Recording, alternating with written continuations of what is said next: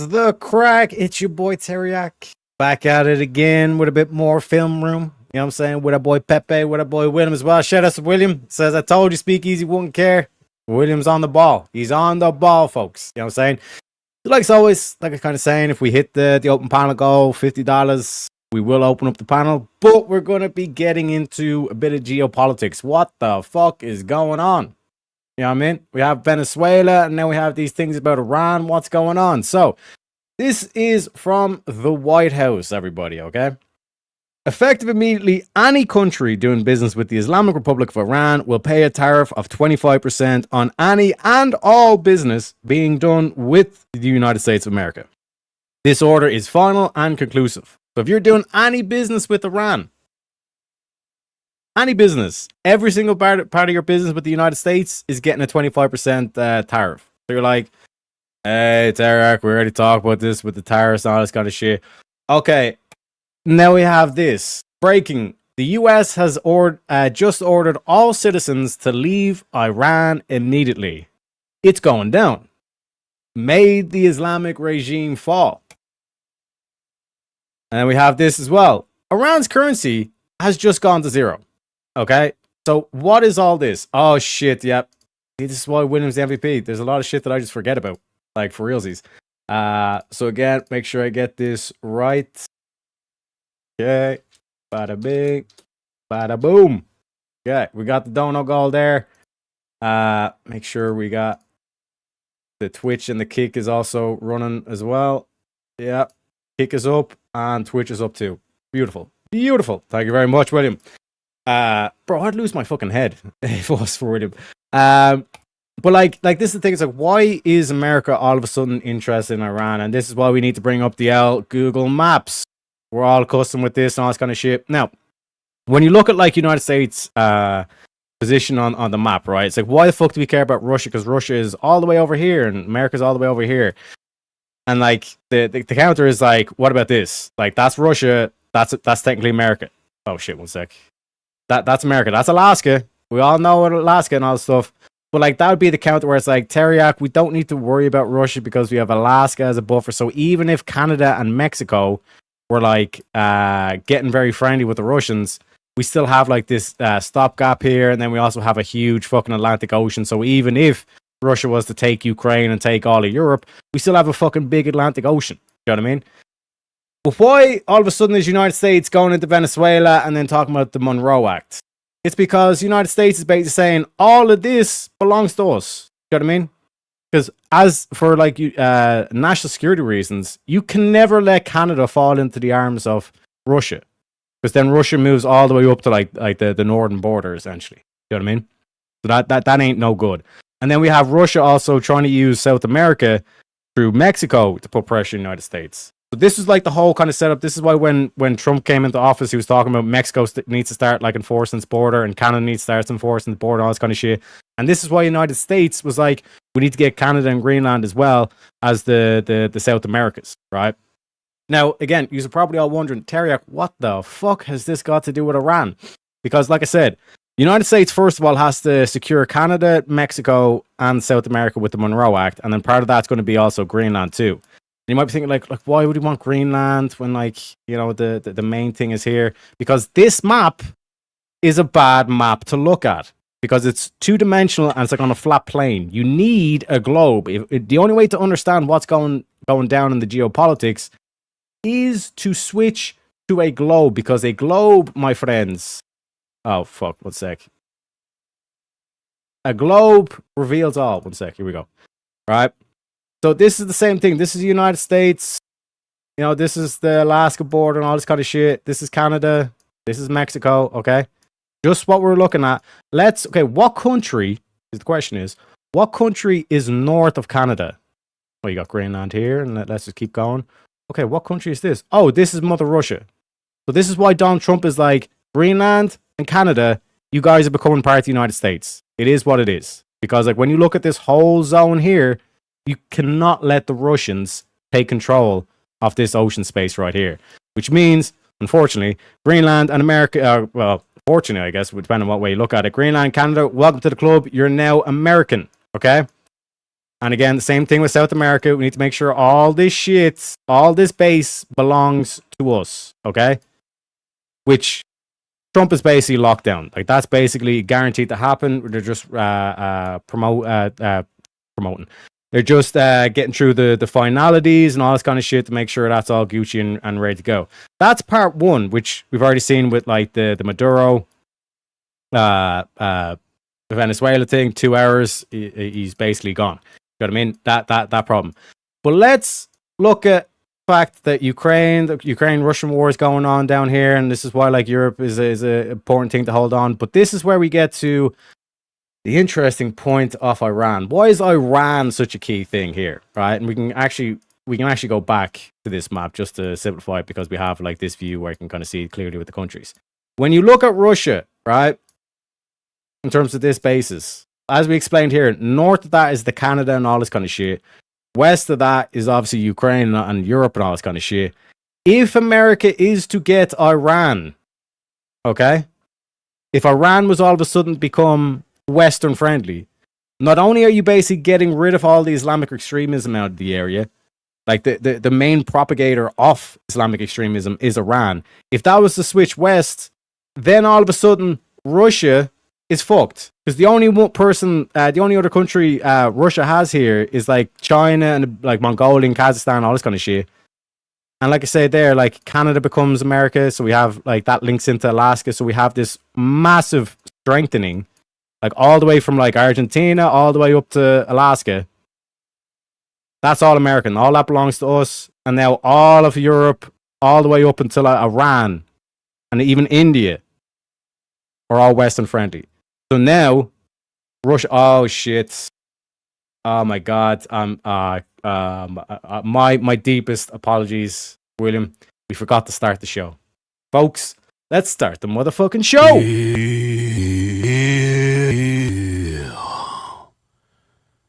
Let's start the show. Let's start the show. Let's start the show. Let's start the show. Let's start the show. Let's start the show. Man, we got a damn good show for y'all today, man. Damn good show. I think this is gonna be one of the best. We got one hell of a show for y'all today, man. Got a good show. We got a good show for y'all today, man. We got a damn good show. Man, we got a damn good show for y'all, man. Good show. We got a damn good show for y'all today, man. We got a damn good show. A damn good show.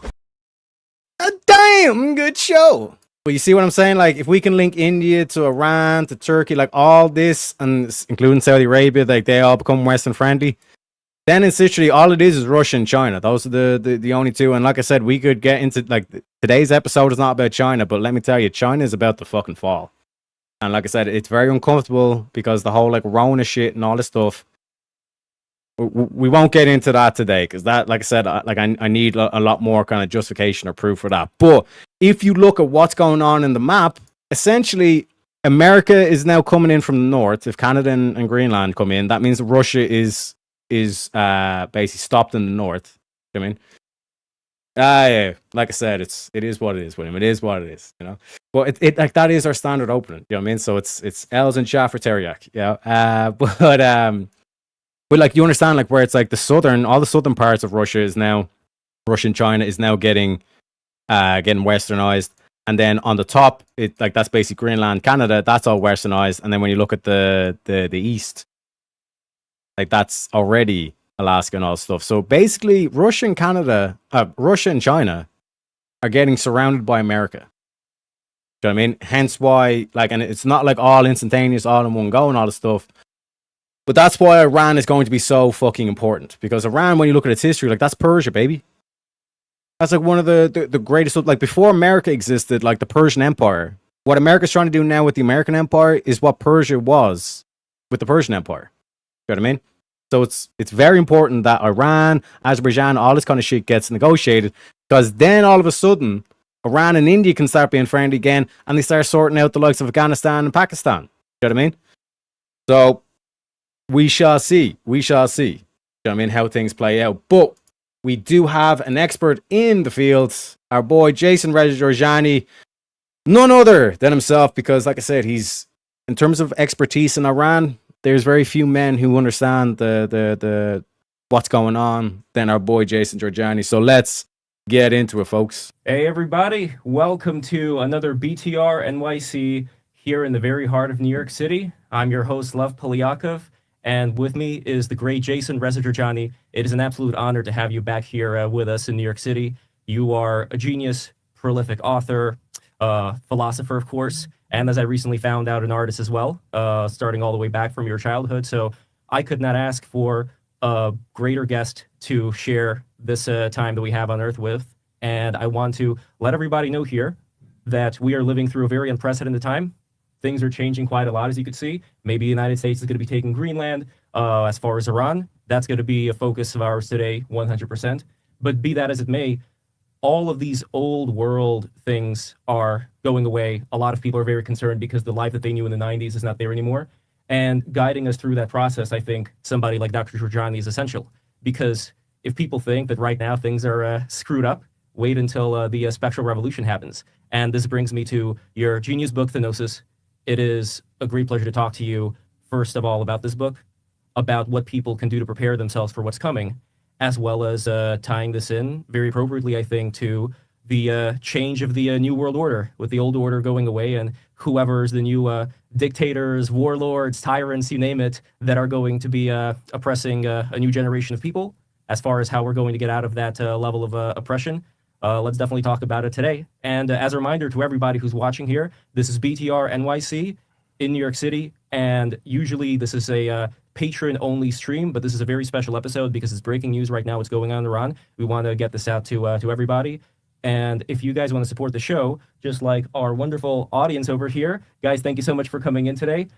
Make sure to go to patreon.com/breaktherules. Become a patron today, and if you are a $20 patron, you are going to have the opportunity to be here in the studio with us, with Jason. There's a lot of great opportunities to meet some of the smartest people, I think, over here. We have some of the most smartest people in New York City joining us. So with that being said, Dr. Georgiani, it is an absolute great pleasure for me to be here with you, and let's talk about Thenosis.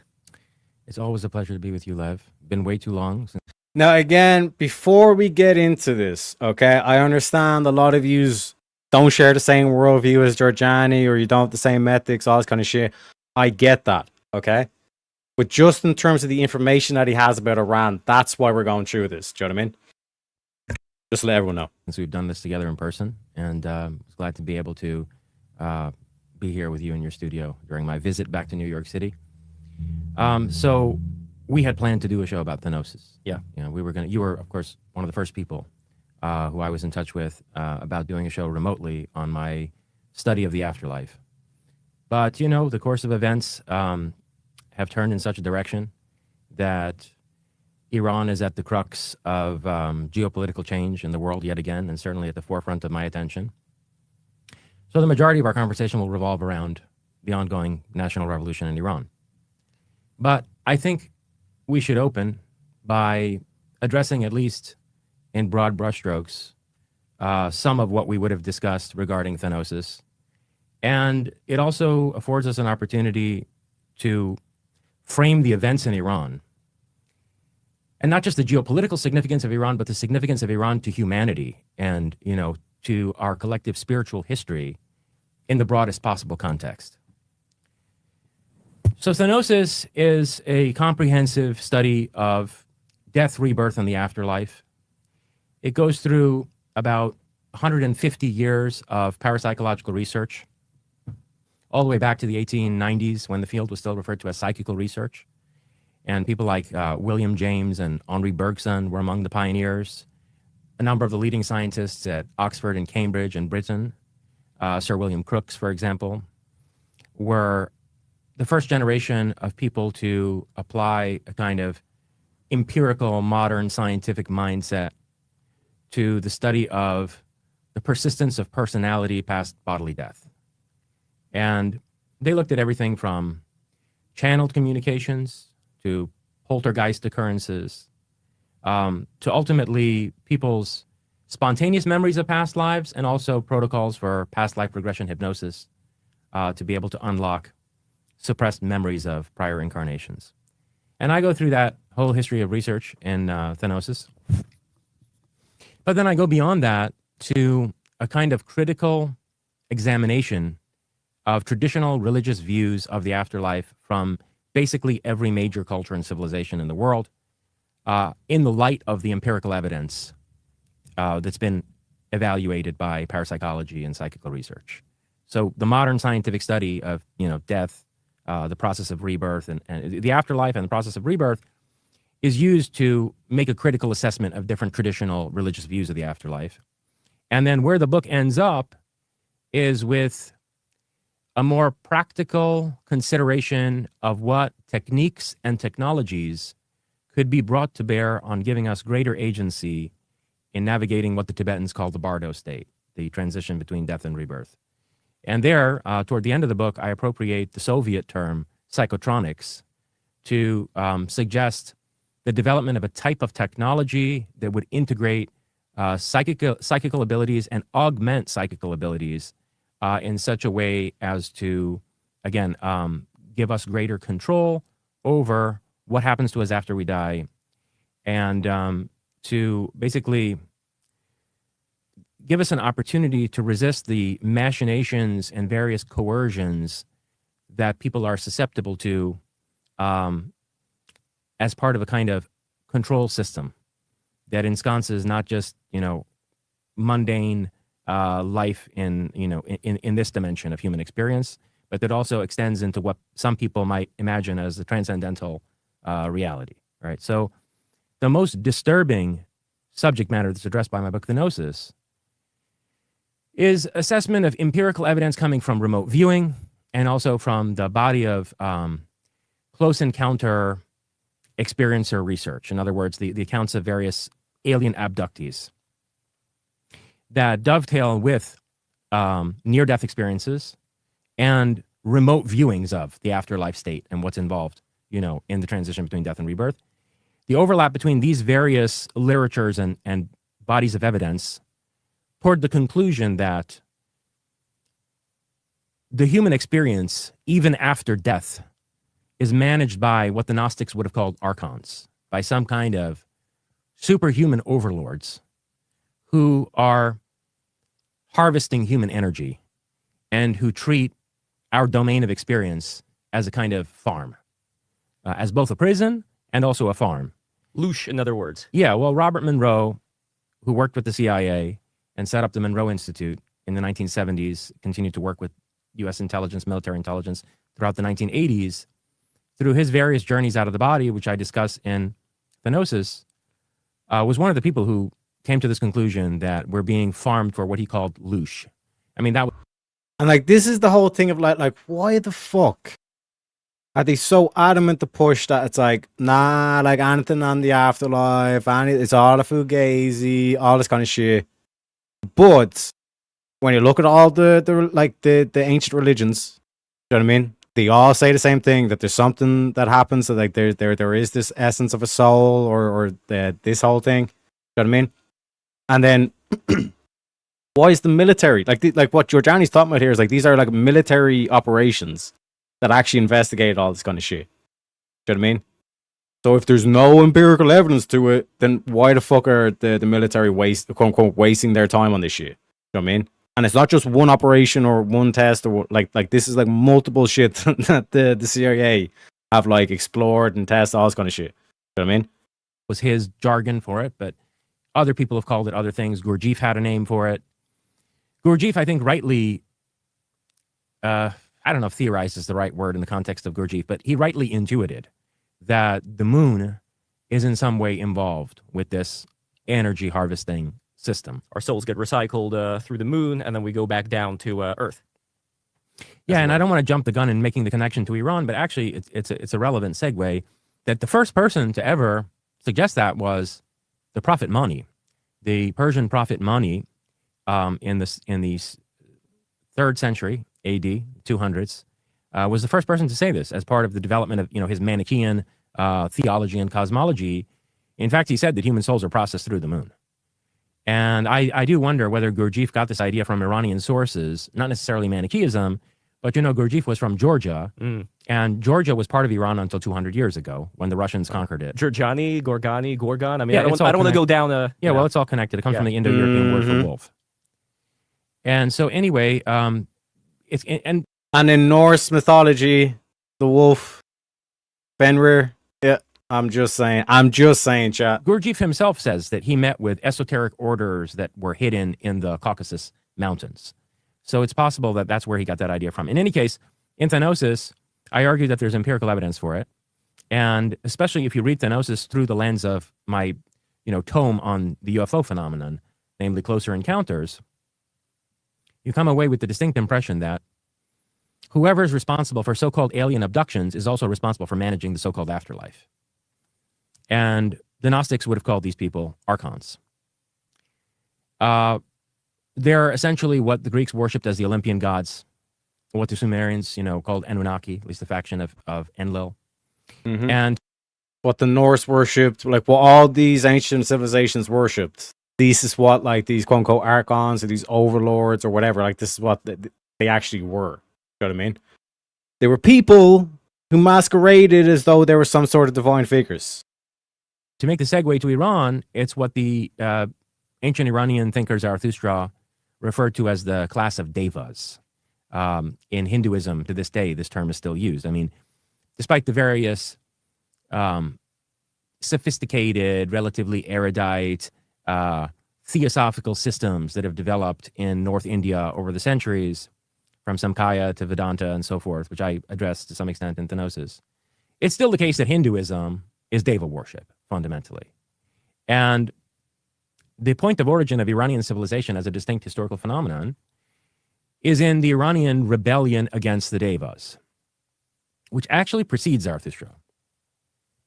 So in the Vedic literature, in the Vedas, and by the way, people have this mistaken impression that the Vedas come from India. They don't come from India. The oldest Sanskrit texts that we have found are in Kurdistan. The oldest attested evidence for the Sanskrit language was found in northwestern Iran, namely the Kurdish region of Greater Iran.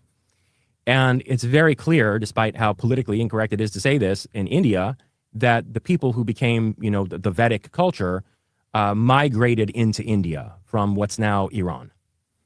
And so this is a phenomenon internal to Iranian civilization. In fact, there's a place in northern Iran which is referred to either as Hyrcania, realm of the wolves, right, Gorgan, Varkana in ancient, in one of the ancient Iranian languages, or Mazandaran. And Mazandaran, that area around the Caspian Sea, which is thickly forested and has very high mountains, it's a corruption of the word Mazare Indrayan, meaning the domain, the lands of the Indra worshippers. Mm. And in ancient Iran, in the Shahnameh that's sitting over there on the table, one of the heroic tasks of Rostam, who's basically the Iranian Hercules, is to go up into Mazar Indrayan and kill devas, to slay devs and dev worshippers in Mazar Indrayan. So the oldest opposition to the devas in Iranian civilization dates back to the Mithraic religion that figure, Rostam, the Scythian Hercules, is an epitome of. And in the Avesta, the oldest Iranian scriptures, there's a hymn to Mithra, the Mehr-Yasht, which is much older than the Gathas of Zarathustra, and it was subsequently amalgamated into the Zoroastrian scriptures, where, when centuries later, like centuries after Zarathustra, a formal Zoroastrian religion started to take shape, they tried to, in a very understandable way, in a way that you see in many cultures, appropriate Mithraic liturgies and rituals into Zoroastrianism. And they turned Mithra into one of the Yazatas, which is, like a minor deity, one of the deities. Mm-hmm. Like an angel, sort of. At least they didn't turn Zoroaster into a deity. Right, right. There's no idol worship of Zarathustra in Zoroastrianism the way that there is of Jesus in Christianity. Okay, but in any case, what's important is this. If you look across all human cultures, whether it's the pagan cultures, like the Greco-Roman world, the Olympian gods, and then their Roman equivalents, where like Jupiter is Zeus and, where Venus is Aphrodite and so on and so forth. Same thing with the Norse, where Zeus is Odin, etc., etc. Neptune is Poseidon and so on. Whether it's the Greco-Roman pantheon, or it's the Devas of India, or the Anunnaki that were worshipped by the Sumerians and then the Babylonians, the Iranian valorization of the Titan Mithra, who brings the fire of knowledge and who's also a war god, in the sense of an avenger who enforces oaths. Because see, the chief characteristic of the devas is that they're deceivers. Yeah. They lie to everybody about everything and manipulate people through false revelations. Mhm. And so actually the epithet that Zarathustra eventually uses to describe them all is druj, the lie. They're the promulgators of the lie. And so the, defining characteristic of the Iranian civilization at its foundation was this Mithraic rebellion in the name of justice, in the name of oath-keeping, and the bringing of the fire of knowledge and enlightenment to humanity, so as to afford people the ability to live self-directed lives free from these sacrifices demanded by the devas. Now, when it comes to sacrifice, people would think of sacrificing cows, for instance, as they've done with the mumbling priests in pre-Zoroastrian Iran, as well as Israel, as well as various Canaanite areas. But the depiction of Mithra, one of the most common depictions of him, is getting ready with a dagger to slay this poor cow. Meanwhile, there's a crow and there's a snake and a dog getting all excited about the blood coming out and this ray of Helios that's shining on Mithra. So what exactly is going on here? What's the message supposed Yeah, it to has be? nothing to do with killing cows. Okay. So it's astrological symbolism. It is Mithra as Aries slaying the age of Taurus as a reference to the precession of the equinoxes. So the Magi were the most adept astrologers of the ancient world. They were the masters of astrology in the whole ancient world. And they had understood the precession of the equinoxes as Mithra's overpowering of the celestial sphere governed by Zorvan, who you could consider Kronos or Saturn in a Western context. So Kronos or Saturn or Zorvan in ancient Iranian is the Lord of Time who attempts to ensconce human life in the shackles of celestial fate, by basically moving people's souls through astrological influences. And the slaying of the bull is just one example of Mithra's power to rise up above the earth and grab hold of the axis of the world and shift it so that the constellation that rises before dawn on the spring equinox, the constellation that the sun rises up into at dawn on the spring equinox, changes every 2,000 and some odd years. And they, metaphorically understood that to be Mithra basically taking control over the celestial axis from Zorvan, Mithra as an avatar of the human spirit. And the same thing happened in America. How many stars did the first American flag have?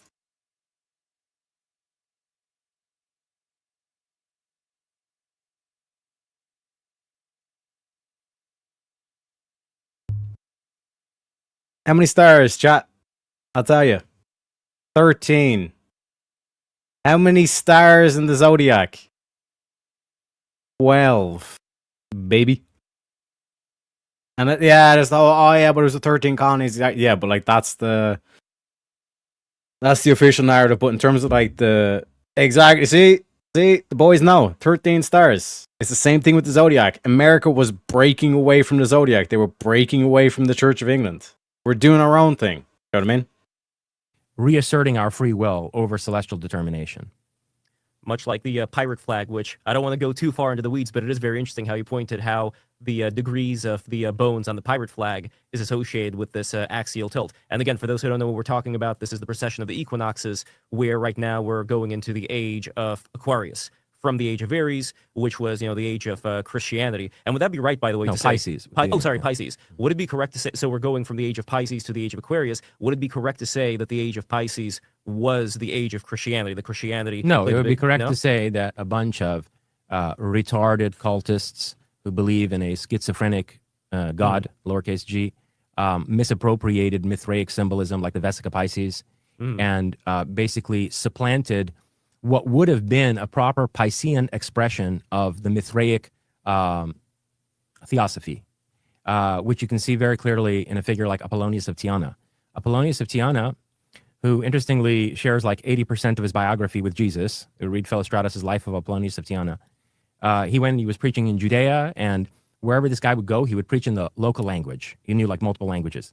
And in Judea, Apollonius preached in Aramaic, and he performed exactly the same miracles as Jesus. And then the Roman authorities tried to crucify him. And he was capable of bilocation and so forth. And he escaped crucifixion, traveled across the Persian Empire, and ultimately wound up living to a ripe old age in India with a group of his most devoted disciples. And interestingly enough, in Kashmir, there are a group of people who claim that the tomb of Jesus Christ is there, exactly where the biography of Apollonius says that Apollonius wound up. And when you look at the life of Apollonius as written by Philostratus, you see that basically it's a kind of quasi-Pythagorean Mithra cult with a lot of solar symbolism. So, and at the same time, the teaching of Apollonius has this like Piscean spirit to it. And so I think what happened with Christianity is that the next stage in the unfolding of the Mithraic project was potentially misappropriated and warped. Could that be the act of the Druge, the lie, that's making itself known in this particular age as such, where it's not just an accident, that in a way, I know like you're not a big fan of fate, but that certain, let's say, higher orders wanted Christianity to be the thing, and then obviously Islam coming in to also be the thing, but of a, let's say, harsher flavor. Like these were intentionally inserted into our history in order to steer it towards, you know, a different end than if Apollonius would have been the guy. Yeah, exactly. And the contemporary relevance of that, with a view to what's exploding in Iran right now, is that the core of the Iranian national identity, right? Now we're getting into the actual Iran part. I mean, that's usually what Giordani likes to do, is about like a 20-minute kind of like intro in terms of like, okay, I'm going to unpack like the history or the mythology or whatever of the particular thing, and now we're going to get into it. Do you know what I mean? Welcome in, Halfwood. Welcome in, Independent Thinker. You know what I'm saying? We're talking about what the fuck is going on in Iran. What is the global or the geopolitical implications from what's going down in Iran? You know what I mean? Why the fuck is Donald Trump, you know, putting out messages saying anybody who's doing business with Iran is getting a 25% tariff? The foundation of the Iranian civilizational ethos is opposed to the belief structure of every major religion and culture on the planet. So insofar as the majority of the Iranian people, after 47 years under an Islamic theocracy, have largely rejected Islam, hard to get a formal poll done in the Islamic Republic, but informal polls show that not more than 30% of Iranians are still Muslim. Okay? Maybe 20%. They're done with Islam, bro. There's some, like, I actually can't show the videos, but there's some videos where they're literally like burning down, like right now in Iran, they're burning down mosques. They're like, fuck Islam, fuck the Islamic leader and all this kind of shit. Like, they literally want Trump to come in and just wipe out Khamenei. Have nominally adopted some form of Zoroastrianism, which doesn't in any way mean they belong to some kind of Orthodox Zoroastrian church, okay, which is a contradiction in terms. And maybe, you know, another 10, 15% of them have some kind of vague, eclectic, you know, broadly Mithraic sense of spirituality.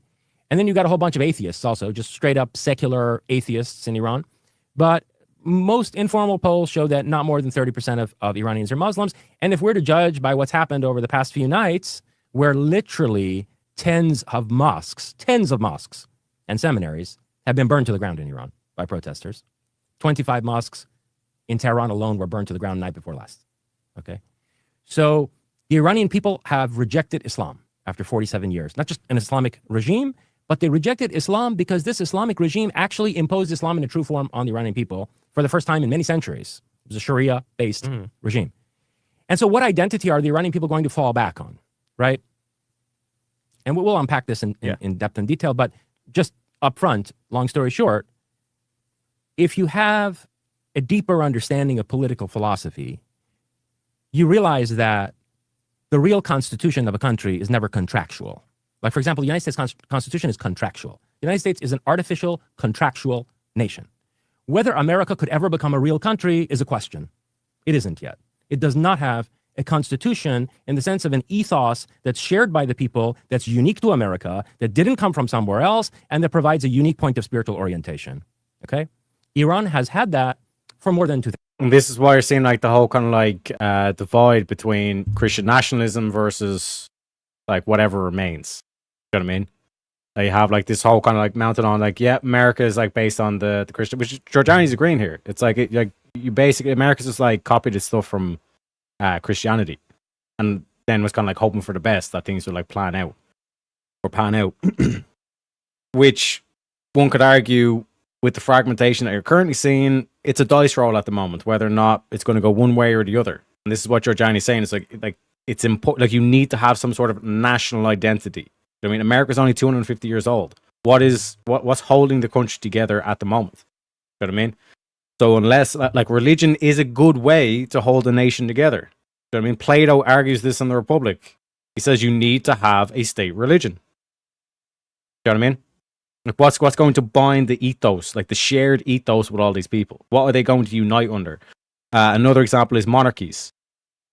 Like, there's no doubt in terms of like what's quote unquote British, because the British people can just point to the royal family and say that's our nobility, that's our character, that's our ethos right there, reflecting that family.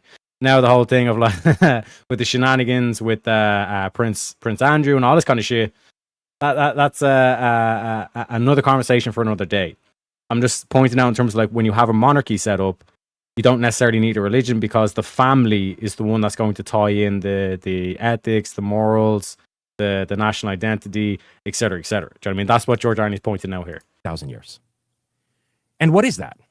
Well, it's Mithraic and Zoroastrian. And that Mithraic Zoroastrian ethos, which to translate it into Western terms you could call Promethean, is opposed fundamentally to the basic belief structure of every other religion and culture on earth. So, you know, I'm sure the future regime of Iran particularly would want to have good relations with India. But the fact of the matter is that those are Deva worshippers, okay? And just as you suggested, Judeo-Christianity and Islam would be seen from an authentic Iranian perspective as Devas warping the minds of masses of people with false revelations, okay, that have all kinds of deleterious effects on society, from the Inquisition and the Crusades through to the genocidal Islamic jihad of various cultures. So one of the, more profound observations that can be made about the contemporary situation, what we see unfolding in Iran right now, and why so much of the international mainstream media is hesitant to cover it, is because we know that, NBC, CBS, ABC, really since they were founded, have had intelligence operatives embedded in their network who guide reporting policy whenever it comes to any kind of geopolitically sensitive subject. And even if these ninny journalists don't understand the first thing about Iran, the intelligence operatives are getting directives from people in the various agencies, especially CIA, who've done very careful analyses. And they are terrified of what's unfolding in Iran right now. They want Iran to remain this Islamic theocracy. Yep. Or, as one British newscaster put it, a moderate Muslim country. Is Iran perhaps evolving into a moderate Muslim country? They'd love that. Yeah. But what they don't want to see is a country where, listen, the entire repressive apparatus of the Islamic Republic is still intact right now. The IRGC is intact. The riot suppression people, the Basij, are intact. On top of that, they're importing Arab fighters. Apparently, like over 1,000 unarmed Iranian citizens were gunned down during this revolution so far. And Trump was the one that was saying, if they fire on any civilians, we are going to we're going to intercept, or we're going to intervene. You know what I mean? Now, if you look on X, the Iranian, like Giorgianos have been screaming like Trump, like here's literally the footage of them opening fire on crowds. You know what I mean? And then like Trump gave this thing saying, oh no, like that they were like stampedes and all this kind of shit, which very difficult to understand what's actually truth, what's not truth. You know what I mean? Like Trump could be saying that, oh, it's stampedes and all this kind of shit, to give the impression to the regime that, oh, America's not actually serious about intervening, all this kind of shit, and then literally you get a whole Maduro situation where overnight, where no one expected it, Maduro's getting fucking flown out of the country within 2 hours. It's like, wait, what the fuck? You know what I mean? So that's what I'm kind of saying in terms of geopolitical. You can't say whatever Trump says is the truth. You know what I mean? You can't do the whole like, oh, Trump's our guy. Whatever Trump says, I believe. You cannot do that. From the Hashd al-Shaabi of Iraq and Hezbollah of Lebanon, who don't even speak Persian, to come and shoot Iranians dead on the streets, right? The death toll right now, last I checked, was about 4,000 people who've been massacred. 4,000, okay? 3,000 just over this weekend. And about 11,000 other people have been arrested. And most of them are going to receive a death sentence under the law of basically being an enemy of God. In other words, they're being considered apostates. because frankly, they've been going and doing things like burning seminaries and mosques. So yeah, they're apostates.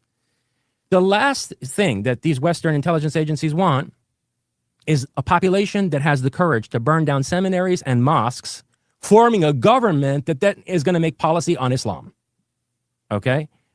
Because the policies that it will make will repudiate the entire leftist social justice, global open borders agenda that is basically threatening metropolitan Europe with the imposition of Sharia law. And is even And this is the beauty of it.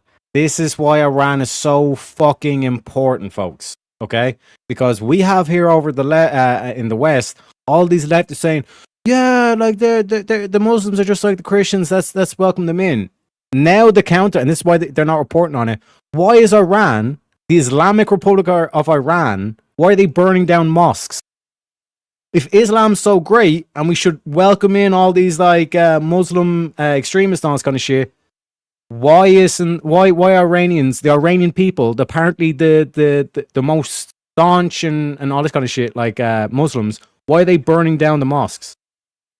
It completely counters their point, their worldview.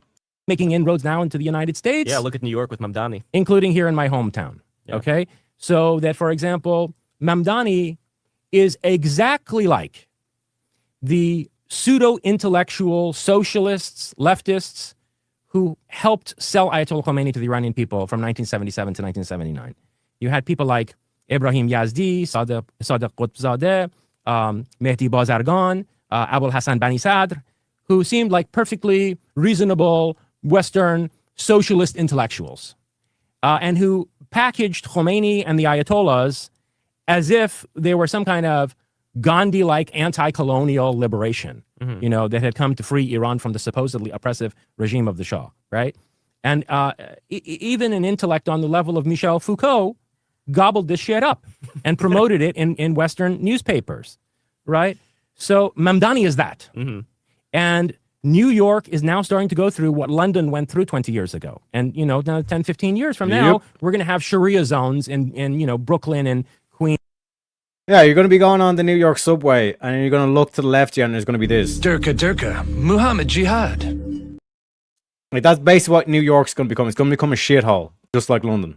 In the Bronx, the way, you know, they have it in suburbs of London. Quick question about that. So as far as England goes and pretty much all of Western Europe, there's been mass migration waves into those areas. As far as New York City goes and the United States in general, the migration waves have been curtailed, at least right now, in terms of no more of this open border policy. So if we are being realistic, how many Muslims do live in the New York City metro area, and what are certain forecasts that can be made with what exactly is capable of happening here? Too many.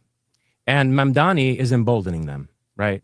So that the other night, it was almost, I think, as we were arriving in New York, I saw there a bunch of people protesting, and I think it was Union Square calling for Kristi Noem to be hung and for ICE agents to be murdered. Just with an open megaphone. Legal protest, the police don't descend on them, and they're calling for the execution of government officials, right? So I think there are already enough Muslims here and leftist sympathizers, the Green-Red Alliance, right?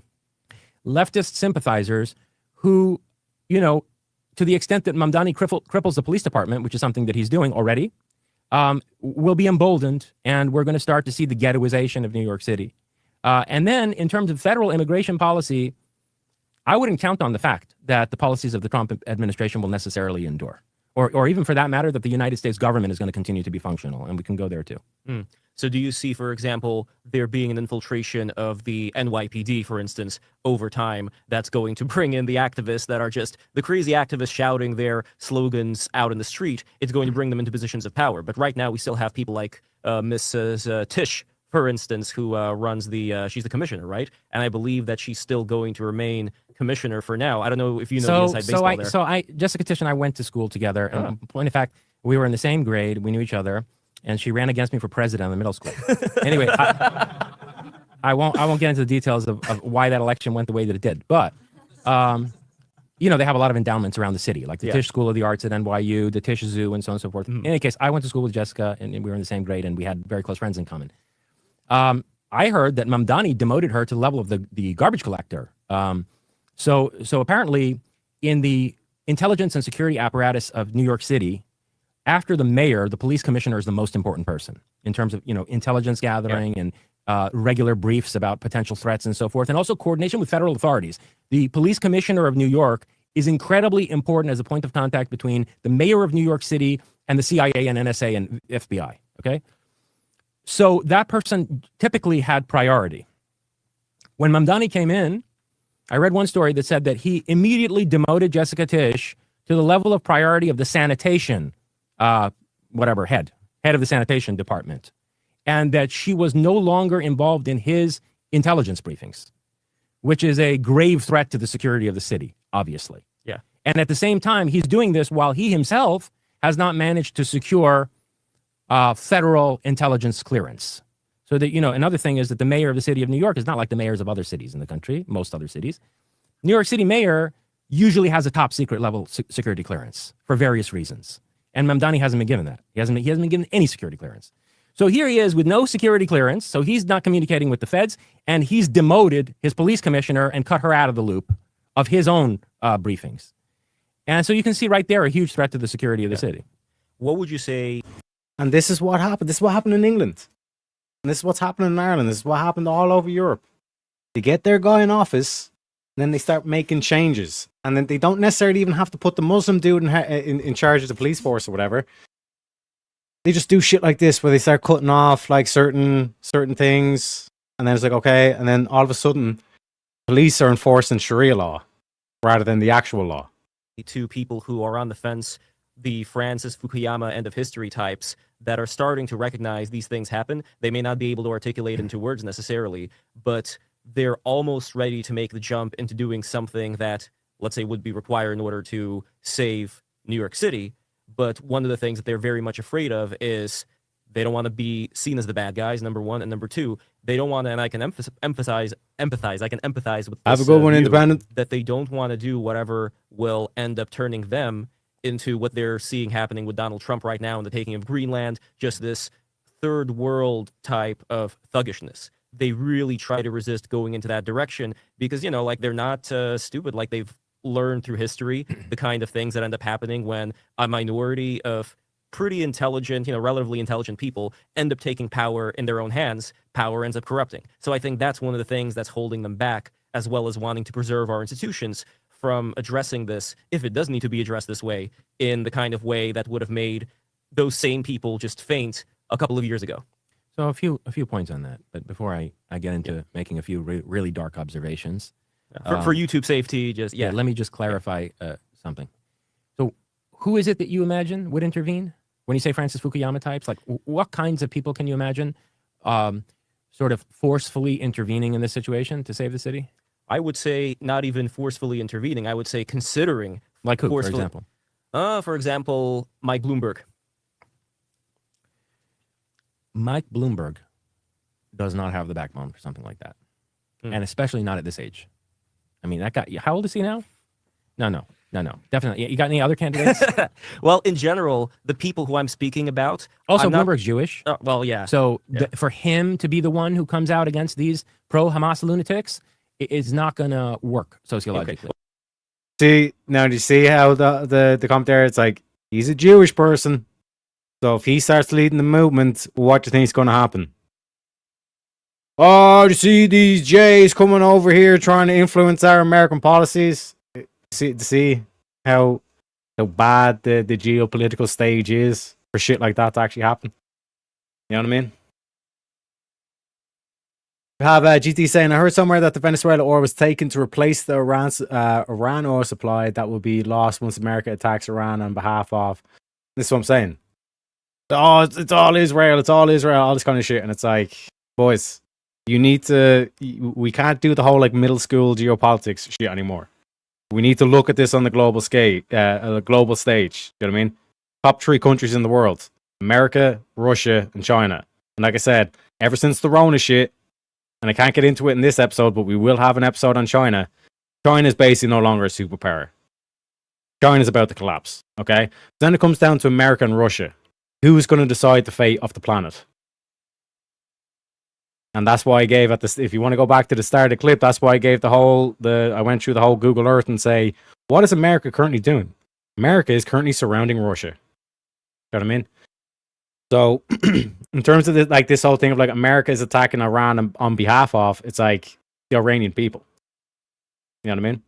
Okay, so instead of naming names, if we just have a certain personality type, somebody who went to an Ivy League school, I wish we had such a person. Yeah. We don't have. Who? but you know who I'm talking about, right? Like Yeah, I somebody mean, who's in the what elite. what moron's idea was it to run Cuomo against Mamdani? Like, do we not have a better candidate in the city of New York? And this goes to my darker observations. And one is that That the Democratic Party has been captured. That the Democratic Party is pushing this in. Why would the Democratic Party put Cuomo against Mamdani?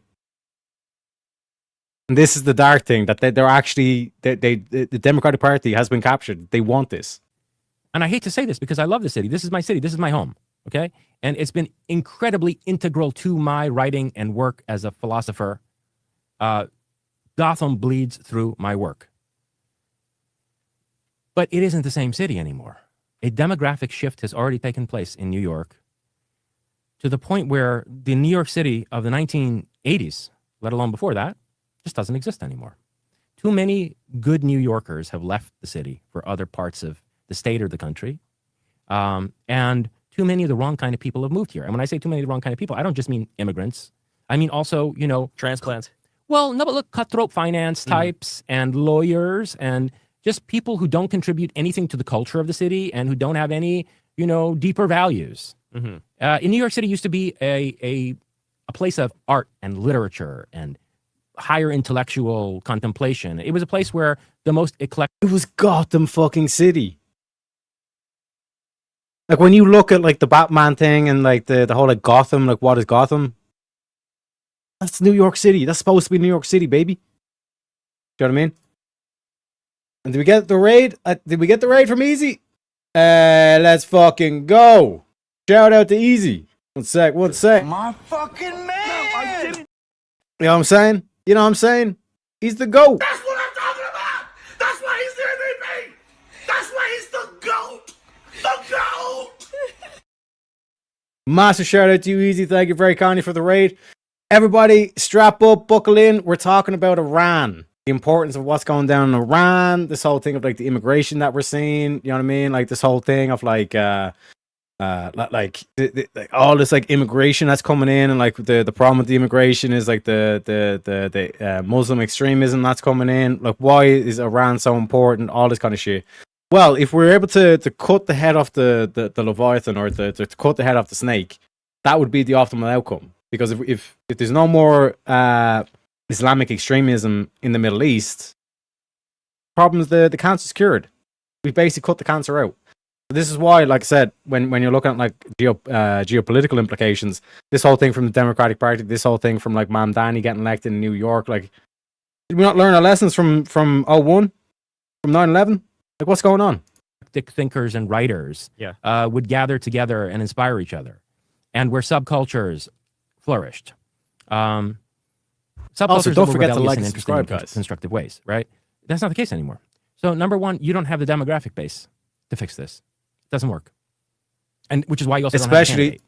Which is especially is because they're more than willing to fuck their own cousins.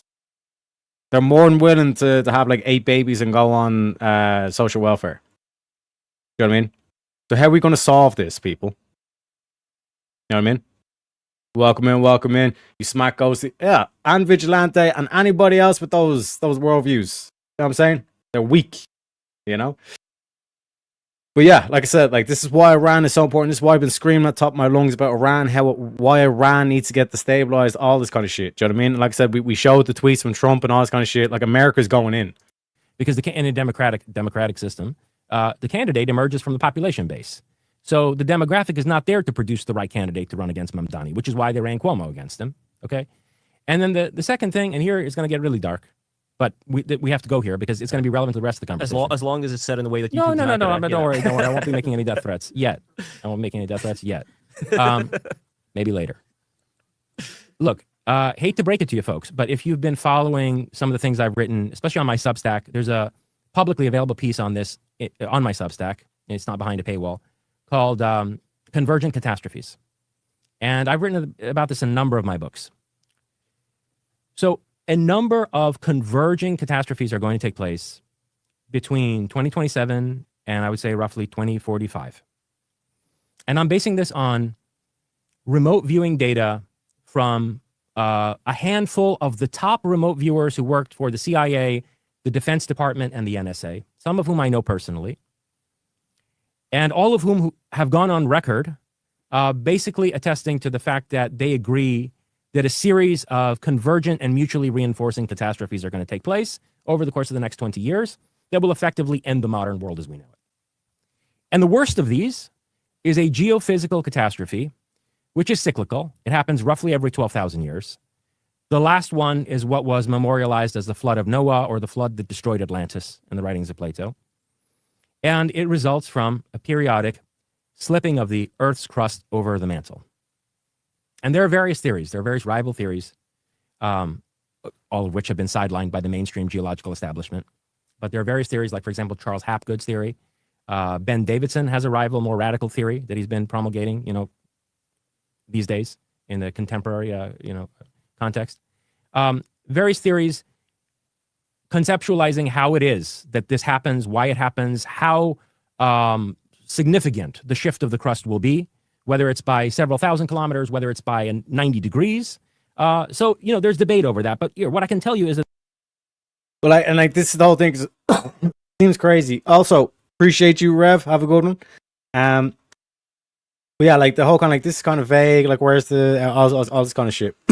But your Johnny's point to is that there's multiple different pieces of evidence, and what one would call or one would say is kind of people that have no connection and not even in the same field are saying the same thing, essentially, that there's going to be a magnetic pole reversal, or there's going to be some sort of it's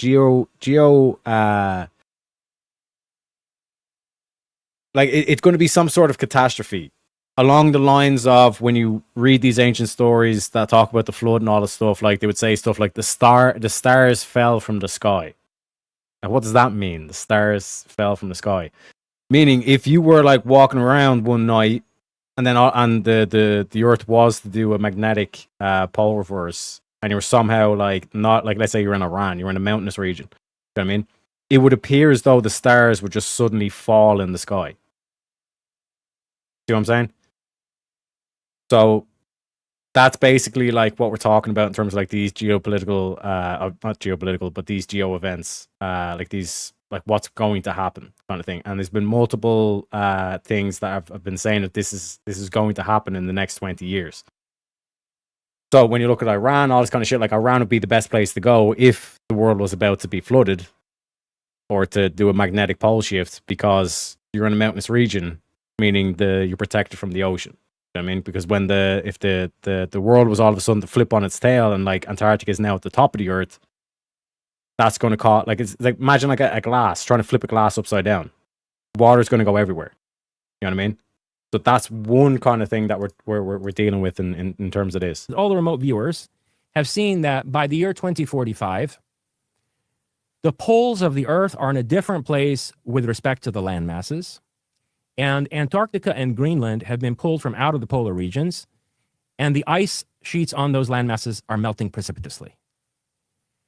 So this will result in two things, both of which are catastrophic for our dear city of New York. One is that when the Earth's crust slips like that, and by the way, it happens in a few hours. It happens within one day over the course of a number of hours. And by the way, dramatically, if it's nighttime, what you see is that the stars fall from the sky. So the stars, which are very slow in the way they move, they suddenly fall. Mm-hmm. And ancient myths have recorded this from all around the world. And how would a person feel if they're just standing in place while those stars are being seen falling? That's a good question. I don't think you'd start floating or anything. It's not going to create zero gravity, but you would probably feel something. Anyway, the immediate effect of that is that the oceans are tossed from out of their basins. Okay? You can imagine. Yeah. So the oceans are all tossed out. We got a question from Jack here saying, and thank you for the 2 books, says, does membership still count towards the bar? Of course it does. The membership is 3. So if you were, let's say, to get the membership there, that would automatically update it from 2 to 5. You know what I'm saying? So memberships count, super chats count. Even with the PayPal or Ko-Fi, they count as well. Just let me know. If you do donate through PayPal or Ko-Fi, let me know so I can call it out, because I don't get updates if it's directly done to PayPal, I think. So just food for thought, as they say. Their basins, and it results in catastrophic tsunamis worldwide. And where there aren't mountain ranges as barricades, like for example in the United States we have the Sierras, in California even before the Sierras, the San Bernardino Mountains. Here we have the Appalachians and the Catskill Mountains closest to New York City, right? Yeah. The Cascadian Mountains in the Pacific Northwest, where there aren't such high mountain barriers. During that tsunami, the ocean could go inland by several hundred miles. Everything in that range will be wiped out. So first of all, the tsunamis are going to destroy anything anywhere near the coast. Secondly, once Antarctica and Greenland are outside the polar region and they melt precipitously, you're going to have a more enduring sea level rise of approximately 200 feet. And the remote viewers have all seen this. Mm. New York City is completely underwater in the year 2045. And judging by some specific remote viewing sessions that were held for 2038, even by then, the city's completely devastated. So we have maybe another 10, 15 years in this city. Therefore, Mamdani and whatever the fuck he... Actually, that's a good point as well, William. I didn't think about that. It's like if it automatically renews, it's not going to count as the goal. It's only if you do the members during the show. But you can gift members. Like, for example, you do like 5 gifted members. That would be 3 per member. 5 times 3 is 15. That would be 15 added onto the goal as well. Do you know what I mean? So it's only members that are done during the stream. You know what I'm saying? So if you were to renew your membership on the stream, like that would count. does here is really mainly going to serve as a warning to other parts of the country and other parts of the Western world that are more inland and that have a better chance of surviving. Mhm. He'll be like New York will wind up being like a canary in the coal mine situation, as if we shouldn't have already learned from, Yeah. Detroit or Dearborn, Michigan, or London or Paris or Munich or, Manchester or et cetera, Berlin, and the rest of the Western world. There may be a way to tie this into Thanosis as well, where if we're talking about the legend of Atlantis, where the people were, and I know this is kind of contrary to your view, let's say, of the nature of the people, but as the legend goes, the people got corrupt, and then this great flood came. It almost seems that New York City, since it's getting to this really low level, or will get to this low level, then it will get underwater almost as some kind of a quote-unquote divine punishment. And I'm not saying... Mm-hmm. It all goes, like the stories all go. And we have like the chatterer saying, oh well, if the remote viewers are, it's like this is one aspect. Like that, like our quote unquote leaders have no explanation, have no account for, have no answer to. Like what happens if it turns out the science is like, yeah, this is about to happen. What is the protocol? Because we have protocols in case like nuclear war comes to be and all this kind of shit. We have protocols in place for all that. We do not have protocols in place if the magnetic pole shift, which is a scientific fact. You know what I mean? They're able to prove it. Also, Ori Crazy says, Ammon was on Danny Jones for information, crazy fuck. Yeah, don't worry, I haven't seen it yet, but we definitely will be taking a gander over at that. You know what I mean? that is a Well, I'll tell you what I find punishment. interesting about that. Yeah. Of course, I completely reject the Yeah, sure. biblical frame of interpretation there, but you are onto something. And what you're onto is the fact that from a conservative moral standpoint, cosmopolitan cities are corrupt. Sure. And, I mean, they're the Babylons of the world, right? Yeah. And most of the world's cosmopolitan cities are built either along coastlines or along rivers. Makes sense, right? Why that would be the case. Yeah. Okay? Because of trade. Yeah. All right, seafaring trade, and also where you need to move massive resources to build an inland city. So the cities that aren't along the coast are usually along rivers because you can move the resources up the river to then build the city along the coast of the river. So it makes sense that most of the world's major cities are along coastlines or along the river, which means they're all going to go under. Okay, like for example, the Mississippi River basin is going to flood horribly. It's not just the coast; it's that the Gulf of America. The Gulf of Mexico is going to flood into the whole Mississippi River basin, right? And Yeah. destroy all the cities along the river. Now, you know what the one exception to that is in the whole world? Quebec? No, they have Quebec City. Quebec Oh, City is okay. nice. I've been there. Yeah, it's you were nice. talking about Quebec It's before, one is it city. possible? Quebec City is a charming city. Okay. It's a very European city. Unlike Montreal, it will be high enough above sea level to survive. All right, there So we it's go. definitely a candidate place for anyone to consider moving. If you better speak French because those people, they're very French. Yeah, so learning it much now. more French than Yeah. anybody in France. So you better learn to speak French. Quebec City is a charming place, but it's one relatively mid-sized city. It's actually not really a global city. If you go there, you see Montreal's a global city, but it's going to go under. The one place that's an exception is Iran. Mm. So Iran has, 8 major cities, at least, and none of them are along coastlines. Iran did not build a single significant city along the Persian Gulf coastline, nor along the Caspian coastline. There are a few port cities, port towns along the Persian Gulf coastline, and there are some very charming seaside-like towns along the Caspian coast. But then also remember, along the Caspian coast, very quickly you get to the Alborz Mountains and the Hyrcanian highlands, and those are like thousands of feet above sea level. So all of Iran is on something called the Iranian Plateau that, the Iranians, the Aryans, named after themselves. Iran is one of the most high altitude countries in the world. And every one of its major cities is built on that plateau. So when you look at the flood projections for the tsunamis, as I have, Iran is perfectly safe. Wow. It is a country 3 times the size of France with sophisticated metropolitan areas, multiple ones, at a safe enough altitude above the sea level rise that's coming. And with huge mountain ranges as barriers to the tsunamis, Iran has 3 major mountain ranges protecting its inland territory, even from the tsunamis, let alone from the sea level rise. So, institutions like the Central Intelligence Agency, who, by the way, has an extensive dossier on this geophysical disaster, CIA has a whole study that they did of this. They know this. They know that Iran is geostrategically vital, and that whoever controls that area, or whatever power emerges from that area, after this catastrophe, might well be a decisive force in shaping the world order. Yet they want the Islamic theocracy to control that area. That seems kind of counterintuitive. The persistence of the Islamic Republic beyond the current crisis, as a result of a potential negotiation that Trump has now indicated today that he's interested in engaging with this regime, the form of the Islamic Republic that would come from out of that would be a defanged, subjugated, dysfunctional, humiliated state that is incapable of any kind of self-directed constructive development. So, in effect, if you're trying to preserve the Islamic Republic now, what you're trying to do is cripple Iran and the Iranian people.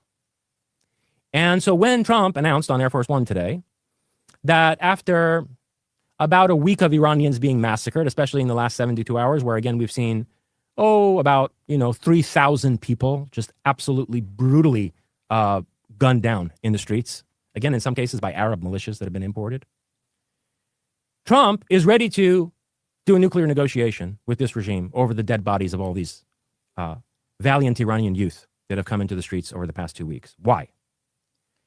You have to look at Donald Trump's psychology. You have to look at his history of wheeling and dealing with dictators, like Kim Jong-un, like Putin. Sure. Donald Trump, they asked him about Reza Pahlavi. Crown Prince Reza Pahlavi is the widely accepted, popularly endorsed leader of the current Iranian National Revolution, and he's taken the responsibility even of giving specific directives for the objectives of street demonstrations on any given night. Okay, so he's really he's gotten out front and he's leading the revolution. And they asked Trump what he thinks of this guy. And he said, "Oh, he's a very nice guy. He's a very nice guy." But Donald Trump doesn't like nice guys. You know why? Why? Because Donald Trump likes to dominate people. Back in the 80s in New York, we all knew who Donald Trump was, by the way. In New York in the 80s, New Yorkers knew Donald Trump. The rest of the country didn't know him. We knew who Donald Trump was. There were these stories about how Donald Trump used to pay homeless people to come up off the street into Trump Tower, and he would beat them up. Yeah. You're not the first person who told me this, by the way. I'm not surprised. And then he'd dump them back on the street.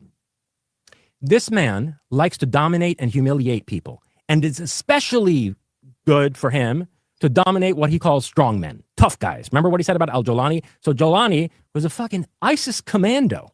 This guy was responsible for basically enslaving women and children and subjugating Kurds and other people to Sharia law, right? Literally participated in Islamic armies that went around enslaving and capturing people.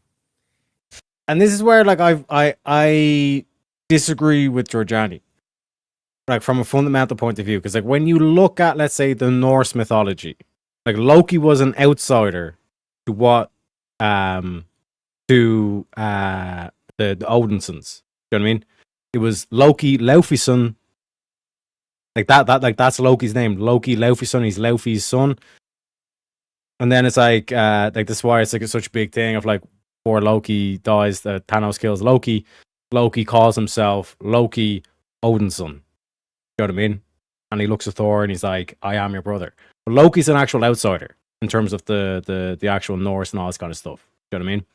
And like this is the whole dynamic where it's like there will always be a throne. There will always be someone who needs to sit in that throne. And when it comes to your guy in that throne, you want a ruthless piece of shit. Do you know what I mean? It is what it is. Do you know what I mean? And Trump says he has a very strong background, He's a tough guy. Right? He likes that. He likes to then assert his dominance over Jolani to say, look, I took a tough guy and I made him my bitch. Look at me. Okay? It's almost like his collection of little pets Yes, that he has. that's right. Pit And bulls, if you ever seen those weird looking pit bulls. remember what he said about Kim. Yeah. I get along with you. Remember, my button's bigger than his button, Mm. right? This is why Trump wants to deal with the mullahs over the dead bodies of thousands of massacred Iranians. Because the last thing Donald Trump wants, and we're talking from his personal psychology, then I'm going to go into how the intelligence agencies are manipulating his personal psychology. Because they have a much deeper, more long-range agenda. But he's incredibly useful to them. Because the last thing Donald Trump wants is an Iran that's capable of integral, autonomous economic development and is in a position to choose what business deals it wants to make and doesn't want to make. And an Iran that's led by someone whose father was an emperor and whose grandfather was also the Shah of Iran, who comes from a pedigree, and who's loved by his people. Reza Pahlavi, for whatever faults he has, and anyone who's been following me for a long time knows that I had the harshest criticisms of him, of anyone in the Iranian opposition. But the fact of the matter is that under the current conditions, in this state of emergency, as Carl Schmitt would call it, he is very much beloved and accepted by the Iranian people as. But this is the thing.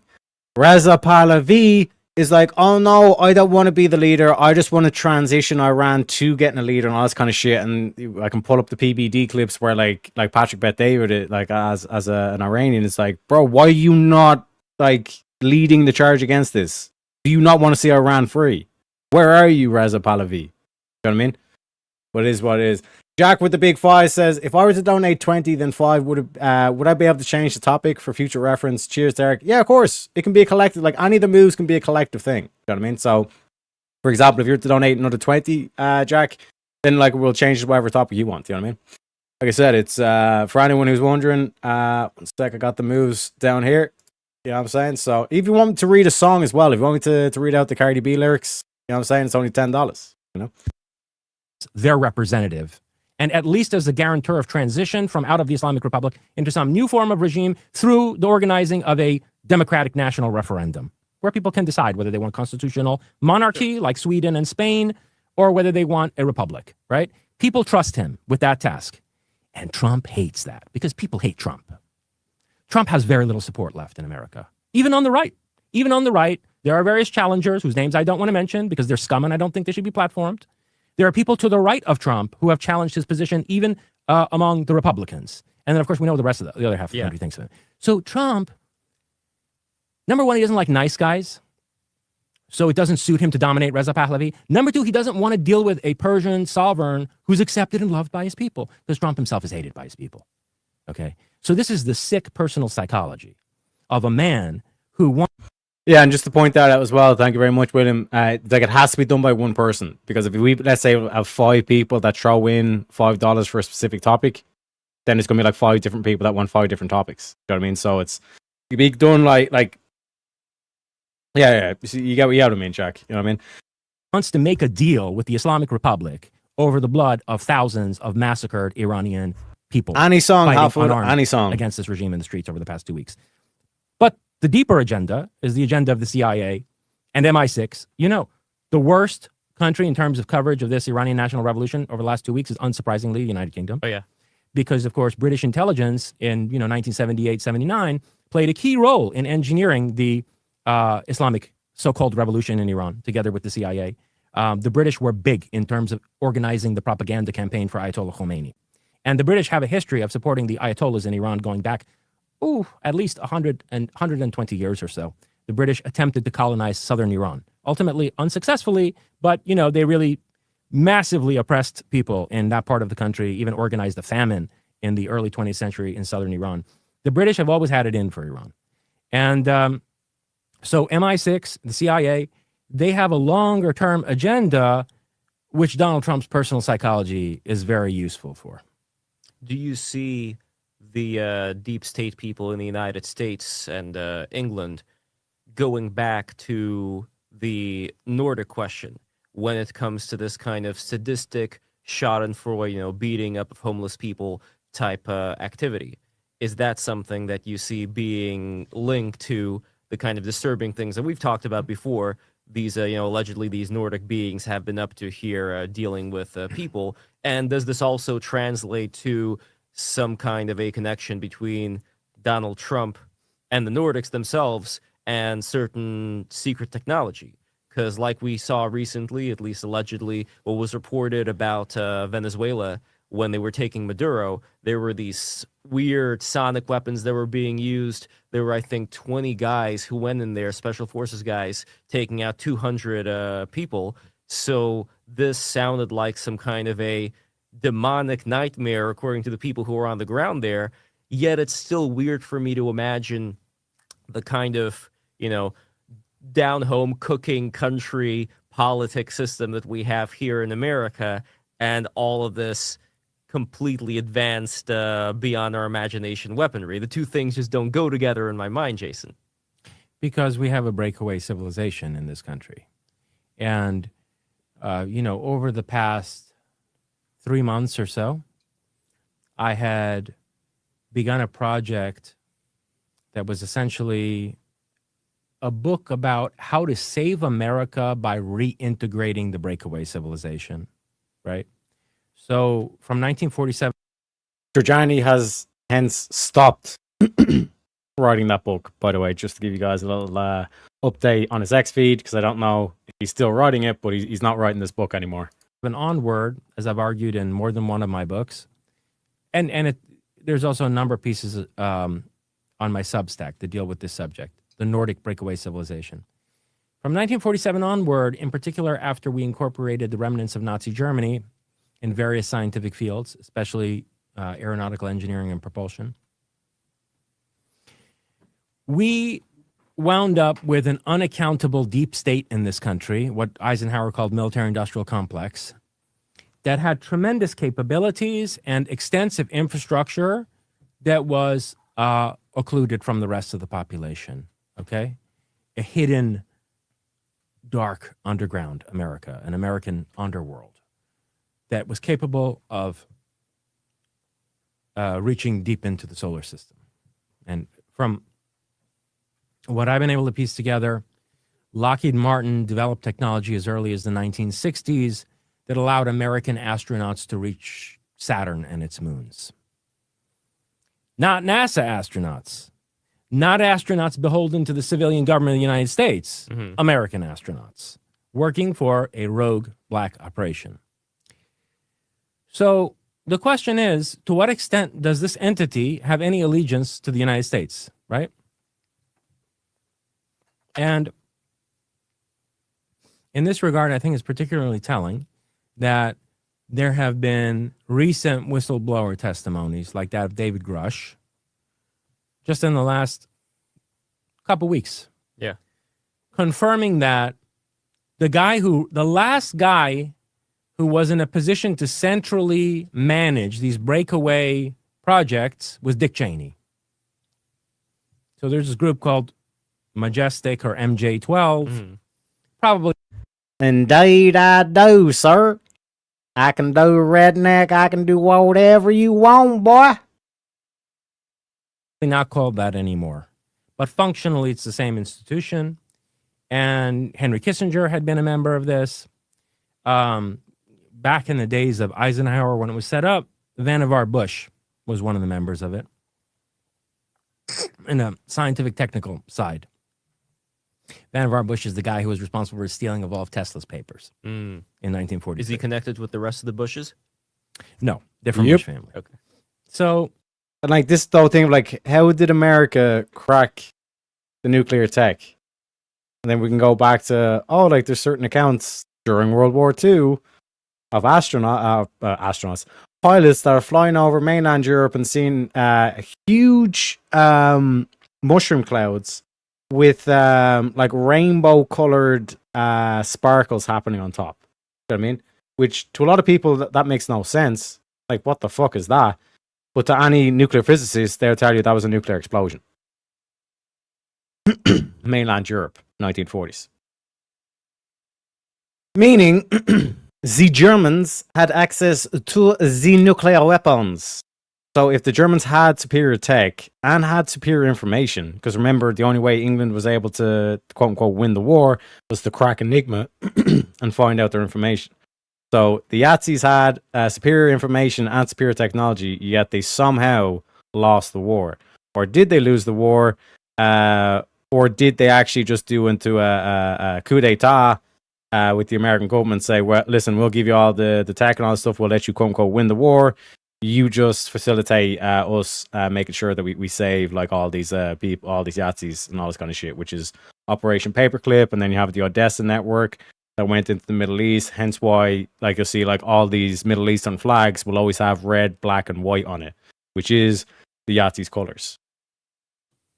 Anyway, if it's the case that Henry Kissinger was MJ1, or even if he was just a member of the MJ12, what does that tell you about the ethos of this organization or the lack thereof? You know that Dick Cheney was a central commander of the 9/11 operation. On the morning of 9/11, Dick Cheney, he lied about at what time he arrived at the Pentagon. According to the testimony of Norman Mineta, the Secretary of Transportation to the 9/11 Commission, when he arrived at the Pentagon bunker, Dick Cheney was already there, much earlier than he had testified to being there. And there was a young officer who kept running back and forth to Dick Cheney, basically informing him that, sir, the object is like, 75 miles in closing. Sir, the object is now 50 miles in closing. Do the orders still stand? And Cheney barked at this guy, of course the order still stands. Do you hear me say otherwise? So he issued a stand down order that allowed whatever object that was to impact the Pentagon. I don't think it was an airplane. It was of some kind of missile. What was the source for that particular information? Norman Mineta, Mm-hmm. then Secretary of Transportation, in his testimony to the 9/11 Commission. He witnessed the whole thing himself. Anyway, so Dick Cheney basically fleeced the American occupation of Iraq through Halliburton contracts in order to tremendously enrich himself at the cost of the blood of, how many thousands of American soldiers who shouldn't have been dying there in the first place, and, countless Iraqis. So this is the kind of guy running the UFO reverse engineering projects and developing, black propulsion projects in the United States. What does that tell you about the ethos of the deep state? And then you get testimony like from the, who was that Marine recently? His name is escaping me, who came out and told the story about how he was with a unit in Indonesia in the early 2000s. And Michael Herrera, he was with a unit in Indonesia after the earthquake, that horrible earthquake and tsunami. And they had actually been sent to retrieve members of President Obama's family who were still there. So there were a special ops unit sent for that purpose. And Herrera said that his unit of Marines basically happened upon a flying saucer in the middle of the jungle of Indonesia with a sort of like octagonal design. And this saucer came down over a platform that was being serviced by a bunch of trucks with these storage containers on the top of them. And the people manning these trucks and monitoring the deposit of whatever assets it was onto the platform for the saucer were Black Ops guys with no identifying insignia who spoke American English and who pointed their gun. Also, shout out to Jack for the big 2. Says, what are you doing tomorrow? WoW stream? Hell yeah, big boy. We're going to be doing a bit of World of Warcraft TBC. I even have the where is it, the thumbnail done and everything's shit, one sec. So make sure you keep an eye out for this, okay? This is the thumbnail. We got One sec, let me put it full screen. So we got our boy Pepe in the corner, with the oh my god, wow. Hit him with one of these. You know what I'm saying? We got Pepe there, and it's just gonna be chat and chill. Like I said, mainly just kind of want to chill with chat, but have the background being a bit of like a bit of gaming as well. And yeah, one sec, William, I'll get to that in a sec too. Also, for the chatter saying, are you saying this guy's not all the way completely nuts? No, what I'm saying is that it's like you can take whatever he's saying and apply it to like the Iranian situation. You know what I mean? Like this is the thing where I'm trying to point out. It's like let's say you had like an accident that happened on the road, and there's 20 people all giving you a story. Now, all these 20 people could be lying to you, but if all 20 people have completely different stories, that means that someone's telling the truth and someone's clearly lying. But if all these people have the same, say the same thing in terms of it was an orange car that caused the accident, then more than likely it was the orange car that caused the accident. You know what I mean? It's not an absolute, but it's more than likely. You know what I mean? But back to the Giorgiani stuff. Guns of these Marines. They disarmed a group of Marines. Okay? And he said, by the way, they also had tech that was like way ahead of our tech. It was like they had stuff that we have now back then. So what happened with Maduro? Would it be similar to what these guys were up to? Something like that. I would say a lower level of that. Okay. So, but point being this is that Michael Herrera eventually learns that what was in those containers were children who were being smuggled from rural Indonesia to deep underground facilities in the United States, because at a certain point, the American deep state realized that the psionically adept children that they need to pilot these saucers are best smuggled from the third and fourth world rather than, somehow coercively enlisted from out of the American population, because the latter would be manifestly illegal. Which, by the way, they used to do that. They used to use Bluebird and whatever precursors to MK Ultra to take American kids and, enlist them into these black projects. Is this also connected to the Finders cult? And Yeah, all nature? of that. The child trafficking in the United States. People talk about Epstein. Yeah. I mean, what Epstein did is peanuts compared to what these people are doing. Wait, so this would be like a combination of, these horrible, super wealthy people having their ways as well as psychic training. Right. Like both at the same Right. time? Or did they discriminate against, all right, this person goes here, this kid goes here, this kid goes there? I think that there are cases early on where it looks like they did work with the kids of well-connected, wealthy people, because those were the connections that they had, and they were able to recruit young people from out of those families. But probably they realized at a certain point that it was a liability, and that it's better to find kids that won't be missed from poor parts of the world. And what they do is, as Herrera testified, they make deals with their families.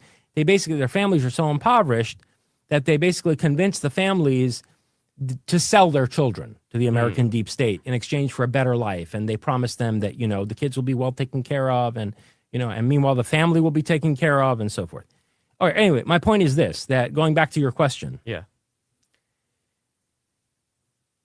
One could certainly argue that what's going on here is Deva worship, and that these people are directly in league with the Devas, and that they essentially represent what we see in the Mahabharata and Ramayana, where Devas made deals with certain Rajas in various feudal kingdoms of India to give them a certain degree of technology so that they would act as local viceroys and proxies for the Devas, so the Devas don't have to manage everything directly.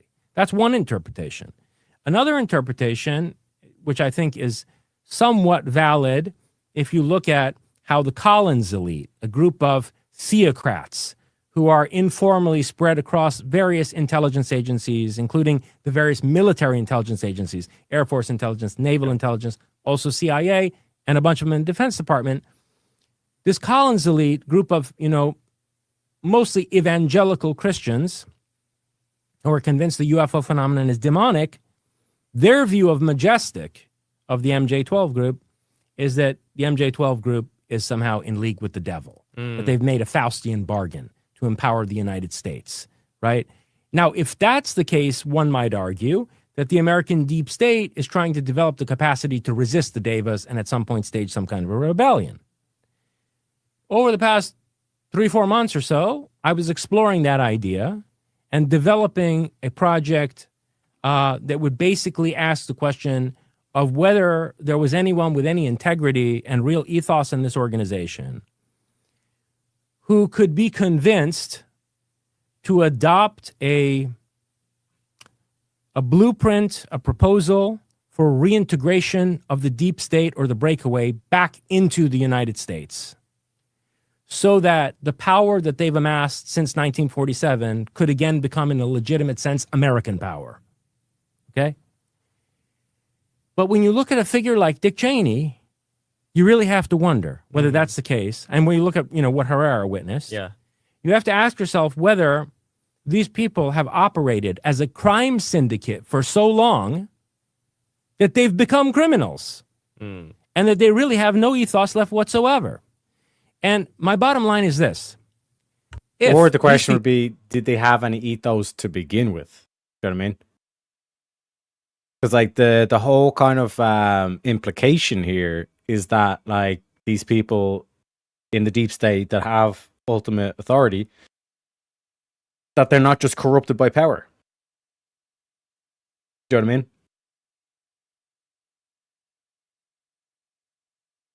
That is something that we need to deal with. And again, like in terms of like what he's saying about the in terms of the geopolitical, not geopolitical, but the crust slippage and all this kind of stuff, like those catastrophes. He's basically pointing out whether or not they are going to be or not going to be, like that we have no plan in place if this was to occur. You know what I mean? We have a plan in place, for example, if there's like if there's a nuclear warhead that's fired. You know what I mean? There's all precautions, all this kind of stuff in place, but we're not focusing on something like, for example, that. You know what I mean? So, like, that's the main thing that Giorgiani's trying to point out here. And this is why you're saying, like, in terms of the stuff that, like, that idea he was going to develop was, like, Giorgiani's basically saying, it's like, I was willing to work with this deep state, despite the fact that, like, they clearly have no ethos, for the pursuit of something better in terms of this liberation of humanity, et cetera, from, like, some sort of oppressive control system. My argument, or what I'd point out to counter this, because I don't agree 100% with Giorgiani and everything. I don't agree with 100% on anyone with anything. But my counter to this is that it's like you've seen what happened to Maduro. You've seen what happened in Venezuela. Like clearly, like they have such vastly superior technology that we need a different way to go about this. You know what I mean? And that's the main kind of like disagreement with our. Well, I think Giorgiani's kind of saying the same thing here, where it's like he was at least willing to see if it could be possible, kind of thing. But like I said, it ain't. People with their significant control over the agenda of the intelligence agencies in this country, usually from the deputy director level of the organizations. If with their capacity to manipulate the intelligence policy of the United States, they decide to make a deal with the Islamic Republic and leverage the massacre of thousands of Iranians for the sake of cutting some kind of nuclear deal or whatever, some kind of a deal to keep Iran crippled, humiliated, retarded, against the will of the vast majority of the Iranian people, then I take that as evidence that the thesis that these people have been reduced to nothing but a crime syndicate is correct. And that if they're not directly working with the Devas, they might as well be, because they're so corrupt that the Devas are going to use their corruption as an argument for reinstituting a traditionalist hierarchical world order. They're going to say, you see what happens at the end of the Kali Yuga? This is the kind of scum that rises. And we're here to cleanse the earth. And don't worry, we're going to bring the new golden age and set everything back into its proper order. Now, who would stand against that? Iran. Because from the perspective of that hierarchical, traditionalist, caste order, Iran represents the satanic. It represents the adversary. It represents what in Western terms you would call a Promethean rebellion. And, that's been the gospel of Zarathustra and the founding charter, essentially, of Iranian civilization for the last 3,000 years. Yeah. Do you think that the people who are on the ground right now, brave people that are fighting against their regime. Do you think that they will ultimately be successful? And if so, how long would it take? I do. And I say that because no regime can continue when it lacks even a minimal sociological. So I was down the bathroom. I want to make sure I echo on that, because you have to be very careful when Giuliani starts mentioning stuff that's like satanic. He's not talking about this whole like Anton LaVey, like sex cult, kind of like type shit. You know what I mean? What he's talking about, like satanic, like, bro, I'm gonna catch so much flack for this, but right. When you look at, like, for example, like when I say like light bringers, right? Like that's oftentimes a thing that's kind of like reference, but people don't really understand what does the light bringer mean? Like you're bringing truth. You know what I mean? And when you look at where is it? Like, for example, the Statue of Liberty, yeah. Like the Statue of Liberty is a light bringer. So like what America's like founding things is, it's like it is like satanic in that essence of like being a light bringer. You know what I mean? So it's like that's basically what like Georgia, and again, like we can go into other stuff as well. Like the Pentagon is a pentagram. The like even the layout of like the White House and like the key things around it all lays out in terms of like that aspect there, and like that's what Giuliani's like what he believes like America's like true thing is. And this is why he's saying like with the stuff with Trump, it seems like like are they, in terms of the archons, like do they want to like do the whole globalist thing and like put the whole world underneath their boot, or are they doing this whole thing of like, is this a gambit to get Iran free, and then now all of a sudden Iran is like that America? So it's like pointing to nefarious shit that the deep state does is not as simple as saying they're the bad guys, because they could be doing that nefarious shit for that higher goal of, let's say, turning Iran into America 2.0. Also, shout outs to Jack for the $2. Says, anyone remember Warhammer Online, Age of Reckoning? I never played Warhammer myself, but like I said, we'll be getting into a bit of WoW tomorrow, you know what I mean?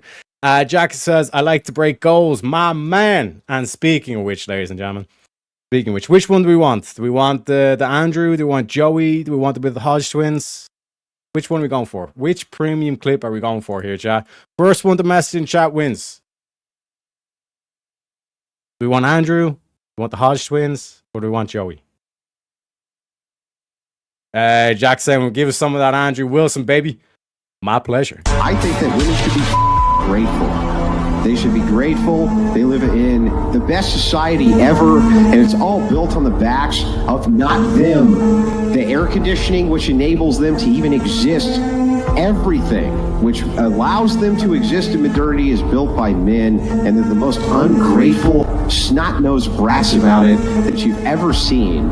And there's really no cause for it, because they bring nothing to the table, none of them, including the old bags here, who bring nothing to the table by their own admission except their and that, to me, is why, and when asked, this is all you get. I bring love and affection. You don't bring to the table. And that's why you can't even answer the damn question, no matter how many times we ask it. And it makes me sick, because that is modernity.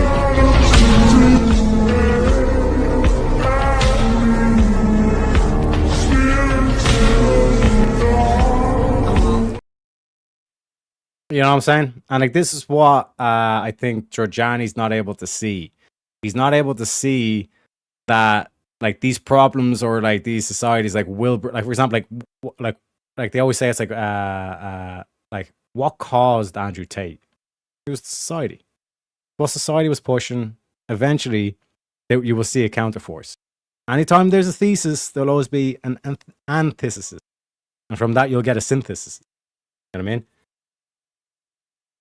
So it is what it is. Basis, right? So the Islamic Republic has been completely defeated on the level of Iranian society. It really has no social basis.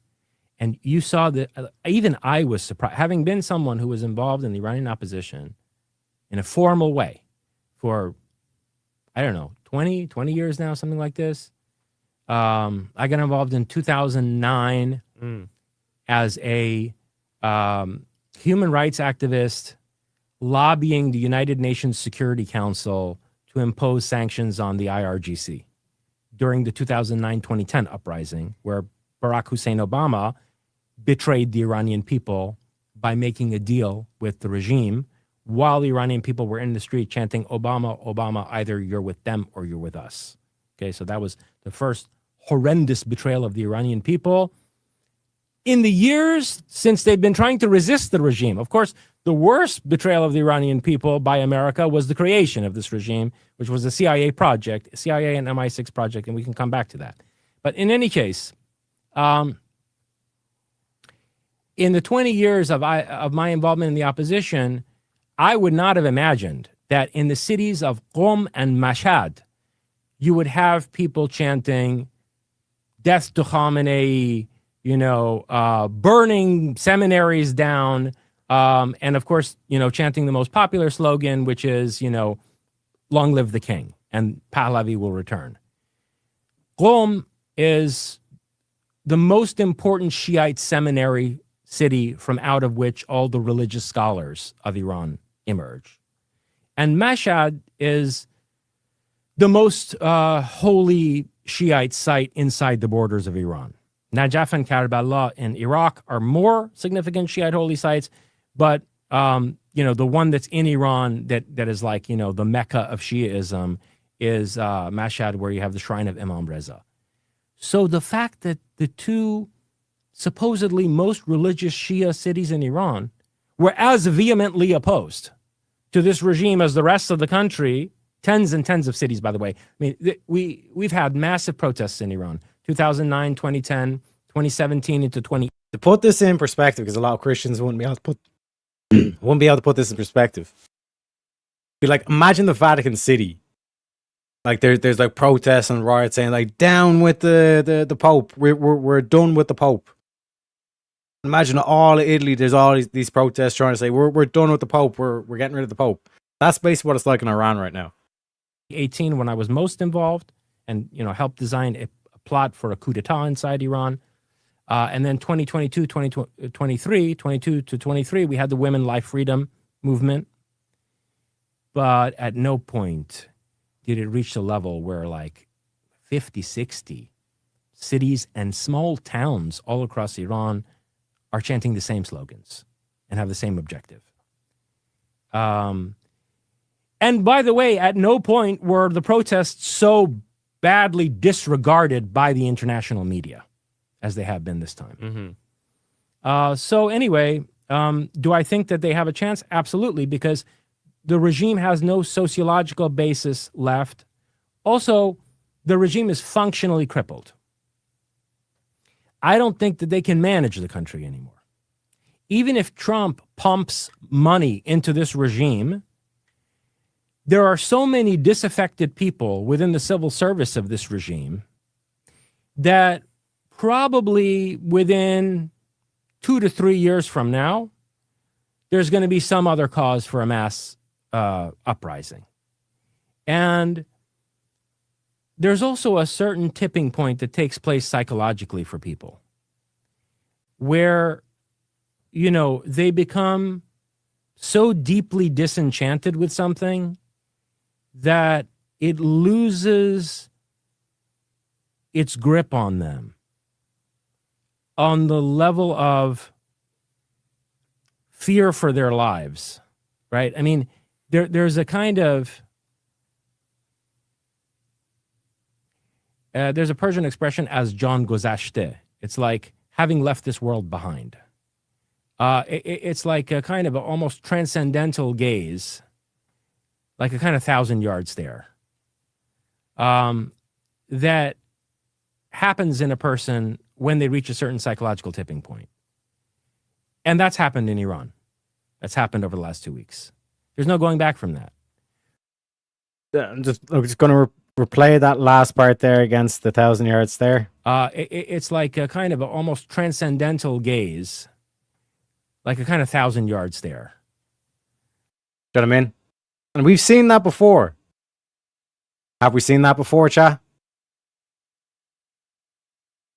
Where have we seen that 1,000-yard stare before?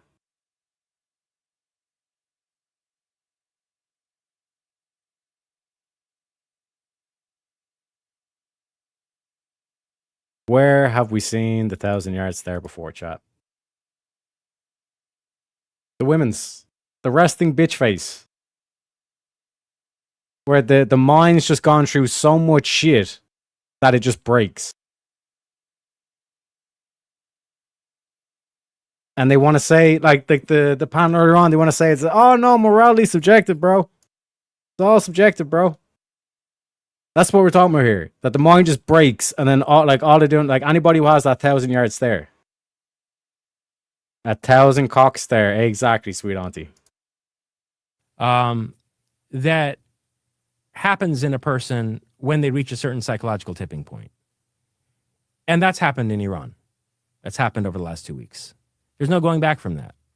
So eventually, this regime will collapse and or be overthrown. The important question is this.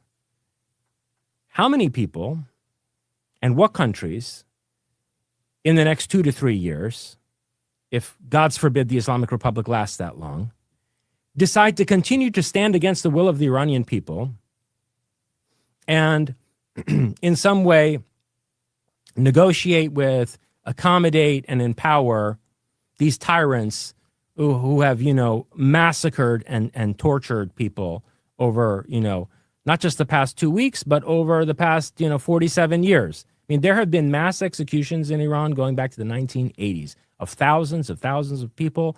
Every time there was an uprising, these 4 major uprisings that I mentioned, people were not only shot dead in the streets as they are now, but they were also taken to torture chambers and just, raped and brutalized in the most horrendous manner. I mean, And if let's say your kid gets gunned down by the police at one of these protests, what happens? What happens to the body? They will take the body and then they will demand payment off the family to release the body. So they kill your kid, and then they say you have to pay to get your kid back, your kid's body back, so you can bury it. That's what Iran's like. And then we're listening to like these like feminists over here in the West saying, "Oh, you're oppressing us." You know what I'm saying? This is why geopolitics is such an important thing. Because if the likes of Ghosty or Vigilante and all this kind of shit understood what's actually going down in Iran right now, they would wake up and they'd realize, oh shit, we're actually not being oppressed. You know what I mean? And also, RK Mang was saying, Teriak, how the fuck are you doing? I'm doing good. Hope you are too. they would, and they're doing this again now, they would ask parents to pay for each bullet put into the bodies of their children before they're allowed to retrieve their corpses. Otherwise, the kids will wind up being shoveled into a mass grave.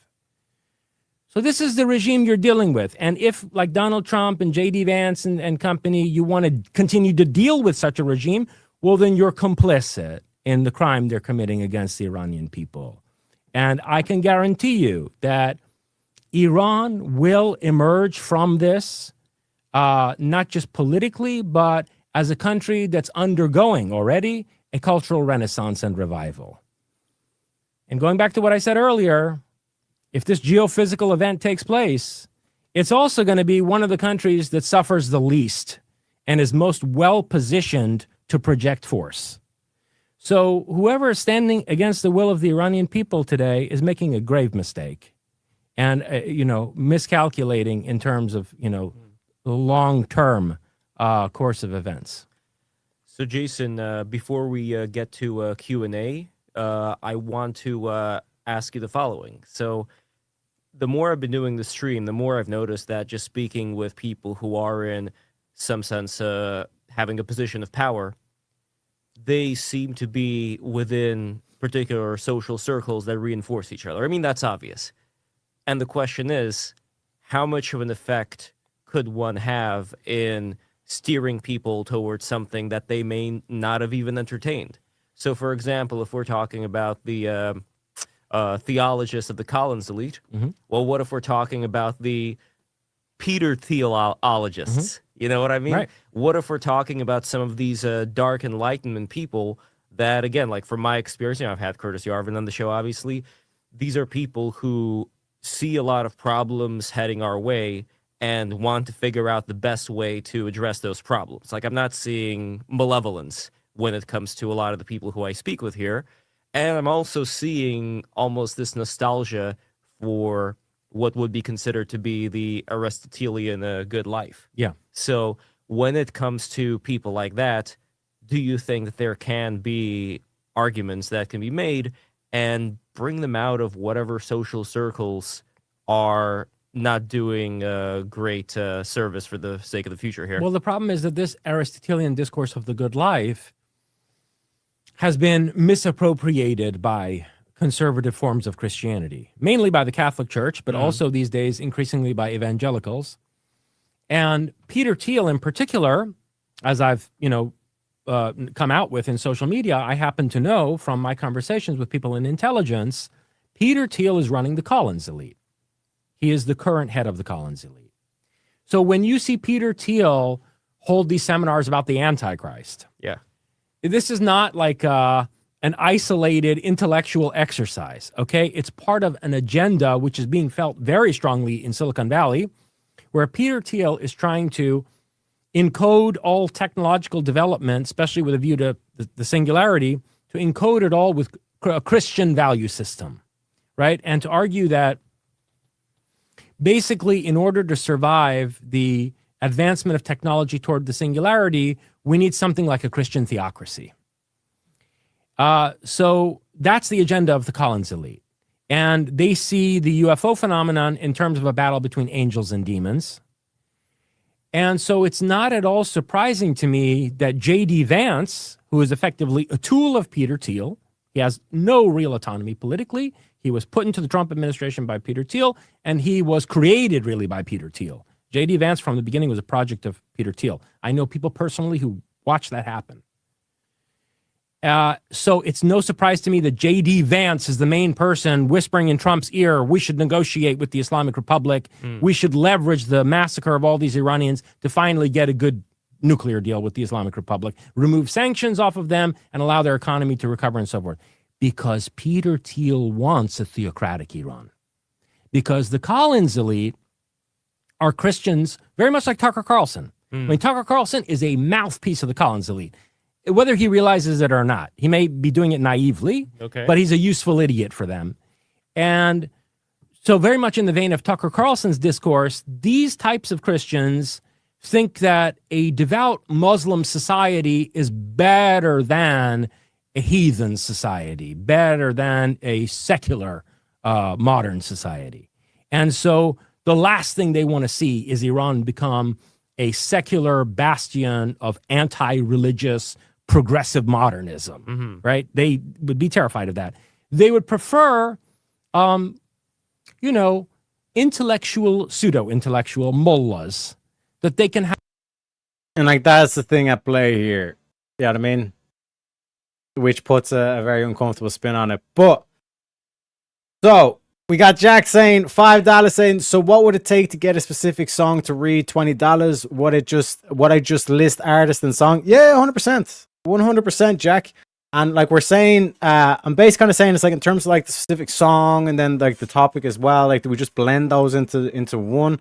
And I'm saying, yeah, like I think like basically $20 to force a song or a topic, I think is a good idea. I think it's a good idea. Like, see, we'll come together as a collective, deciding this shit. So yeah, I think it's $20 will force a topic or force a song. I think that's probably a good rule of thumb to go with moving forward. Well, let me know what you guys think in chat. Have conversations about the threat that the Antichrist poses collectively to all the virtuous people of the world. The perennialist chestnut, in other Exactly. words. It's a perennialist agenda. And this is why, Thiel is also,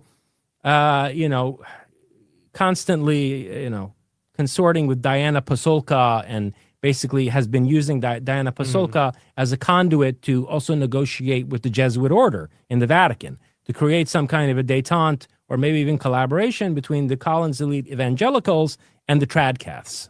Well, that kind of brings us to Someone like Nick Fuentes, for instance. Do you see people like that as just being useful idiots, or do you see them being much more tightly managed, controlled when it comes to things like he was on the no-fly list and he was off the no-fly list? I don't know. Like, I don't know how much of this is just... I don't think that Nick Fuentes is directly managed by anybody, but there are things you can do to someone so that you craft an appropriate biography for a person who would be very useful. So I would say he falls in the useful idiot category, but I wouldn't be surprised if some of the things that were done to him along the way were meant to unfold and shape a certain biography and a certain psychology that would then prove to be useful for them. One quick aside, I don't want to focus on the guy too much, but he himself said that he's a test tube baby. Yeah. And it does make me wonder, not specifically looking at him, but how many of the influencers that are around us today are the result of something that's much more carefully planned. Like, I know you guys aren't going to believe me. I'm not planned by anybody. There is nobody who has set me up to be in this position. This is just, I don't know why I'm here. I don't know why this is happening. It's just pure craziness. But I don't know about the rest. Like, for example, I'm not saying Joe Rogan has been planted, but I definitely know that there are people around him who have been influencing the guy. Just as a quick example, we have... and this is something that Ben Avery has said publicly, so I can, say it publicly as well now. When he had Lex Friedman on, they were having dinner with him and Tim Dillon and Ben Avery. Lex Friedman could not stop complimenting Vladimir Putin, how wonderful Vladimir Putin is. And next thing I know, I see Joe Rogan talking about this thing that he saw on Russian TV. All of a sudden, like, what? Where did he get that from? So, like Mike David of Red Bar, love that show, by the way, how he gave a warning to Joe. He said, Joe, they're all in on it. The guy who gives you your mail, the guy who sells you your bow and arrows, like, they're all trying to convince you to do a particular thing. And it's like, it's true, but how much of that isn't just people who are trying to sell products? How much of that is actually trying to sell the public on a certain mindset? Yeah, no, I agree with you. And with that, we're going to go to Super Chats. But before that, I have a very... Before that, we have reached the 2-hour mark of the show, which means we are going to do a little quick grift break. You know what I'm saying? Teriak, you should keep 10 as an option for you to read one of your songs. Yeah, no, what I'm thinking is, like, I need to get that, the $10 section is kind of like with the same kind of a thing or style or value as like the wheel spin kind of idea. So I definitely do need a $10 thing, and like I said, it could be as simple as, okay, we just have like predefined kind of stuff, or we have like a list or whatever they can choose from, similar to the way like we have like the change theme of the wheel and all this kind of stuff as well. It's definitely food for thought. But again, like, that's why we have the feedback, we have the thing, we make the alterations as we go. But like I said, folks, we're going to take a quick grift break. I'll see you back in about a minute. Step right up, spin the wheel, see what's next. Sneaky questions flying fast. No one knows which topic will last. One-on-one or chaos in the room. Every spin brings a brand new boom. Wheel of madness, let it roll. Twist and turn, take control. Mind on fire, sparks ignite. Every debate's a crazy fight. Who's ready? Who's brave? The wheel decides what you'll face. Strap in! Here it comes! Welcome to the wheel of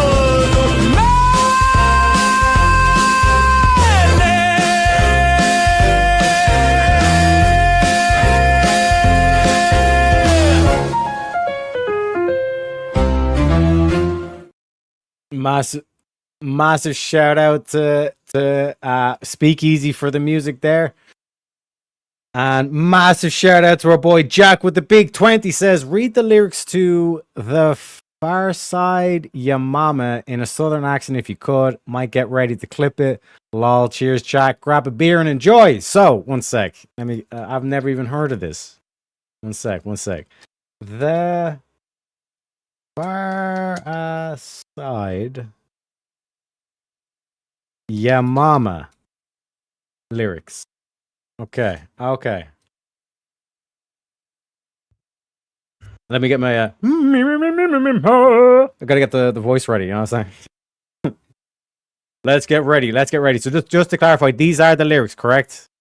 This is the good stuff. One second, let me do a bit of this. Do a bit of this. So these are the Southern Leprechaun. Southern Leprechaun. Let me get do do do do do do do do do. One sec.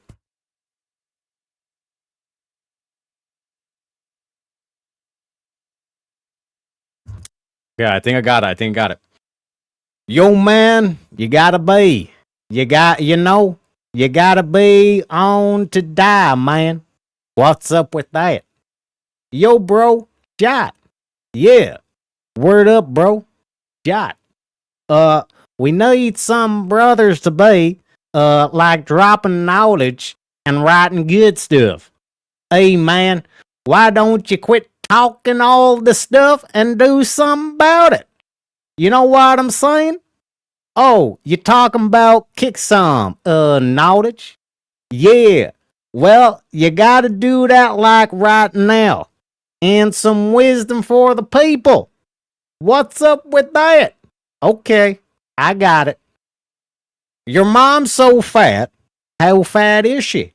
Your mom is so big and fat that she can get busy with 22 burritos. But times are rough. I seen her in the back of a Taco Bell with some handcuffs. The sad fact, your mama smokes crack. She got a burning, yearning, and there's no turning back. Her knuckles drag down to the ground when she walk. Spit comes out like that bitch mouth when she talk. Naked on a mountaintop, tooting on a flizoot, riding on a horse, drinking whiskey out of a bazoo. She's got the wangs and the teeth of an African bat. Her middle name's Mudbone, and on top of all that, your mama got a glass eye with the fish in it. Your mama got a glass eye with the fish in it. Your mama got a glass eye with the fish in it. Your mama. Your mama look like she been in the dry with some rocks. With that big buzz nose sucking dirt out of socks. Held up on the ice cream with a slingshot. She grabbed a bag of cheese corn and a soda pop. Your mama rootin' toot and stole the loot off my suit. She may have the muscles, but no, she's not cute. She's not pretty. Oh, what a pity. Got the glasses titty filled up with Kool-Aid just for the kiddies. On a cliff butt naked, tooting on a flute, riding on a horse, drinking whiskey out of boot. She got the teeth and the wangs off an African bat. Her middle name is Mudbone, and on top of all that, your mama got the wooden legs with real feet. Your mama got the wooden legs with real feet. I said, your mama got the wooden legs with real feet. Your mama. Watch out, I'm talking about your mother to a funky beat. I went to your house and she licked me on the cheek. I said, excuse me, lady, but remember I seen you at the Palladium way back in September. 'Cause you were beatboxing for Lou Rawls in some bright red boxer drawers. You said your mom's was pretty and young, but she's old as dirt and got her hair on tongue. Your mom's, she uses brute, and I saw her riding a horse drinking whiskey out of boat. She's got the wings and teeth of an African bat. Her middle name's Mudbone, and on top of all that, your mama's got a peg leg with a kickstand. Your mama's got a peg leg with a kickstand. I said your mama's got a peg leg with a kickstand. Your mama. Oh, your mama's so fat. How fat is she? We rode up on her back to get some burgers from a Wendy's. and her skates went flat. I got struck in butt crack. They thought I was lost, but I was caught on the G-strap. Heaven forbid a giant fart would give way, cause that would blow me around the world in a day. We drove to the drive-in, and she didn't have to pay, cause we dressed her up just to look like a Chevrolet. Naked on a mountain, hooting on a flazoot, riding on a horse, drinking whiskey out of bazoot, with the wings and the teeth off an African bat. Her middle name's Mudbone, and on top of all that, your mama's got an afro with a chin strap. Your mama's got an afro with a chin strap. I said your mama's got an afro with a chin strap. Your mama got snakeskin teeth. Your mama wears coat hangers for earrings. Dude, she looks like your mama was making sex threats to Ricky Bell and shit. God damn. Your mama jacked the Kool-Aid man for a sip. Your mama was walking down on Sunset with a 99-cent on her back. You're a sellout. Your mama's a sellout, nigga. Your mama did a pop tune, nigga. Your mama's glasses are so thick she look into a map and see people waving at her. Your mama's got the Ouija board, got them demons, boy, on her back, sitting with an EQ, and everything what he be saying. His mother be hooked, fishing with a hook, and reel at the frozen section.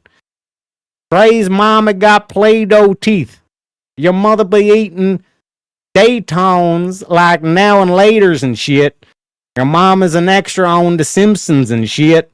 Your mama's so fat you can't even see her legs.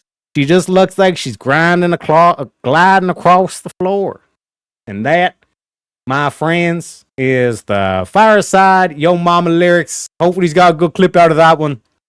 Like I said, I actually do a good southern accent. I'm not gonna lie. Let me know. And also, chats, just to let you know, this is actually unprecedented for the show so far. Only 2 hours in, and we're only $7 away from opening up the panel. And I know RK Mangoes, he's in a good mood tonight. He's in a good mood. He wants to get on the open panel. So anybody who's feeling a bit spicy, wants the bit of the spice, and they don't want the no Giorgiani stuff, they're like, we're sick and tired of hearing about Iran, Teriak. We're sick and tired about hearing Iran. We want to open up the panel. We want some madness. We want to talk some shit, Teriak. Well, like I said, chat always wins. So if you want to talk your shit, get your $7. Oh my lord, we got Jack coming in saying, I laughed so hard. How was that, chat? Lol, cheers, Teriak. I almost passed out. Holy shit, best money ever spent. Like, that's what I'm saying. I aim to please, Jack. Thank you very kindly for the donations. And chat, we only need $2. So Mangoes, if you want to get your ass on panel, all you need to do is send in $2 and the madness will unfold. You know what I'm saying? You know what I'm saying, boys and girls? But yeah, let's get back into it. A special super chat that I have to let you guys know about 100%, which is from King of Biltong. Biltong is one of the highest protein snacks in the world, boasting nearly 50% protein, packed with B vitamins, creatine, iron, zinc, and more. Visit biltongusa.com and use code word BTR. Oh, shit, boys. Yeah! Look at that form. Look at that. Got it. Now respect it. Man, we got ourselves an open panel. So buckle up, boys and girls. It's about to get wild and crazy. See, Mango's already knew it's gentlemen. One sec. I need to get that mean. Gentlemen. Okay, here we go. Let's go. I just got 3 things to say, chat. I just got 3 things to say. God bless our troops. God bless America. And gentlemen.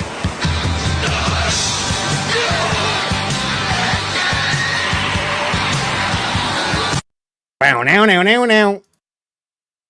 Reach up there and pull those. Bow now now now now. Bow now now now now. You know what I'm saying? You know what I'm saying? You gotta get introduce this shit. You know what I'm saying? You gotta introduce this shit. But folks, we already have a guest backstage. Let me introduce him. We bring in the studio this morning one of the gay rights activists, Mr. Should I call you Mr.? Mr. RK Mangoes, welcome to the show. Yeah, and a big fuck you, whoever thought it was a good idea to have him sing in redneck. Hey, what's the singing? I was I doing lost a lot poetry of right fucking there. brain cells. Thanks a lot. Hey, what can I say? Jack's a good man. He knows the spice. Yeah, he's a good man when he wants people to get stupider. Good job, dude. Oh shit! Oh shit! Are you gonna take that, Jack? Are you gonna take that? Let me introduce the guest. We bring in the studio this morning one of the gay rights activists, Mr. Should I call you Mr.? Mr. Jack of Blades, welcome to the show. Dude, you fucking suck ass. Like my Well, brain you have is 5 fucking minutes to melting. discuss, gentlemen. Like honestly, I will say one thing. It sounds more natural for him to have a redneck accent, yeah. But it was still like, what the fuck were you thinking, dude? Like, you want people to be dumbasses when we have stupid fuckers walking around? Is that your idea? Like, is this your part in taking of making sure society is ruined? Like, fucking A. I hate you. I mean, I love you, but I still hate you. It's like a real fucking weird thing of in between. You motherfucker. That was worth every penny. Holy Yeah, I shit. bet it was. You're laughing while you're getting roasted. What the fuck? Oh, That's all the juice I got for now until something else happens and I'll spurg out a little bit. Should be like a section of Arcade Man goes spurging, you know? Hey, you know what? It'd be funny. Like, have a clip of the Tasmanian devil go right before I start spurging. That would be fucking funny. Oh shit. You know, that was Tasmanian devil from the Looney Uh. Tunes. yeah. I love the my. Looney Tunes. I don't know what, but I thought of that song and I was just like, he done the southern accent so well that I was just like, I have to do it. Like, Well, to be I just yeah. have to do it. Well, to be fair, Irish people, you know, like they will have more of a natural sounding when they're doing a southern accent because that's where like that southern accent comes from that area of the world. Not exactly Irish, but like Scots and southern, like a part. I think it's a part in England where we get like the redneck idea from. Basically, it wasn't like like a what they call it, a novel thing in the world. No, this like concept was within Britain beforehand. So the point being is that it would sound more natural for him to do that versus a Russian would try to attempt to sound like a redneck. You know what I mean? If that makes any sense. I mean, I guess I never really thought of it that way. I guess it makes sense that it kind of comes from somewhere there. Like, I'm Scottish. At least I have some blood of it. I don't know how much, but As ancestry, or are you like an immigrant or like a grandchild of an immigrant from Scotland? I actually don't. I don't know any of that. I just know I got Scottish in me. Because like for me, for an example, I got Greek in me, and my mom's side, I'm second generation Greek from my mom's side, so I'm a grandparent of immigrants from Greece. They moved here in America in the 50s when they were having the Greek Civil War, you know. So, you know, like, but the intent of asking if it was ancestral, because ancestral meaning that, you know, 200, 300, 400 years ago, you know, or beyond that, you know, would constitute ancestral, because the longer your ancestors are from when they immigrated delineates the ancestry genetic, if that makes any sense to you. Yeah, no, I get it. Like I'm Yeah. pretty sure if I was to say like I'm not gonna do it, but if I was to say my last name, it would make sense. Like Yeah. it seems like it would come from there. So if I had to take a stab at it, that's probably the immigrant thing, but I don't know that for sure because it could have been several generations. So I really don't know. Yeah, fair enough. That's Yeah. a fair take, to be fair with you. Yeah, and I don't even know the rest of my like bloodline. Like I have nothing. I don't know nothing. Well, when you do That's the ancestry deal. DNA, it can help you pinpoint that, but take note that it does change frequently because of that. There's an infinite amount of genetics that you're implying with people because, of course, we've been this strain or this subsection of the Homo genus is, been around for several million years. So there will be a lot, but like Ancestry DNA, they mainly focus last thousands of like 1,000 years to 600 years, more recent compared to millions. Yeah, it's really interesting. It's really interesting when we get into the history of where we came from and how different tribes of indigenous people of the Neolithic period immigrated from different parts of the world while it was Pangea or supercontinent after Pangea. It gets really fucking interesting. Well, Tone Tech brings up the thing. He's like, "Ulster baby," and I can sense war like a bloodhound looking for foxes. And he's like, "War is coming." Like to me, like I'd argue, it's like that's because like you're part of that like European zeitgeist, like that whole kind of like Germanic, Nordic kind of like history. And it's like the reason why you can tell that war is coming because you can listen. I feel the exact same way, Tone Tech. Because all you have to do is just listen to the music that like the You can hear the mainland drum Europeans beat are listening before to. the soldiers arrive. Yeah. Yeah, the bass, the bass drum that's being used in like the mainstream music or whatever, like that's a war drum beat. You know what I mean? Yeah. So mainland Well, Europe is gearing up for war. Well, yeah.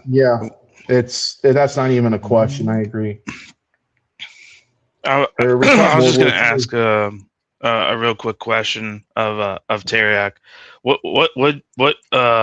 did you think of that song while you were reading that? Oh no. It's like a kind of like a diss track kind of thing. Do you know what I mean? Yeah. You think that was a pretty good one? Oh yeah, but like there like even with Biggie and Tupac, like that's the kind of I'd say it's like the mainstream thing of like you seeing like artists actually take shots at each other, but you see it now as well. With like Nicki's taking shots at Cardi's taking shots at Nicki, all this kind of shit.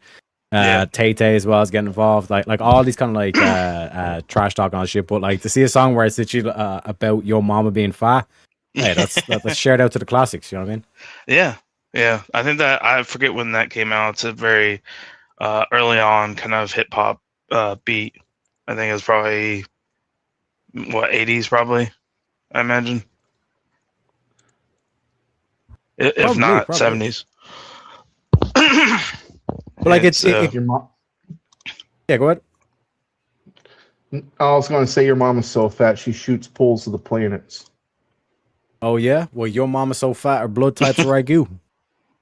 Your mom is so fat she actually hula hoops with the wings of Saturn. Oh shit! Your mom is so fat. She has her own gravitational pull. Ooh. Yeah, well, nice try, Family Guy. Try to be a little more original. What you mean original? Your blood type's ragu. That's like it was the my standard. turn to make an That's the insult. standard. Shut up. Your mom is so fat she can sell shade. Wait, what? How does one sell I got you on shade? that one. Yeah. Think about that. Your mom is so fat she can sell shade. So like, what Think happens at about it. nighttime? No. Stop trying to avert that. Think about that. No, I'm just saying, like logically. in terms of I'm just saying in terms of like market competition. Surely the moon has a greater share of the marketplace than your mother. Nah, man, I'm sorry, You but flipped your it. mom can still sell shade. Especially during an eclipse. You know what I'm saying? But what do you think? Where do you think where all the fucking pot of gold came from? It didn't come out from the sky. It was because your mom was selling shade. We don't That's we don't where your talk pot about of that, gold that kind of came things. from. We don't talk about the pot of gold. The pot of gold's location is nondescript. One could say that we turned it into Bitcoin, but again, I don't want to give anything away. You know what I mean? I don't want to be giving away state secrets. Oh, I see. The Council of Leprechauns forbid you. Okay, I get it. He secretly works for the MIB. I thought it Well, would be, technically, our branch is MI6. called MIG. MIG. Midgets Incorporated. No, Men in Green. Okay, close enough. That's not even close.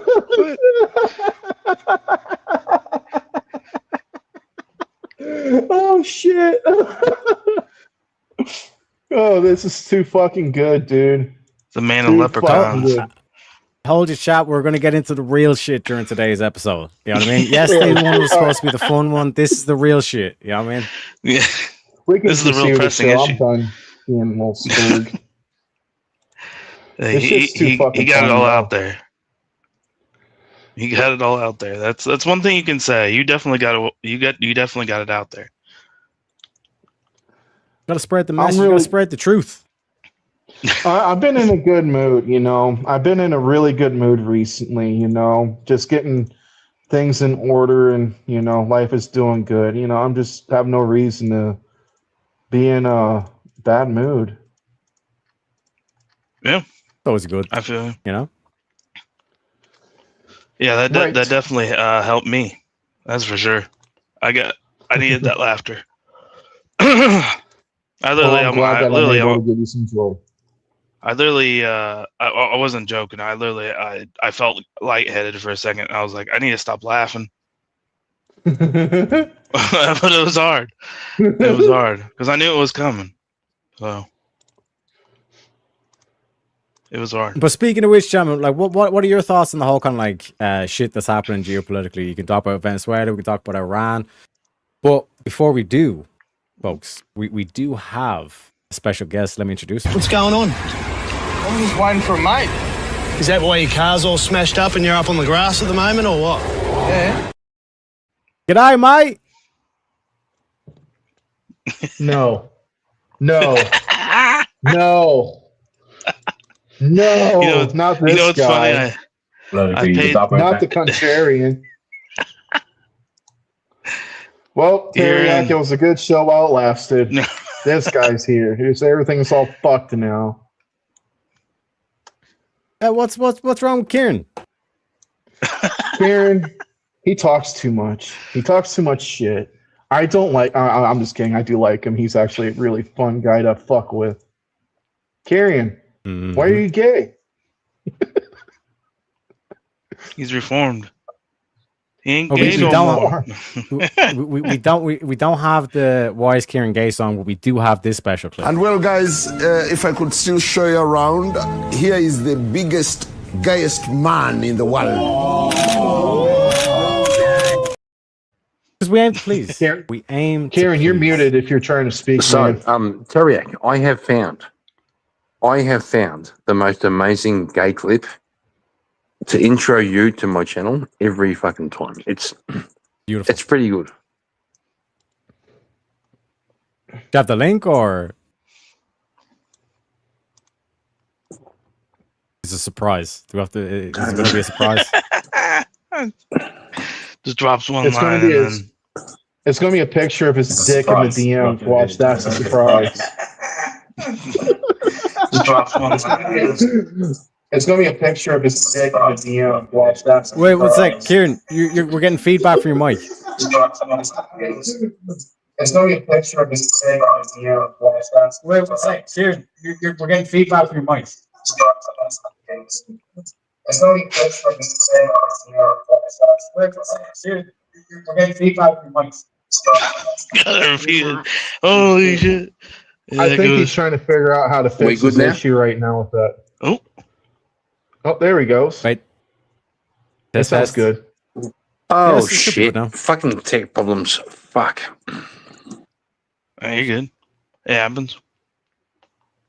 The old boomer problems. But yeah, Kieran, anything on your mind?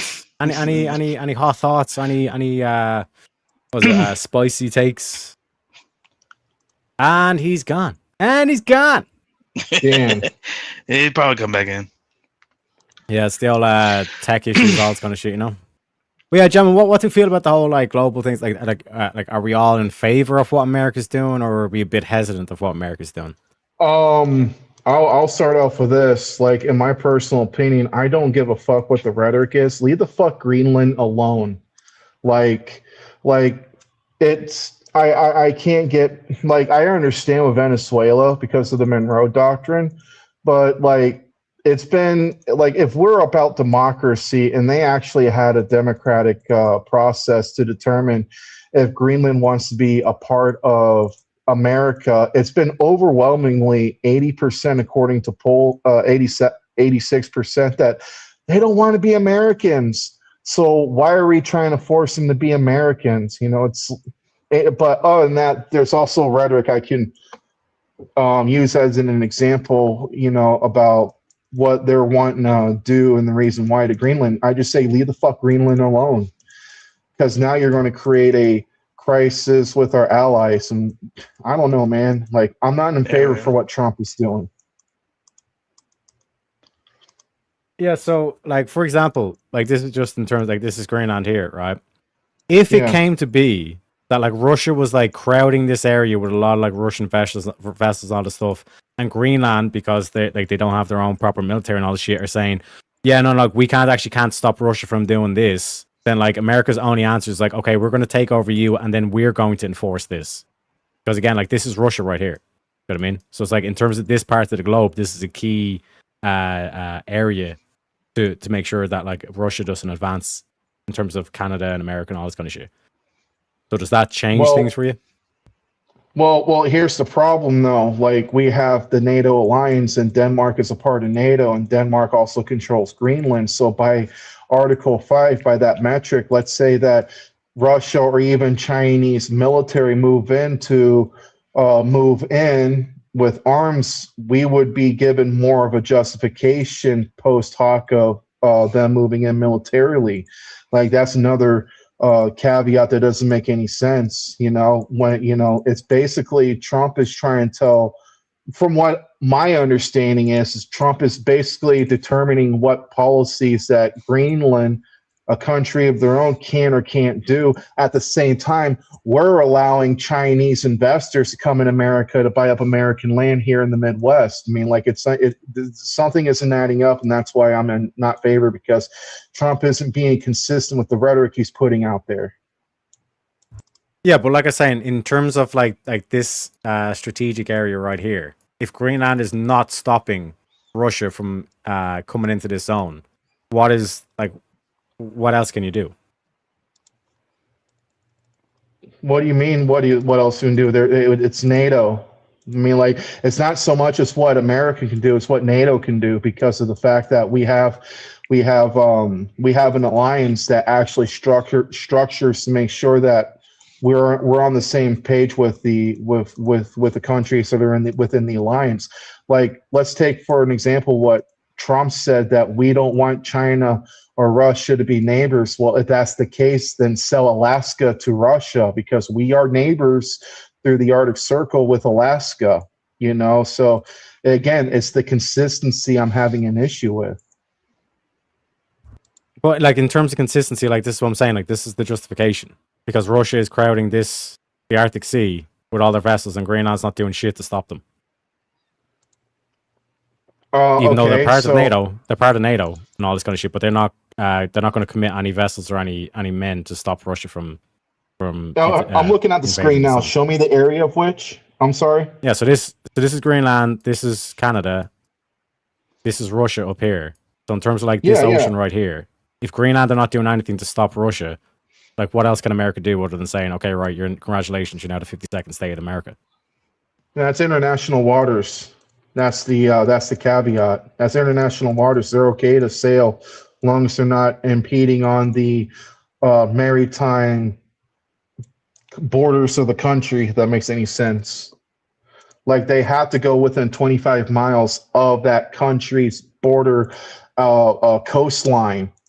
And yeah, like you can make the argument that, okay, on paper, ideally, principally, that we're trying to reduce the flow of maritime, like the flow of the military or Navy up in the Arctic. But the thing is that that's in the international waters. That's like us saying that we're going to buy Taiwan, like we're going to buy Taiwan over the same premise of what translates in the South China Sea. Yeah. So like in terms of like the way you see it, like you're saying like it's international law, but who enforces international law? Actually, the one who has the bigger stick, it's not the UN doing it. It's not European Union doing it. It's basically us, America, and whoever decides to follow us in that endeavor, basically. So again, like with Greenland, you're now 52nd state. Congratulations, because we need to be able to enforce this. Otherwise, Russia's just going to send all their fucking ships down here and start taking out Canada. It's fair to ask, Mangoes, do you think our borders are good? In what way we're exactly like establishing neighbor sovereignty of a country? Well, yeah, I'll tell you. Do you think our borders are good to establish the sovereignty for a nation? Yes. Okay. That's space. So we should have separate countries, right? Yes.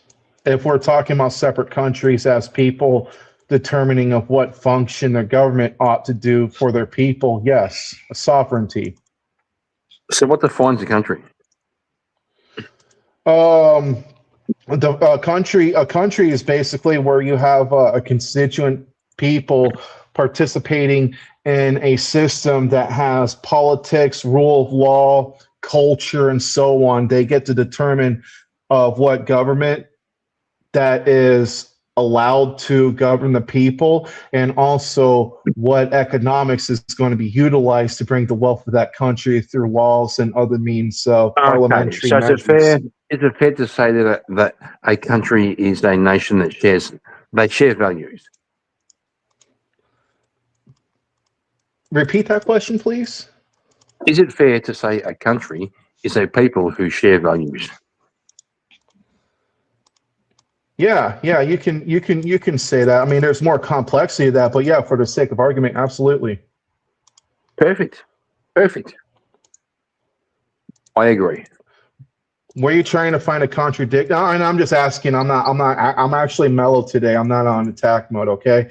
Were you trying to find a contradicting argument to my statements? And if so, I'm not going to. I'm chill today.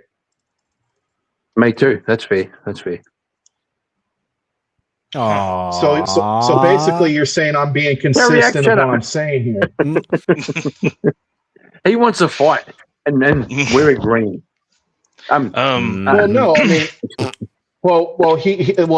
an opinion was asked, and I gave my opinion, and my opinion is that we should allow a country to determine what's best for them and not the imperialistic policy that Trump is trying to push on other countries right now. Venezuela is in a little bit of an exception because of the fact that we do have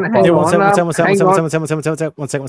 So, okay, Canada and Mexico are now going to be allied with Russia, and then they're going to start putting Russian nukes on their borders.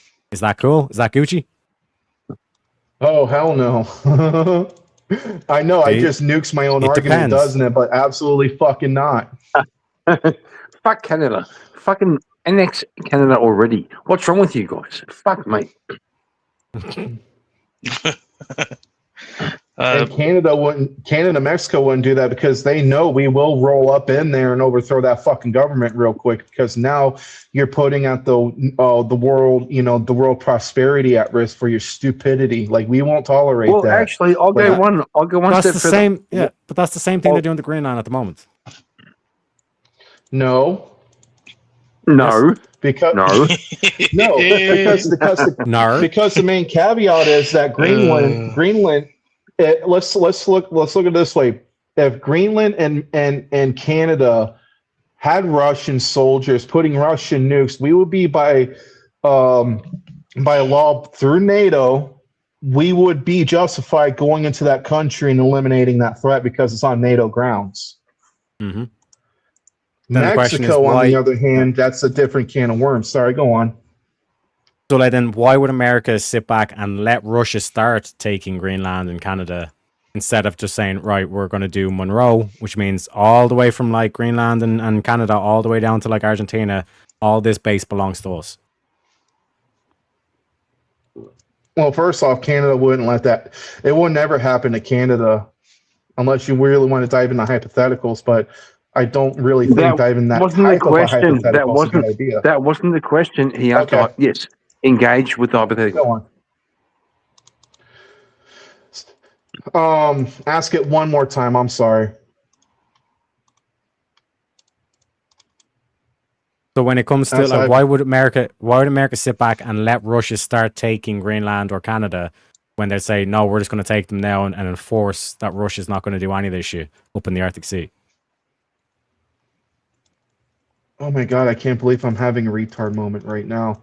You're asking that why would we let Russia do that? Yep. Yeah. We wouldn't. Exactly. We wouldn't. So congratulations. Congratulations, Greenland and Canada. You're now part of the United States. There you go. Not exactly. Well, not exactly, because look what we did with Cuba. They're not part of the United States.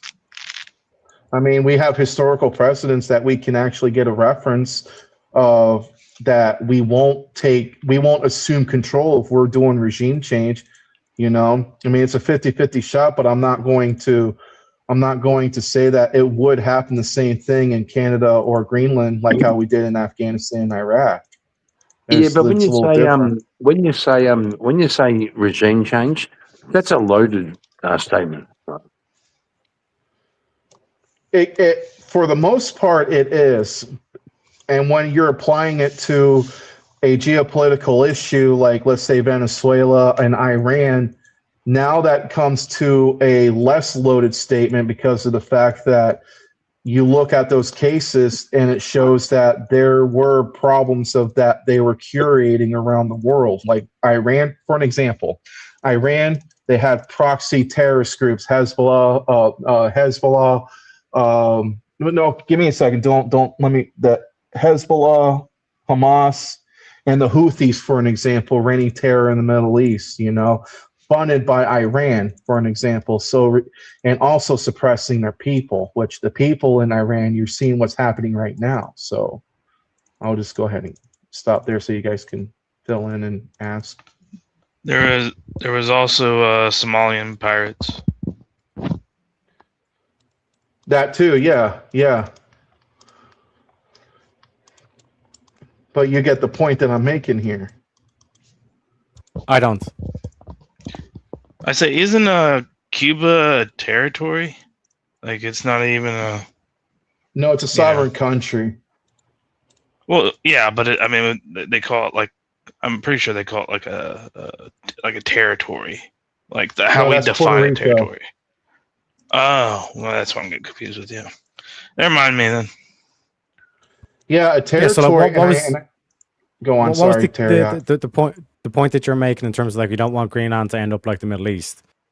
Like, okay, I can agree with that, but then like what is pointing towards saying that, oh, like if we do this thing with Greenland and Canada and all this kind of shit, that's going to end up like the Middle East? No, I wasn't saying it's going to end up like the Middle East. I was just using that as a comparison of different situations that are playing by different countries and different times of period, different period of times. Like a correlation, not causation argument, if that makes any sense, if I'm applying this correctly. So I had a question for Teriak. Yeah, go ahead. With Greenland and stuff, like with the map you're showing, like kind of that like that distance in between them, is that like a rough sea or like an iced sea that they just can't get through? Like, because I know that on the other side of like Canada, that northern side, it's really rugged to get through. So if they were to take a land type of approach onto Canada, I don't really think that would like work. I know obviously they'd probably do it from like submarines or ships as close as they could get to Canada, but I just don't know the terrain around there and why they would not do that. Because if it's possible, yeah, why wouldn't they do it? Yeah, so like it's got to do with like the subs and why like nuclear submarines are such an integral part of like the Navy and all this kind of shit. Yeah. If they put enough of the subs down here, enough of the subs on this, well, they wouldn't get anywhere close to this coast, but to put it like surround America in terms of that aspect, it's like we have enough subs in the ocean to shoot down any nukes that you'll shoot towards us, meaning we can shoot a nuclear missile at yous. You can't shoot it down, otherwise, like because like we're too close, kind of thing. Versus like basically like a Russia has America surrounded. Versus like I said, when you link in, if America does get Canada, Greenland, all this kind of stuff, as well as South America, as well as clearly Ukraine is pro-American, all this kind of shit, because they're like that's basically America's war. And then you get as far as like Iran, the Middle East, up as far as here, and even in terms of the Caucasus Mountains, all this kind of shit as well. All of a sudden now Russia is surrounded because all the way up here is all American owned. All of the like Japan, all that kind of stuff is Western friendly. So in terms of this aspect, you already have Alaska over here, and then you're telling me that Iran now is all stuff that can become Western friendly. There's not much places for Russians to hide. Then, do you know what I mean? That's why like America, it's coming down to America or Russia. China is basically out because of what happened in Rona, which I don't want to say on stream. So let me ask a further question here. I see a point where they would go, and I honestly think it might be Japan, and then just go from that way. You mean like Japan be the first country to be targeted? Yeah, because aren't Russia friends with China? If China would ally with them, and yeah, they would probably go for. Well, they wouldn't probably necessarily care about Korea. I mean, they could, but I feel like at least the first one would be like Japan, because they're an area of us. So, what you got to understand now, when we're talking about Pacific, the Pacific area of the world now, what you got to understand is that we have naval fleets in the the United States Navy, the several fleet. Is integrated with the navies of Australia, South Korea, and Japan. So let's say let's assume that China and or Russia attacks Japan because of that they're losing their buffering zone or sphere of influence. Then we would still do a direct engagement because we still have an alliance, not a NATO type of alliance, but we have an alliance with them that we will help them, their allies. And this is one of the things that back in 2021 or it's when Biden was in office and there was a NATO conference in Madrid, Spain. They actually invited South Korea, Japan, and Australia to talk about this very issue, and that's why you see a lot of European countries are now going through a rearmament program so they can lock down the Eastern Bloc, that is of Ukraine, and therefore what NATO is by Poland and that block of the world. And we Americans can focus more on the Pacific because we got a bigger Navy and we can aid and assist and help the protection of Taiwan and the Philippines and also Australia through the aggressions of China and so on and so forth. You know? And I know we got like stuff in Taiwan to kind of somewhat kind of at least have some protection there as far as China. So well, here's a criticism. Here's a criticism and point of interest that we all need to keep in mind too. Like what Trump is doing is a form of an imperialism, okay? And the reason why we have to be very careful with this because we're signaling to China and also Russia that their form of imperialism is justified. So like what we're doing, and even whether people agree with it or not, presupposing that it's better fit for America to acquire the natural resources in Venezuela, we're going to give China and Russia also the same argument to justify what they're doing of their respective conflict, as we know that Russia is in the conflict of Ukraine for the last several years. And this is a classical form of direct imperialism where they're using military force to enforce control of a country or territory. China does it through of an economical means by the China Road Initiative. And we do it through like also economy wise and also political pressure. So, so that's one thing you really got to be aware of, that if you're going to do X thing, then you're giving other people the same reason that you're doing it yourself. That's why you got to be very fucking careful. And this is something that Trump, I wish he would stop it with this fucking Greenland shit, because now you're telling bad actors that they can do the same thing. And this is the exact same thing that they've been saying every single time in the UN Council, especially the Security Council, whenever there's a intervention or an imperialistic like move, because you hear that all the time from Iran, Syria, North Korea, and other countries that are hostile to America, saying that, well, they can do it, how come we can't? Who makes the rules? Yeah. Every single fucking time. So, like, a key thing to understand is, like, the top 3 countries worldwide in order would be America, Russia, and China, right? Anybody who's saying that China is a threat, we need to worry about China at this stage after the Rona thing, boys, we don't need to do it, because in terms of like what you look at that actually being, if like that actually was a bioweapon, and if you're to confirm the unsubstantiated, but apparently like this is because if we're to look at that worldometer thing when it was 2020 and the thing first broke out, right? Apparently only 5,000 people died. Like China was saying it was only 5,000. Then like mid 2003 it came out from like China in terms of the World Health Organization saying no, it's actually 120,000 in around there, right? When you look at like all external sources would say no, it's at least in the millions. And then like I said, there's people coming out from like the like who are deeply linked with China saying it's like no, it's like more like 100 million people died from the Rona thing. Now, if you have to put that in comparison to how much lives were lost in America and across the West and all this kind of shit, you say that like that's like a clear differentiation between. And you can't just say it's like, oh, the China wasn't sophisticated enough to handle it and all this kind of shit. The way you look at it, that is that Fauci developed a bioweapon and released it in China. It's to make sure that China would not outpopulate the West, effectively reducing this 3-horse race down to a 2-horse race, Russia and America, which would also make Fauci one of the most villainous people throughout history. Like over 100 million Chinese people alone would have been wiped out from this thing. That's apparently, I have no evidence or proof to substantiate this, but this is apparently one of the things that's been said. Like in terms of like China with their population, it's more like 500 million, and after the Rona thing, subtract another 100 million off that. China at best case scenarios is the same population of America, if not further collapsing. And like I said, that's why China, like you don't need to worry about China. It's basically down to Russia and America, and that's why you're seeing such big moves being played across the globe at the moment. But yeah, go ahead, gentlemen.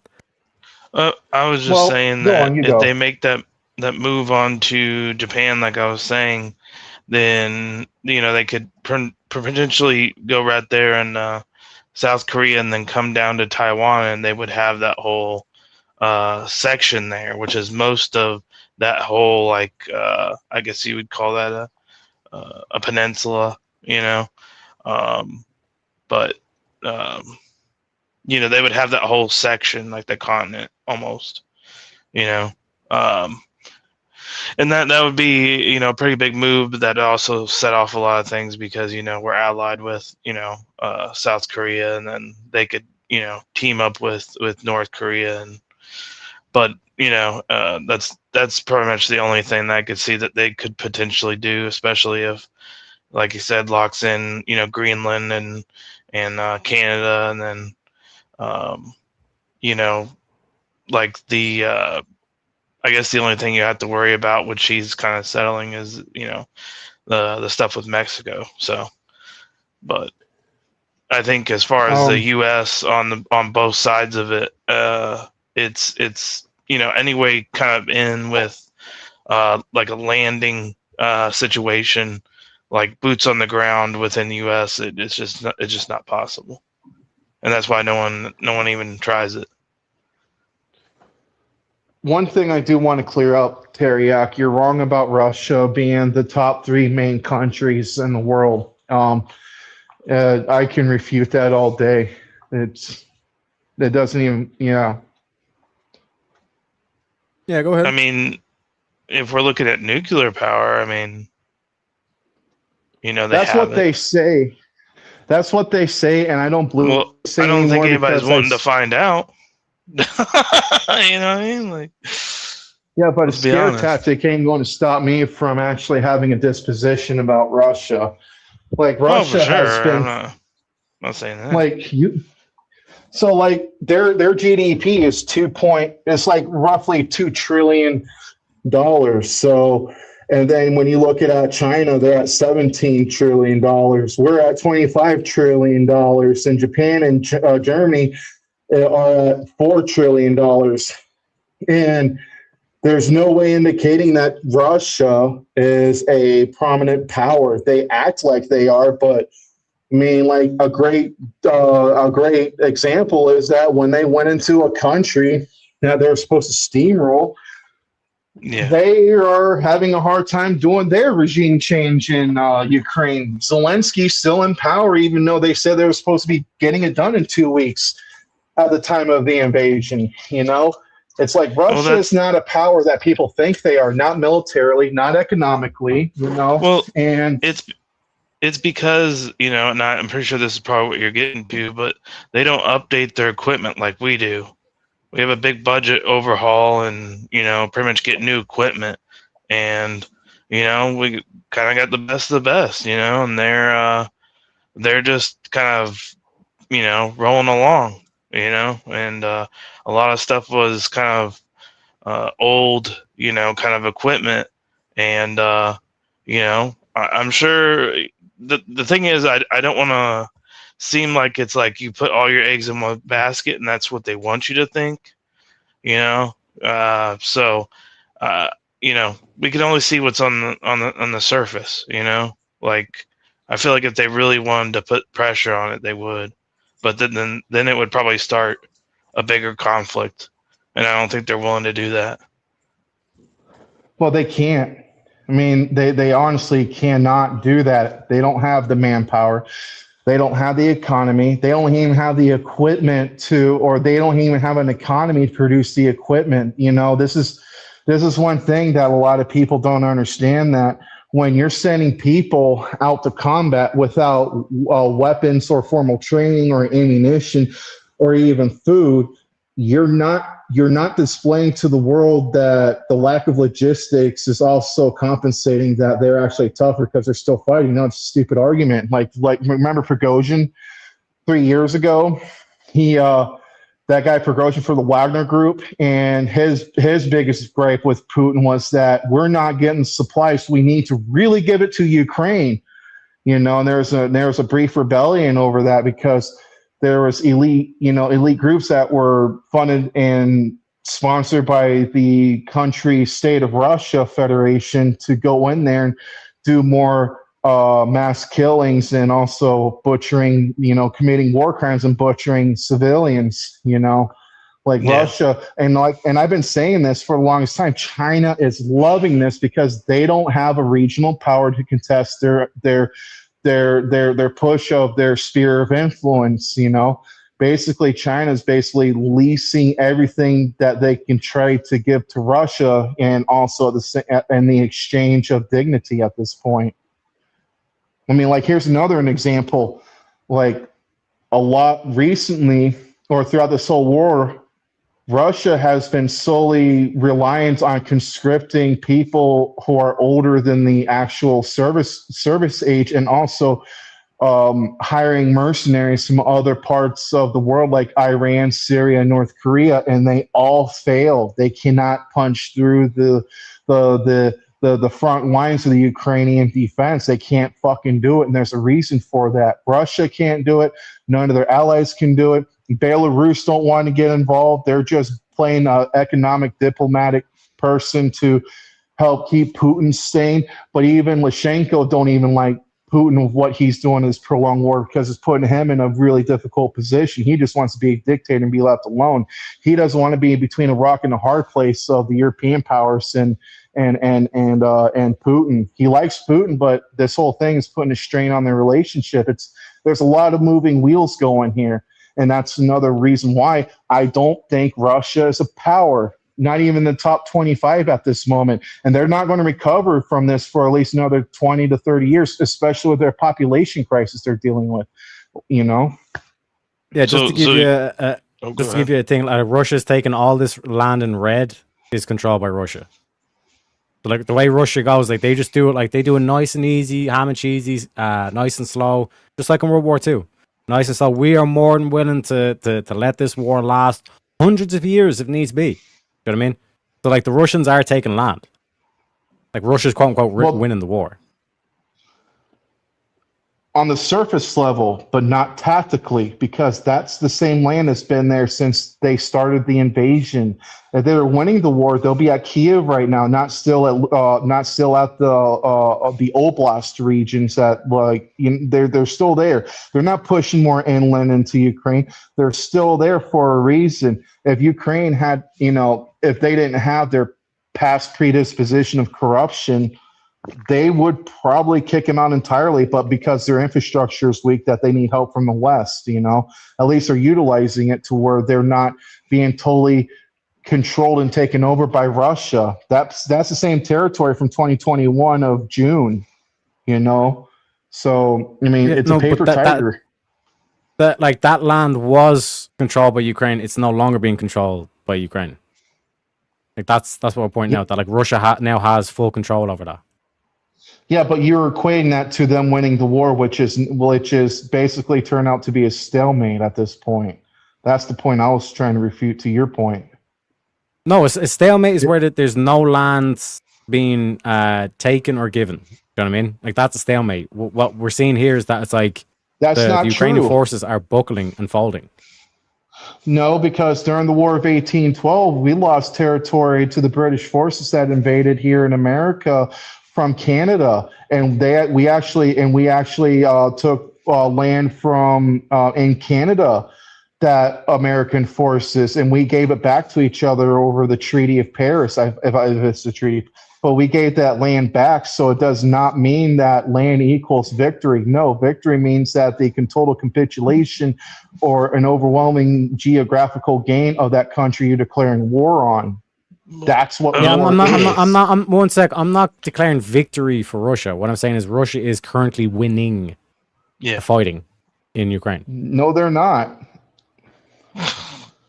Okay, so they're taking land. If one side is taking land, the other one is losing land. Would you not say that the one side that's taking land is winning? That's an indication, but you got to look beyond the surface of that. Like on the surface level, you would think that way, yeah. But that, like I said, if they're because taking is the word that you say in the moment of the action. What I'm saying is that they had that for many years, and they're not taking anything. They're just keeping it there to where they had it from the first place, and neither side has budged. I mean, with small implementations of what Ukraine has been doing on the counteroffensive front. But it's not a metric of a winning war when you're still sitting on the same land for the X amount of years, when your total objective was to total capitulation of the regime that is Ukraine, thus being Zelensky being a president. And Zelensky's saying that, no, you're going to get that fucking land back or we're never going to lay down our arms. Yeah, but like I said, in terms of this picture, you're saying that this is a stalemate? Yeah, because if that's the case, then how come they're not deeper in Ukraine? I mean, like remember when Russia had Kharkiv for a little bit? Remember they were taking that town. Ukrainians took it back, and there's and that was a while ago. Like Kherson, Zaporizhia, Donetsk, Luhansk, they've been sitting on that same land for the last several years. That's not a measure of victory. No. That's a measure of regression. If you're Russia, a victory if you're Ukraine, because you're preventing the Russians from entering deeper into your country. That's why it's a victory. That's a victory. Yeah, no, but like when you look at like the border up here, like the border like was on the outside of Luhansk, Donetsk, Like all this kind of like this was all Ukrainian territory, all this kind of shit. Now the borders moved up. You know what I mean? And they're getting close to the Kharkiv. But like the stated Russian goal here is not to like fucking take over Ukraine, then take over Poland, take over take over like all of Europe. That's not Russia's goal here. And when you look at the fact that one sec. When you look at the fact that like the Ukrainians are being propped up by like military, like the US military, you know what I mean? The fact that they've even lost this ground, like that's not only embarrassing to the Ukraine and by proxy Europe, that's also embarrassing to America as well. Well, no, because they got that land before we sent them aid. No. Yes. Because that's when the kill ratio increased for Ukraine. When Joe Biden, like that whole scandal of Joe Biden when he done the quid pro quo thing when he was vice president, and he was saying it's like you either end this investigation or you're not getting the money, and then basically they didn't get they found out they weren't going to get the money, and then lo and behold the investigation was ending. It's like, by golly, you know what I mean? So it's like in terms of like the American influence in Ukraine, the reason why this kickstarted was because of that. You know what I mean? So to say that like this is like somehow this is Ukraine winning or like coming out ahead of this, it makes no sense.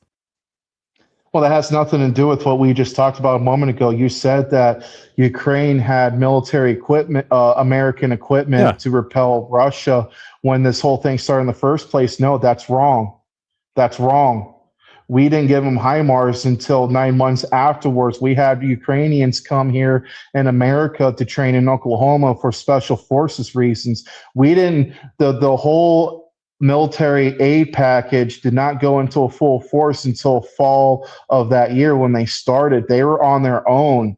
And then once we gave them hand-me-downs to Ukraine, that was still more technologically advanced for military, the kill-death ratio changed exponentially. And that's why you saw Russia going to their prisons, recruiting from their prisons, recruiting mercenaries, and so on. And also outlaying, buying more equipment from China because they couldn't sustain the war effort.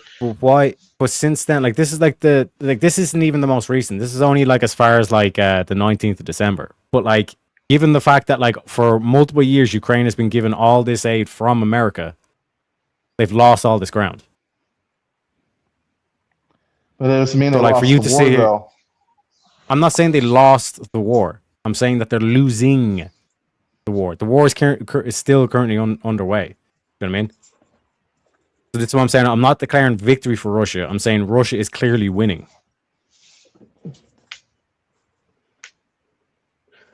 And then that's the case. Let's assume for a second that Russia is winning. Okay, let's go with what you're going with. If it's the case that Russia is winning, it still doesn't eliminate that Russia is not a power, though. It still doesn't, because what you're saying is that at that point now, at what cost is it going to be for Russia to win this war in the first place? Then the answer is that it's going to take a lot from them, and it's going to be devastating. It's basically like you're chopping off your own leg to win a war, but yet you can't walk the same way again. That's what's happening to Russia. Not if the, like, for example, let's say half the Europeans decided, you know what, fuck the EU. Then what? What does that have to do with anything? Seriously, no, because with the amount of one sec, with the amount of economic strain that's currently under in Europe, right? With the economic strain and the mere fact that, like, as a European, I'm not going to fight for the EU. The EU wants to trans kids and wants to euthanize the elderly and it's pro-abortion and all this shit. I'm not going to fight for the EU. You know what I mean? I can tell you that as a European myself. So, and I'm not the only one that feels that way. So if the majority of the people in Europe, firstly, like, the right wingers won't fight it because they look at, like, Russia as like, well, they're Orthodox Christians. Like, why the fuck would I kill an Orthodox Christian? You know what I mean? There's the right wing there on that side, and even the left wings themselves. Like, all the left wingers in Britain says they wouldn't fight for Britain under any circumstance. So when it comes to the actual, like, cards that the European Union hold, like, the European Union, like, will not be able to fight back against Russia unless it's backed by America. But then why would America, especially under Donald Trump, enable the EU, which is, again, pro-trans, pro-abortion, all this kind of shit? You know what I mean? So in terms of, like, looking at Europe as a whole, they're under so much economic pressure on the shit. Russia doesn't have to storm in and rush and capture everything. They can just sit back here and put so much financial pressure under it that eventually the people say, fuck this. We're done with our leaders. And then all of a sudden, the European Union is no longer there. That would be a win for Russia. The European Union has nothing to do with the military aspect of this. You're speaking about NATO. And also, NATO is not going to, they're not going to not fight against Russia when there's a direct threat, meaning that Russia is launching a war against the Baltic states or even Poland. Well, you're Irish, so that falls with the United Kingdom, and that's you anecdotally. But if you're in a situation where your country is being bombed and you're there living there, you're going to do two things: run and fight, and you are going to have a substantial enough people to fight against the invaders. That's how it works. Why would we fight against Orthodox Christians when clearly the problem is like these lefties that have lost their fucking minds? That has nothing to do with the argument. You're saying because what you're that has everything to do with the argument. You're saying that there's lefties that can influence the tide of war, and that's the wrong way of looking at it. And that's not what I'm saying at all. No, well, that's exactly what you're saying. Because it's a matter of conscription of how many people you have in your military. And then you're saying that, and when you actually add on with the right wingers not willing to fight for the country, who says so? I mean, that's actually a big speculation, because here's the deal. When you're in a position where a country invades your country, and this is what Irish people should understand very carefully, because that's what fucking Britain did to you guys for a long time, and also with the holy schism that you guys have with the Troubles, you guys would definitely have a inclination to defend your homeland, because you guys been doing it for the last several hundred fucking years against the British. Yeah, defend our homeland. It's really hard for me to believe that you being an Irish is not going to fight for your homeland. EU. Yeah. Our homeland, that's NATO, not the EU. Though. EU has nothing to do with military. Calma, Mangos. Listen, right? Well, you're talking over me too. So when it comes to the European Union, right? The way that it currently acts is that bureaucrats in Brussels decide what the laws in Ireland is. So when we look at it from that perspective, it's not Ireland and all these individual European countries that are going to fight against Russia. It's the Russian Federation versus the European Union. And the majority of European Union citizens do not want the EU. They do not want this power structure determining what their homeland's laws should be. So when it comes down to it, do you want Brussels deciding your laws, or do you want Moscow deciding your laws? That's basically what it comes down to. And the vast majority of Europeans are saying, I'm not going to give up my life for some sort of fucking Brussels bureaucrat. Like, that's the simple truth of it. You know what I mean? Like, that's basically what Europeans are like. That's the whole conversation. That's why you had what was his name? The Belfast dude earlier on in chat saying like there's a war coming, all this kind of stuff. You can feel it, like you can hear it. Do you know what I mean? It's like, yeah, like that war drumbeat is that's what's going on. And like it's not in a thing of like we care so much about the European Union, all this kind of shit. The European Union needs to fall. Because the same problems with the European Union is the same problems that's in Canada, which is the same problems in Australia, and they're one big collective, they're one big group. When we talk about the globalists and all this kind of shit, those are the people we're talking about. The people that want to make sure that Canada, Europe, and Australia keep going down this leftist fucking bullshit. When it comes to the politics of those countries, the European Union will come in, because you're right. But where you're gravely mistaken is the difference of the function. You're misunderstanding the functions of NATO and European Union. European Union ain't going to have the leg to stand on if Article 5 is invoked. That's my point. It doesn't matter. It does. The European Union. Now here's an extension that the European Union may have an influence of any military, and that's only with money. European Union can probably say like, hey, look, you're okay to rearm your country, and this is what we saw with Germany and Poland, and then it's on with what the Germans or the Polish wants to decide with that, right? For an example, that's where your argument can have some leeway. But overall, in general, when we're talking about military and interventionism and invasion, this is primarily, especially in Europe, this is a NATO conflict because of Article 5 on attack one is an attack all. We got Finland who's directly on the border of Russia, you know. So if Finland's under attack, America is under attack, and so on. You know, it's, you know, and don't forget, I agree with what you were saying briefly about that the main issue with Russia attacking Ukraine is because they don't want Western influence right on their border. Yet when they did, you had Finland and Sweden joining NATO, which is two interlocking countries in tandem right on Russia's border.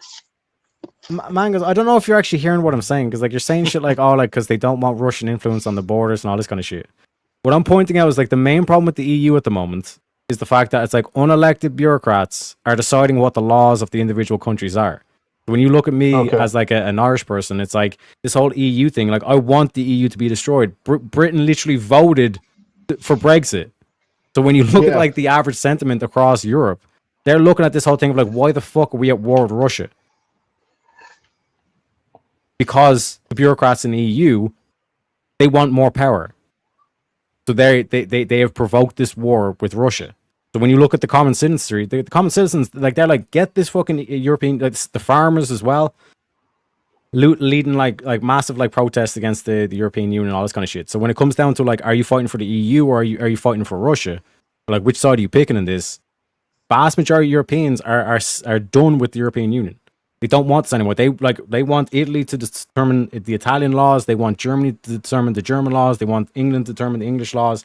And none of this shit of having like some sort of like ominous kind of like unseen kind of like government overhead that's trying to enforce its top down across all of Europe when it's completely different cultures. That's what led to this whole like the mass immigration, all this kind of shit into Europe, is because of the European Union.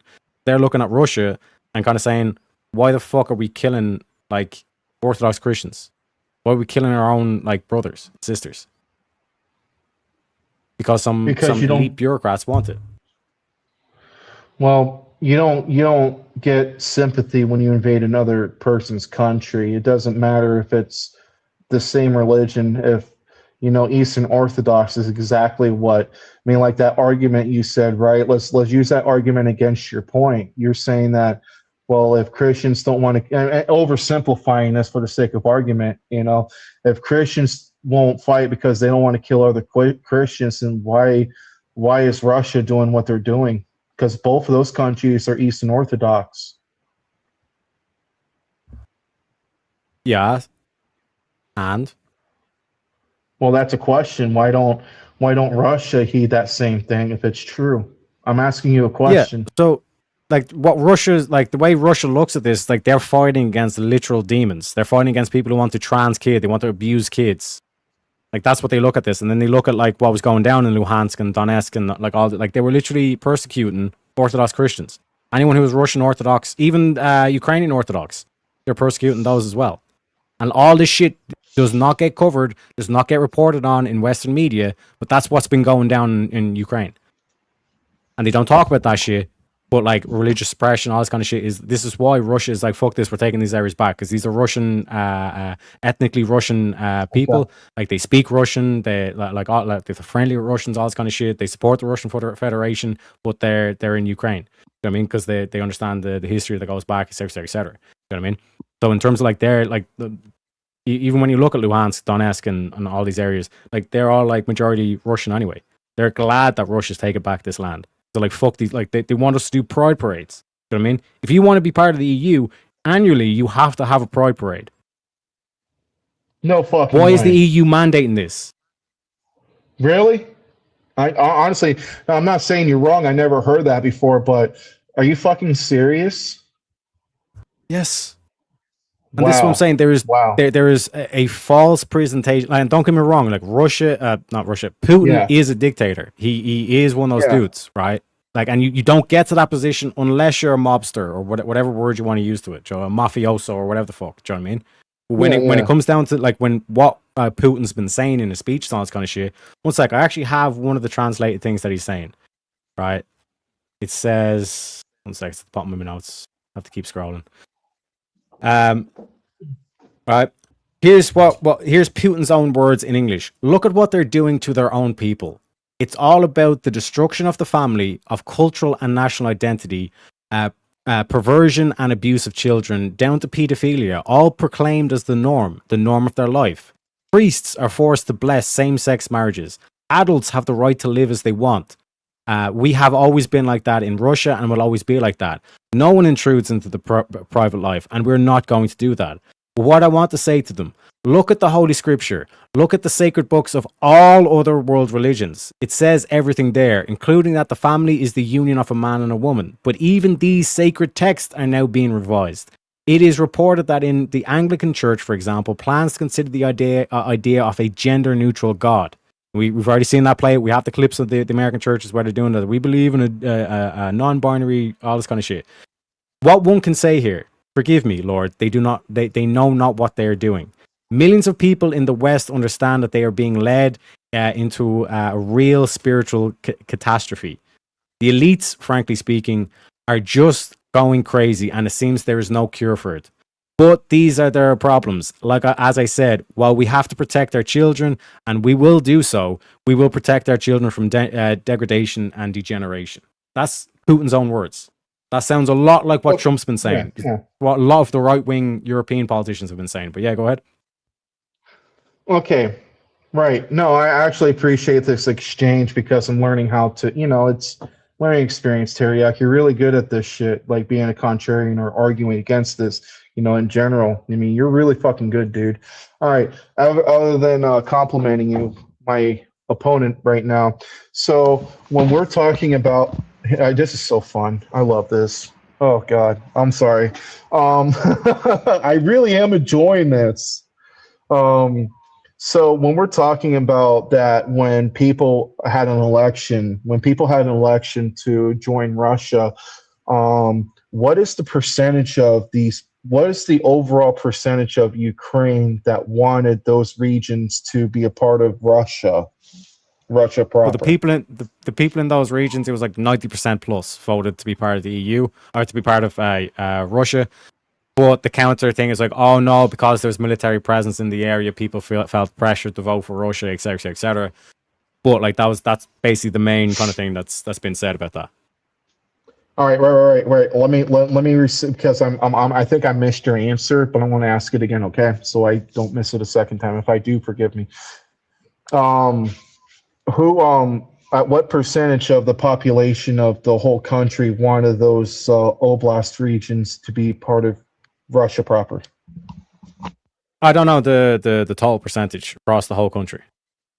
Okay. All right. Okay. In that case, what you're referencing about these polls, what was the actual poll or survey carried out by? Who carried out these polls and surveys? These would have been the official like election tallies from like the particular regions. Yeah, but what particular regions? Who collected that information, then redistribute that? Because there's. Go ahead and answer that before I go further. Yeah, so like for example, like the same way as like whoever tallies the votes for let's say Texas or California or whatever, it'd be the same thing. So like Luhansk voting commission or whatever the Ukrainian would be for that. It's like that's basically the results. But Western media said no, those results are they're not legitimate because people felt pressured to vote for Russia because of the military presence. Right. So here's the issues that when we're talking about polls in this particular, that when we're saying like say an example what you just said, 90% of people in those regions want to join Russia. The argument that I'm presenting is that Russia controlled that. They controlled the flow of the information after they went in there to see what the people wanted. And even in 2014, after the Orange Revolution that happened in Ukraine, they actually had a poll saying that 15% does not want to be a part of the does not want to be any part of Russia influentially or anything of the lack thereof. Like back in the Soviet Union, per se, there was a very strong push to not be anything involved with Russia whatsoever because Russia has killed many Ukrainians throughout history. I mean, there's a really good reason why they don't want anything to do with Russia. And I have a hard time believing that the majority of the people of those areas want to be a part of Russia, I think. And we know that Russia likes to skew numbers and fidget polls and also elections. Like, why do you think Putin has been in power for the last 25 years? You know, like this is something that I have an issue with people who believe that, oh, well, they just elected in that way. Yeah, well, how was the election carried out? Who carried out the election? Russia or Ukraine? You know, this is where you get conflicting information.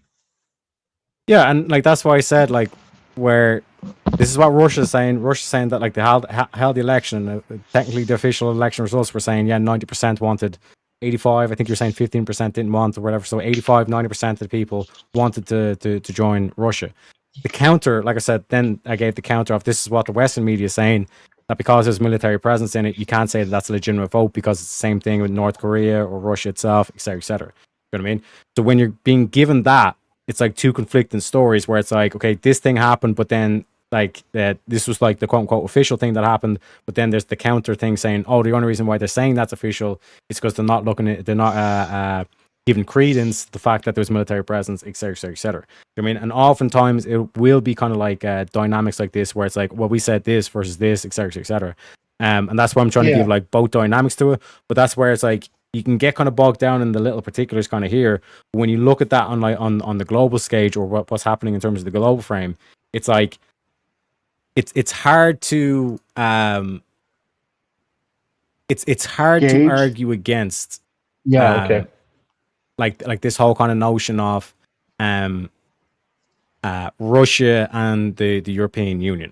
Do you know what I mean? Because on the one hand, you're kind of saying, yes, Putin is a dictator, he's a mob boss, he's a mafioso, etc., etc. When you look at the principles, like 67% of Russians are Orthodox Christian. Do you know what I mean? And it is a secular country as well. So you have that kind of layered on top of it. So there's a lot of kind of like things where people think that like Russia is something completely different to what it actually is. But that's just in terms of just to give you like a kind of a brief kind of like taste of like what we're currently seeing in the West versus what is actually being said in Russia. And when you look at like the Putin speech and all this kind of shit, he's saying very similar stuff to what Trump is either saying or doing in America right now. So when you look at like that, you're kind of saying, okay, it seems as though there's not that much of like cultural difference. Obviously, there's language and all this and history and all this kind of shit. But in terms of like actual kind of ethics or morals that these two particular leaders want, like Russia and America being the top two countries, they seem to be in line with like what Trump's saying and what Putin's saying. So then the only problem here is the European Union. Why is the European Union not getting along? And that's because the European Union are not only against Russia, but they're also against Trump. Yeah. Well, I definitely will agree. You're not getting any arguments that with Trump being Trump, it's throwing a lot of monkey wrenches of the question is what's an ally and who is an ally and how an ally should act. I will, agree with you on that. The one thing I do want to point out that the biggest caveat to this whole thing when you're talking about the language aspects, the linguistics, I think that it's a fair my preliminary thought is that I think it's fair for you to think that there's a lot of correlation of what Trump and Putin is saying for giving justification for their actions. However, there's one very important thing with Trump and Putin that makes it little distinguish of a difference, okay, of what the rhetoric they're using. Putin in Ukraine, right before he launched his invasion in Ukraine, he actually says that these people of our blood, brothers and sisters of Russia, therefore we must liberate them or bring them back to Russia.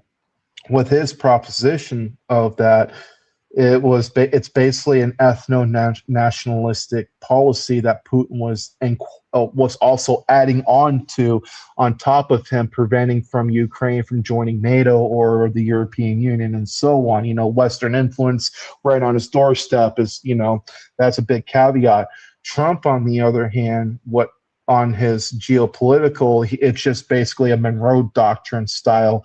And Monroe Doctrine is not an ethno-nationalistic policy. However, it's more a national policy because it ought to benefit America and its interests in this part of the world, So.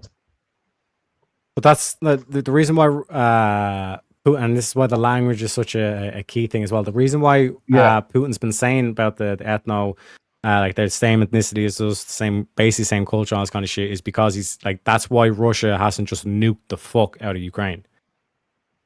They haven't used any nuclear warheads, all this kind of shit. No, he did use the ICBM to prove that it's like we can go intercontinental with our missiles. By the way, Mr. America, and then America hit back with like, if anyone was checking in on the Lockheed Martin, they've been kind of like spreading their videos and all this kind of shit. They have stuff now that apparently is unmanned kind of drone, but it's like the size of an F-16, but it can outmaneuver an F-16 because obviously it's unmanned. It's an unmanned pilot kind of thing. So in terms of like sophistication, in terms of warfare, like a lot of that is in terms of that. But getting back to the main point, if Russia just wanted to just conquer land, all this kind of shit, it just would have nuked Europe off the faces. One strike or one night, they would have sent out all these strikes across all these capitals in Europe and just nuked the cities, nuked the leadership, and then they would have went in. So then the question becomes, why hasn't Russia used nuclear weapons against Ukraine? Because we made it clear that if you're going to use them, we'll use them. It's a mutually assured destruction. Even with Biden, when they're like, even what was that fucking I forgot his name, not Millie, but the Lloyd, that one, I forgot his fucking name, Floyd, Lloyd, whatever, the black dude, the black general. He even said, when they're talking about saber rattling, that was the buzzword and basically Biden, even Biden said, we'll send one right to you right back, because now you're just endangering the Europeans, which is our allies, our allies through NATO. Like, we threaten them that if you use it, we will use nukes as well. Therefore, MAD, it's MAD, that acronym. I'm losing my brain power because it's been very beneficial. I like it, but I'm just getting tired, But yeah, we'll send them right to, and Putin can't control countries if everybody's dead, so he won't do it. It's a bluff. It's a fucking bluff, because he would have done it a long time ago by now, even before the Ukraine and Russia.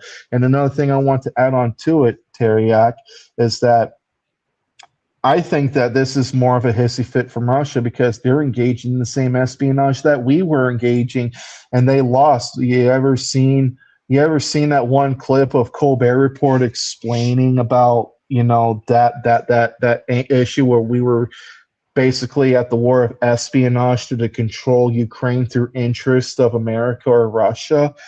Like, you ever seen that clip? He actually explains it beautifully. Well, I gotta start getting back on my job, and this has been fun. Teriak, I really enjoy this back and forth with you. I really appreciate you, and I appreciate your channel, dude. Like, thank you.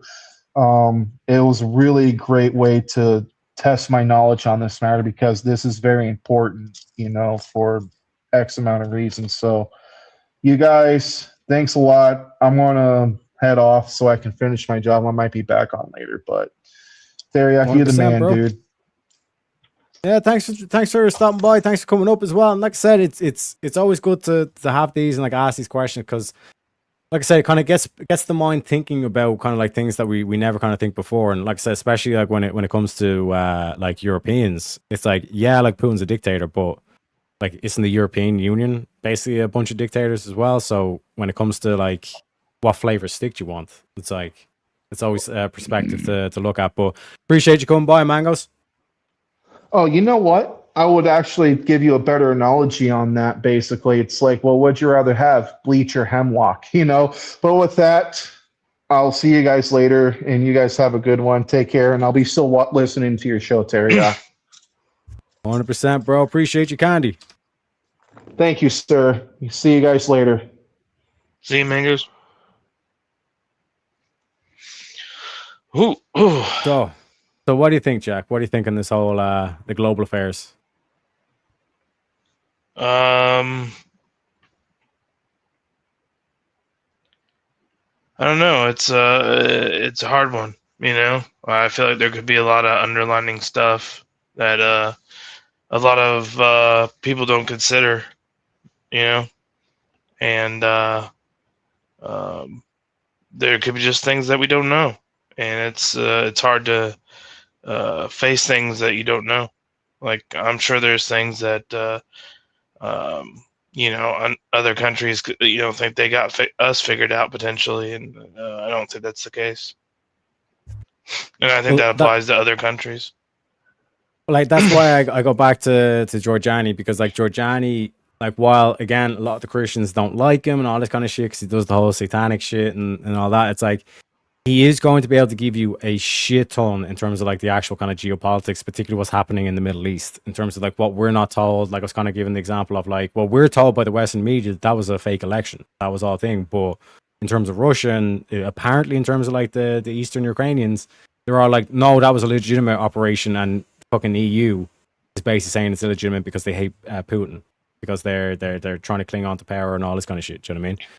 Yeah, I mean, there's definitely, like I said, that kind of plays into it as well. But just a lot of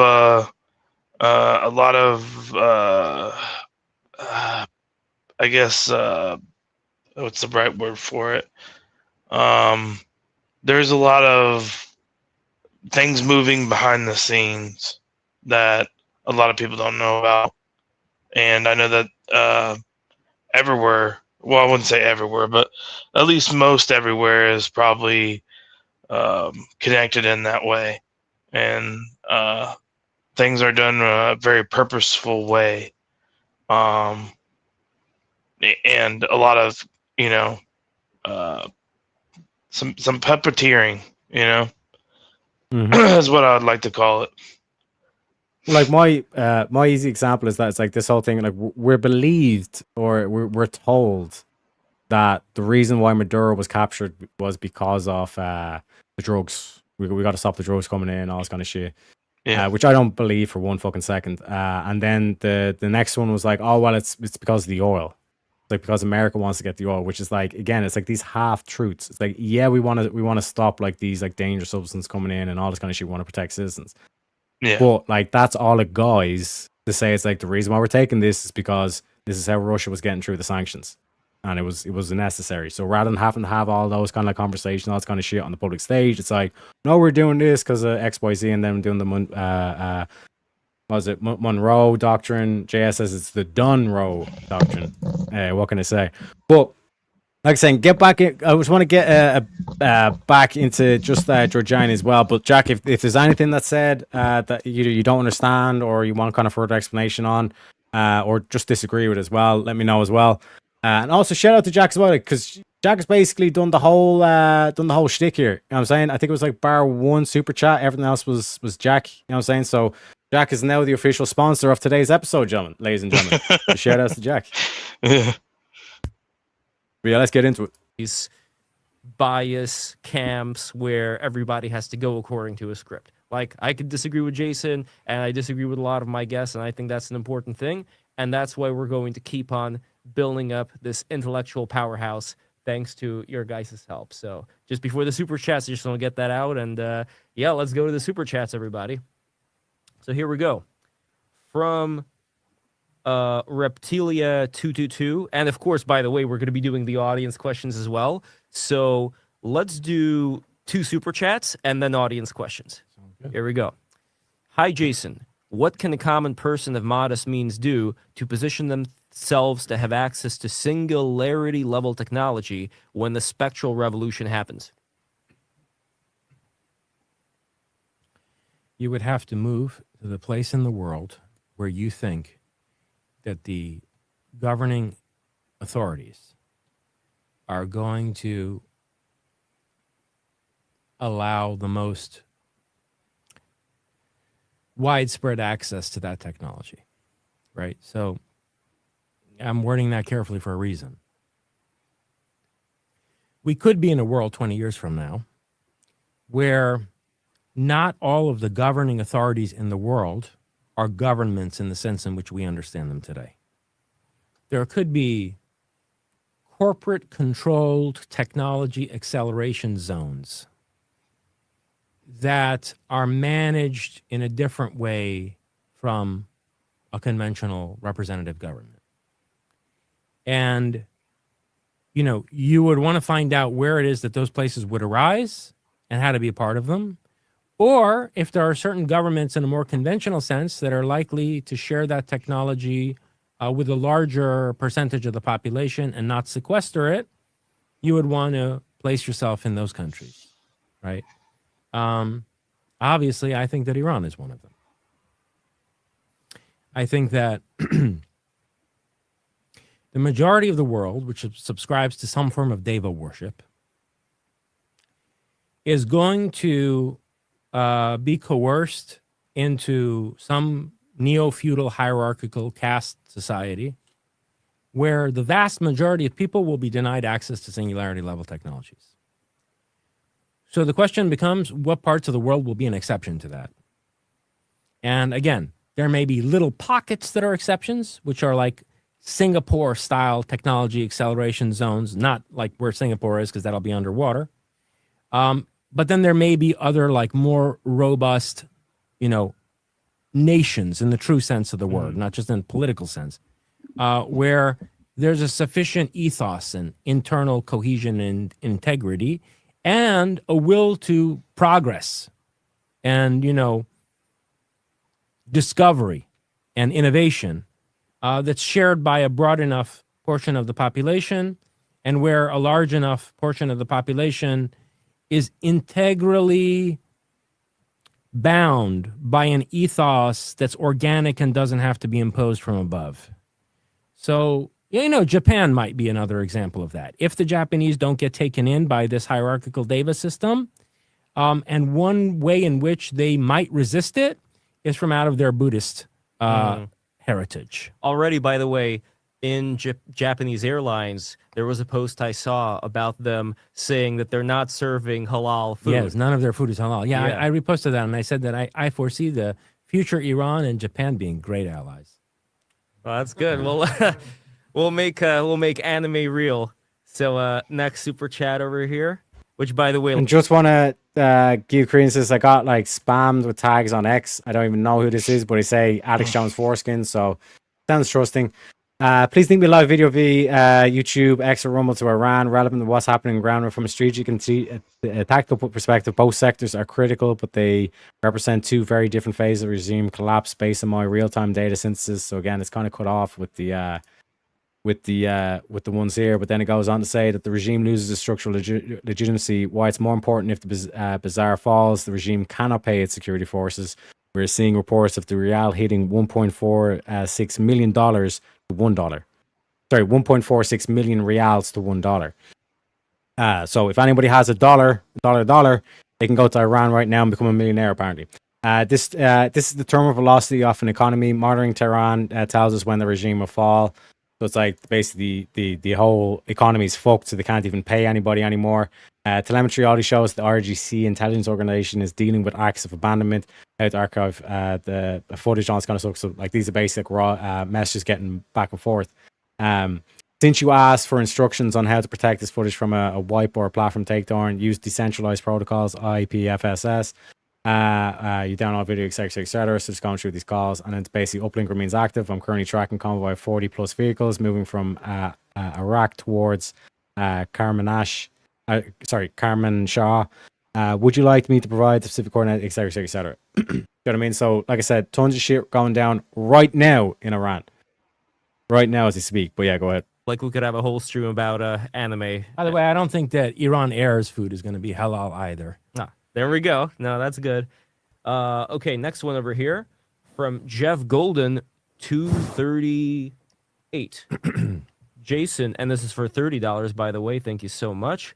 Jason, have you read the book The Bear, History of a Fallen King by Michael Pastore, or looked into the subject of ancient Ursus cults among Pi people, Proto-Indo-European people, more broadly? What significance do you grant them, if any? So I have not read the book that he mentions, but I have studied that subject, and I granted a tremendous amount of significance. The bear constellations, the Ursa Major and Ursa Minor, as they circle the pole over the course of the year, form the shape of the swastika. And this is one of the reasons why the swastika was such an important symbol to the Aryans, euphemistically referred to as the Indo-European people. And this is where a lot of people start getting sweaty, because we're talking about Aryans and all this kind of shit. But to put it in context, Aryan literally just means Indo-European when they're talking about Aryan. Like, you think of like Iranians call themselves Aryan in their native tongue, right? They call themselves Ardiana. You know what I mean? When you look at the Irish call themselves Erden. You know what I mean? So it's like Erden, Ardian, Aryan. See what I'm saying? So in terms of like the dialect going from like English to Persian to Irish, it's the same same concept essentially. You know what I mean? This is what, like, anytime he's talking about Aryan, this is what he means. Like the Proto-Indo-Europeans, like Indo-Europeans, is basically Aryan. That's why they call it Indo-European rather than Aryan now. And so the bear became an important astrological symbol for the Indo-European peoples. Because, as they call it in Iran, Ursa Major and Ursa Minor, the form of swastika, are the wheel of Mithra, or the handle of Mithra, where Mithra, when he ascends out above the terrestrial plane and grabs a hold of the celestial sphere to break the chains of fate over humanity, he grabs the celestial sphere by this wheel of Mithra, namely by the swastika. It's like one of these steering wheel, yeah, steering like in a submarine or whatever, Yeah. right? And so that's a very important symbol, and the bear was important in that regard. And then Artemis, the huntress, whose symbol is a swastika, because swastikas were used as good luck symbols, good fortune symbols in hunting, which is why, by the way, the chase bank, shasa, means the hunt. Their symbol is a swastika, stylized swastika, because swastikas were used for good fortune in hunting. And so Artemis, the huntress, is also associated with bears. Mm-hmm. And there are correlate deities to Artemis in other Indo-European cultures, like the Celtic culture, where, in the Celtic culture, their version of Artemis was called Artio. And she was depicted as shapeshifting between a bear and a person. Facts. Okay. So like, why is all this shit from like Persia, ancient Persia culture, being continued all the way over across to Ireland? Because it's the same peoples. It's the same motherfucking peoples. And to talk about, just to show like what Georgiani's talking about in terms of swastika, like that, like those collections of stars, as it goes through the year, it basically, the Big Dipper, they call it. Like this thing is basically, it forms a swastika in the sky throughout the course of the year. So that's why it's like the wheel of Mithra or the handle of Mithra, like they're talking about. Like that's why it's such big. It has like astrological importance essentially. Artio. Okay, so yeah, the bear is a very important Indo-European symbol. And now we're going to go to super chats from our lovely audience over here. So I got the microphone. Who wants to go first? Anybody? Okay, here we go. Come here. There you go, Mr. Mullen. Thank you. There we go. And now let me switch the view. 1 second. There we go. Should I be standing in a particular spot? Let me see. Yeah, keep going a little bit more here. And by the way, while this is happening, make sure to smash that like button, smash that subscribe button, stand in a little bit more over here so your neck is not cut off. A teensy more. There we go. The light is in your face, but it's okay. Let me just adjust one thing. This wire, it really shouldn't be here. There we go. Let me just bring it around town like that. God Hopefully damn it, it'll stay. Lev. Sort your There we fucking are. studio Okay, out, for okay, there fuck's we go. sake. Mr. Mullen, you are illuminated. You could go ahead, sir. Waiting. Oh, here we go. And so, Jason, I wanted to ask you about your UFO thesis, getting away from politics and euthanosis and all of that, because while I find it super fascinating, I think there's like a glaring hole. Where are the reptilians, man? I've only seen you comment about them as a speculation that they might have been some, earlier genetic experiment prior to humans, but that's all I've heard you say about it. I feel like I'm fairly familiar with your corpus at this point. Yet in ufology at large, they occupy a tremendously important spot. Like many, I would say probably, overall of ufology, they are like the top spot, like above even the Mantids and the Nordics. They dominate the DMT space. They are, reputedly shapeshifters that sometimes take the form of our, Nordics. And they're like the royal family, according to satanic ritual abuse survivors and stuff. So, what's the deal with the reptilians? I would really like to hear you go in depth as to what their role is in your whole thesis. Well, unfortunately, I have to confess to you, the reason that I don't talk about them very much is that I am one of them. So it's very impolitic, for me to give them too much attention. No, but that was a joke. That was a joke. Before anyone does, okay, Giorgiani has a sense of humor too, people. Okay. Read Closer Encounters. Okay, so in the section of Closer Encounters where I'm talking about, but for a brief second, a couple of you motherfuckers were like, "Oh, wait, he is the reptile people are real." Is that? Got you, motherfuckers. Okay. This is why you have to be very careful with Giorgiani. Giorgiani's like Nietzsche, or he's like Plato, because there's people saying that Nietzsche is an atheist, all this kind of bullshit, okay? Like with Giorgiani, he will engage with the UFO thing because there's a bigger objective at play. You know what I mean? So does he actually really believe in green alien men, all this kind of shit? No, probably not. But when you look at some of these UFO stories, the reason why it's important to look into them is because a lot of that shit could be explained with military ops and what the military are actually doing and all this kind of shit, because the whole UFO thing is a great way for someone to just dismiss them. Always a UFO kook. You know what I mean? Evidence for... and sorry, I forgot to keep including you into this, Jack. Any thoughts so far? Like anything like that? I guess it's just interesting in some of the ways he approaches stuff. I think it's good to have, like you said, an open mind and willing to, kind of be able to explain things, but also as well with just, have someone ask him a question like that, because, I would definitely be like, how would I approach that? Because it's definitely something that is not talked about very widely. And for good reason, because if it was, military operations, the military does not want the public discussion start all of a sudden start talking about military shit. But sometimes they also kind of like to use it with the I think it was in around the election, there was a lot of shit happening in New Jersey with all the UFOs, apparently UFOs sightings, all this kind of shit. And another interpretation to that could be, well, that's the American military kind of basically letting fucking Russia and China know, going, this is our technology, do not fuck with us. You know what I mean? That's another kind of aspect that gets played to it as well. Genetic modification of the human race, and how the Sumerian myths talk about the Anunnaki having experimented with a number of different slave races before they decided on a form that was very close to them, namely humanity. I advanced the speculation that, okay, now we need another important line of evidence here, and that's that I lay out the case at length in Closer Encounters that there was a human civilization on Mars about more than 100 million years before the present.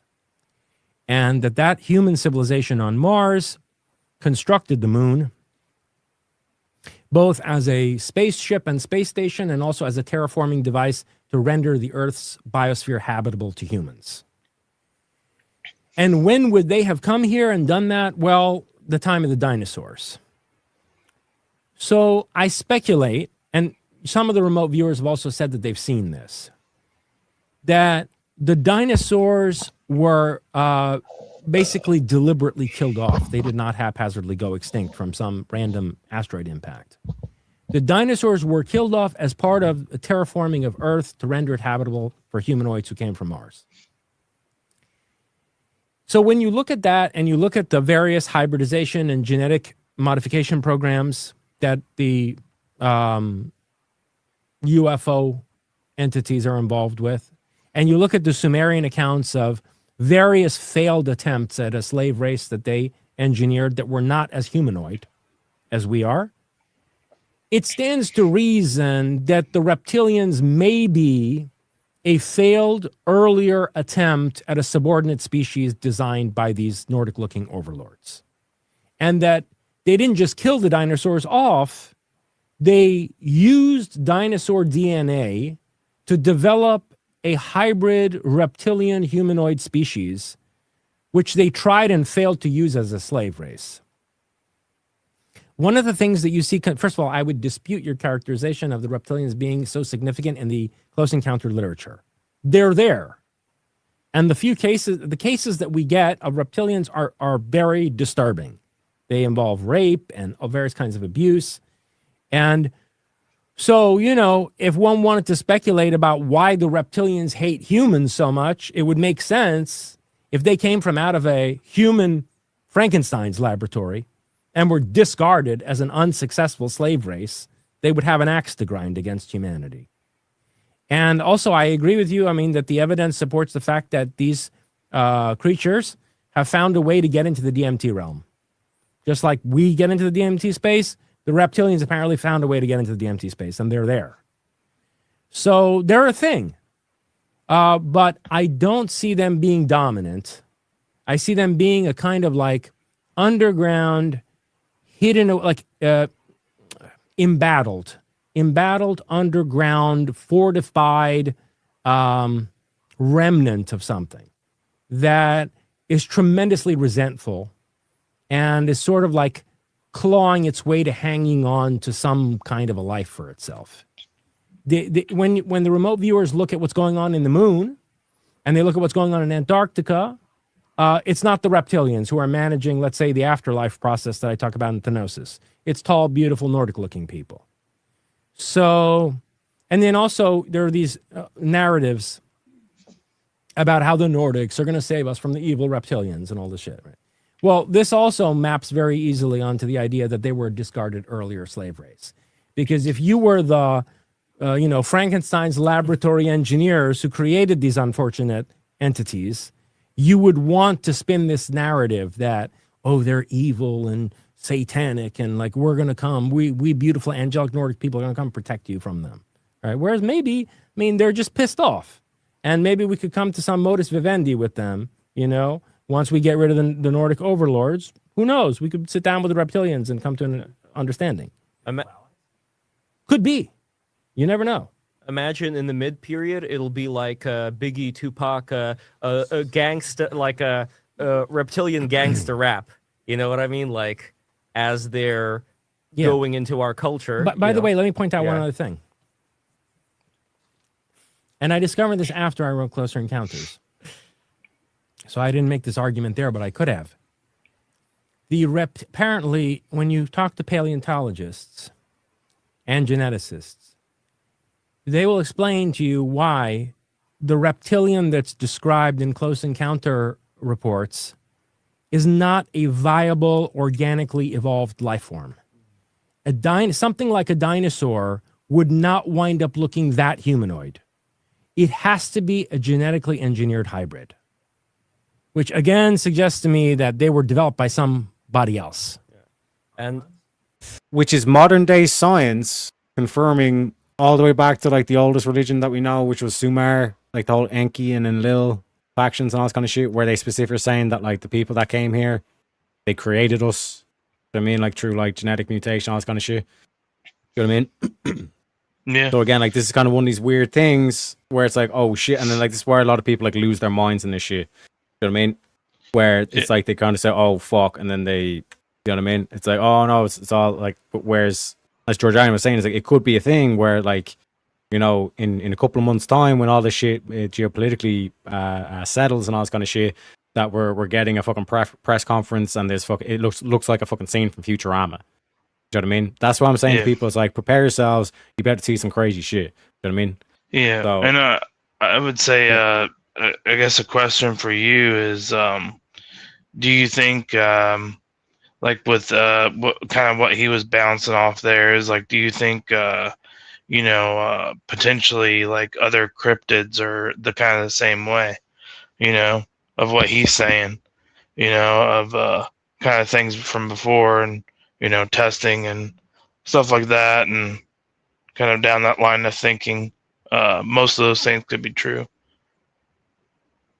well, yeah, like it's very jarring that like you have, like I said, like modern day science kind of confirming what is in a, you know, thousands of years old story kind of thing. Do you know what I mean?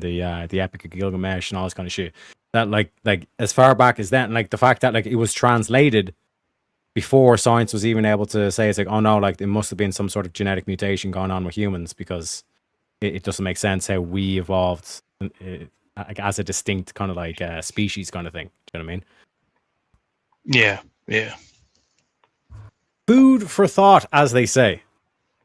Yeah. I don't think they're the Archons. I think. Yeah, go ahead.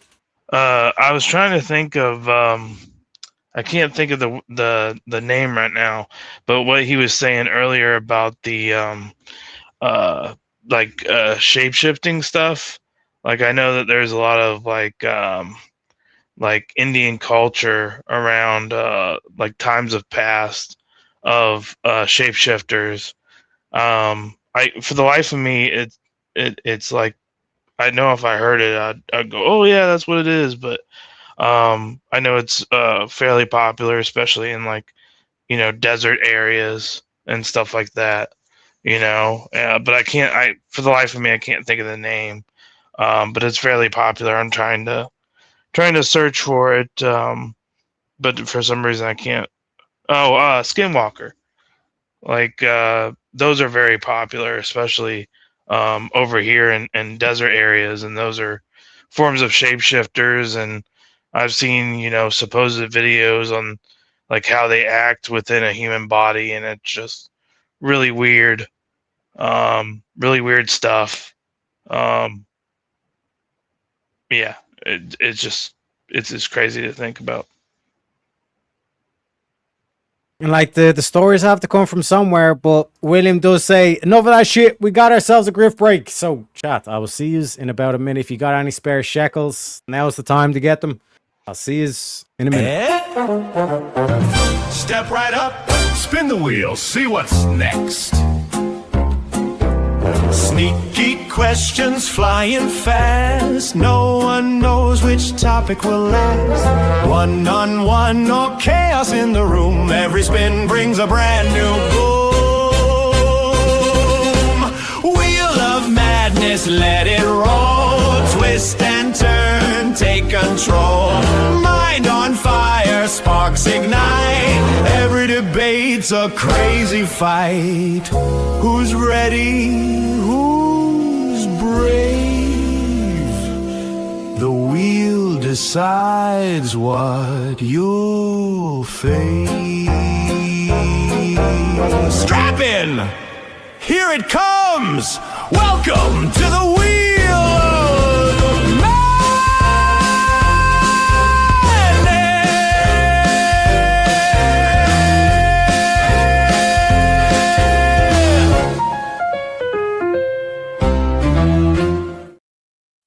Yeah, I need to get better with that music credit, William. But yeah, that's, again, shout out to Speakeasy, because not only for the song, but then also for, you know, the character and also the logo as well. Said teamwork making the dream work, baby. But yeah, let's get back into Georgiani, and this, like, we're talking about aliens, reptilians. What the fuck is going on, boys? Get all the evidence. Yeah, by the Archons, exactly. Developed and then discarded by the Archons. Yeah.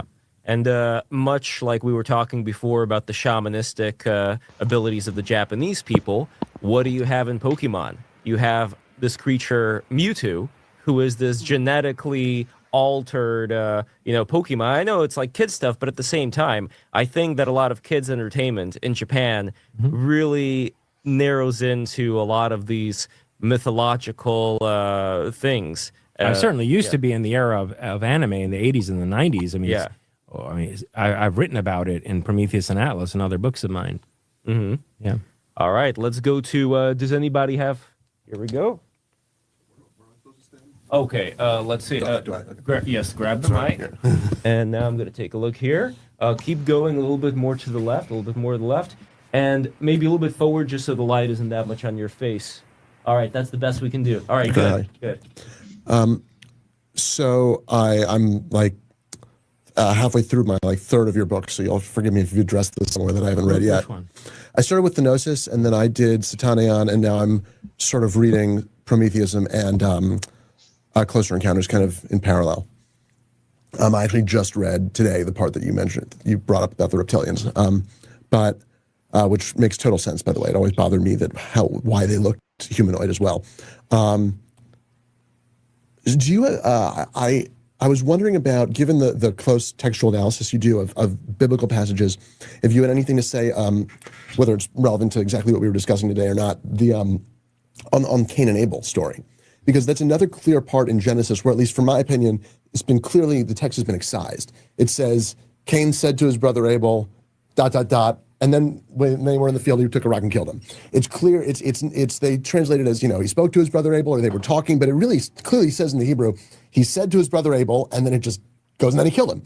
So is there maybe something there as with your knowledge of comparative religion? Well, there were romantic poets and writers of the 18th century, like in the era of Byron, who made a lot out of Lord the Byron, symbol of Cain, as a representative of the Luciferian. There's a mark. Yeah, and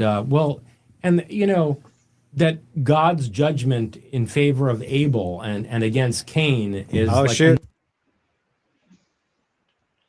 Yes. I just wanted to say thanks for having me up. It was a pleasure today, as always. And that was the best money I've ever spent in my life. Man, appreciate you, bro. Yeah, if anybody wasn't here earlier, Terry X sang out some lyrics. So go back and check it out. And yeah, thanks for having me up, and I'll probably be here to watch you tomorrow for WoW. Hell yeah, boys. To anyone that don't know, we're going to be playing a bit of World of Warcraft. We're going to be getting up the shenanigans, some paladin shenanigans, as they say. And again, thank you very much, Jack, for the donations and also for coming up as well. Like I said, it's teamwork making the dream work, baby. Yeah. Thank you. 100%. And like I said, I'll give you a clip. A good day to you. All right, Fez. I said kiss my ass. Good day to you, sir. I said good day. See you. Take it easy, Jack. Another example of the injustice of Yahweh. And also, Cain's descendants are some of the first to make weapons and things. So I wonder if there's a polemical aspect with regard to some of this conflict. And this connects it exactly to what I was about to say, which is that it's another example of what we see with Genesis 6 on the Book of Enoch, where in the Book of Enoch, among the things we're told that the rebel angels teach humanity before Yahweh decides to wipe this super civilization off the face of the earth in Noah's flood is the development of weaponry so that humanity can resist the Elohim. And so that... This is one thing that always, it didn't make sense to me. Like, why would they not include Book of Enoch? Because in Genesis 6, it directly... where is it? Genesis 6... Okay, I spelled it wrong. Yeah. So it's like when humans began to increase in number on the earth and daughters were born to them, the sons of God saw the daughters of humans were beautiful, and they married of them, and they chose. The Lord said, my spirit will not contend with humans forever, for they are mortal. Their days will be 120 years. The Nephilim were on the earth in those days, and also afterwards when the sons of God went to the daughters of the humans. and had children by them. They were the heroes of old, men of renown. This is like Genesis 6 directly referring to Enoch. I mean, the Lord saw how great the wickedness of the human race had become on earth, and that every inclination of the thoughts of the human heart was only evil all the time. The Lord regretted that he had made human beings on the earth, and his heart was deeply troubled. The Lord said, I will wipe them from the face of the, I will wipe from the face of the earth the human race I've created, and with them, with the animals, the birds, the creatures that move along the ground, for I regret that I've made them. But Noah found favors in the eyes of the Lord. So it's like this whole thing of like the Nephilim were on the earth of those days. But here's the thing, right? When you look at the book of Enoch, right, the whole thing is that it's like they taught them forbidden knowledge. That the Nephilim or the angels or whatever basically taught them how to like build like metalwork, to do metallurgy, make breastplates and all this kind of like armor, make weapons, like cutting up the roots. So it's like you have your herbology and your alchemy and all this kind of stuff going on. This was all considered forbidden knowledge, right? And a part of that was the astrology, that you weren't supposed to teach these people about astrology either. But Enoch later in the book is literally like goes out of his way to explain what the calendar is. So he's giving you like that forbidden knowledge. So I'm like, there's just so much here there's so much meat to this bone, because like firstly, like it's getting mentioned in the actual like canon Bible, like this non-canonical story. But then, like I said, when you look at the non-canonical story itself, it contains this contradiction almost. You know what I mean? To which what Jason's trying to point to was like, this to him would indicate that it's been altered. And this is what the dude was saying as well. The dude asking the question. Oh, one sec. That connects it directly to the Cain story. Right. It means that whoever interpolated that part into the Cain story. The dude that's talking to Jason Georgiani at the moment, saying that he can read Hebrew, and he's saying when you look at the original scroll, or I think it was a scroll, it basically says like Cain said to Abel, and then it goes ... Then Cain killed Abel. So like they don't even have that segment in there. So why are they not including the segment? That gets into the like that's the counter question. And also William saying the setup they had was weird. Yeah, bro. Like I'm pretty sure this is like Lev's apartment that he's like converted into a studio kind of thing. But it is a bit whack in terms of like what you're seeing in terms of the audience, all this kind of shit. But it is what it is. Or it is what it is. Possibly you took out the yes. And so what you're suggesting, I think very rightly, is that there could be a Cain and Abel story equivalent to the Book of Enoch. That there's some missing text, which in case of Genesis 6 we found in the Ethiopian. Ethiopian Judaism, we found that, and we may yet find it. I'll tell you where it is. You know where it is? It's in the fucking Vatican Library is where it is. Probably, yeah. Thank you. Now we're going to go to more super chats over here. Once again, to super chats, and that gives you guys the opportunity to think of another question here. Now, this next person, I think you had certain interactions with him before, not of a pleasant variety, but he seems to ask in good faith. His name is Iran Talk. I don't know if you've heard of Iran Talk. Oh, don't take his question. No? All right, there we go. Look, I proposed, and, anyway. Did that guy actually try to pay you money? Yeah, he paid me 20. Well, he can shove it up his ass. Next question. Okay. Look, what are you going to do? Next question. Хозяин барин, that's a Russian expression. Anyway. Okay. Machik, 57, $20. Lev, you are a lucky man to know JRJ in person. Grateful for your channel. Успехов с Новым годом. Thank you very much. That was a Russian success for New Year. Well, thank you very much, Machika57. I appreciate that. And once again, if you guys want to support the show, patreon.com/breaktherules. Become a patron today. Anyway, next one over here, we have Lady Ariana. Greetings, Dr. Georgiani. Why do you think Pahlavi hasn't met Trump yet? And do you know someone who could set up a meeting between them? Ariana. So 3 days ago, the news that was being reported was, Trump basically straight up said this on Air Force One, that he did not think it was appropriate for him to meet with Reza Pahlavi in the guise of President of the United States which we all found horrendously insulting in the Iranian opposition, and very reminiscent of how he snubbed Machado as potential leader of Venezuela because, she was awarded the Nobel Prize that he wanted. Right? And also, she's a nice person, which you were saying before he doesn't like. Exactly. And then, he corrected himself when Machado decided she's going to share the Nobel Prize with Trump. And Yeah, Halfo, this is not live. I don't know when this was recorded exactly, but there's been past couple of it's at least a couple of days, I think. You know what I mean? And like I said, there's a lot of shit going down right now in Iran and on X and all this kind of shit as well. That it's going to be a big one. You know what I mean? so now he's going to actually meet with her. Okay. So Trump, I don't know, I don't want to speculate what caused the change of mind, but Laura Loomer is reporting that now a meeting has finally been set up between Trump and Reza Pahlavi at Mar-a-Lago on Tuesday. Will be tomorrow, right? We'll see if that actually takes place. I don't envy the Crown Prince's position because, frankly, to go into a meeting with Donald Trump after he said that he's going to...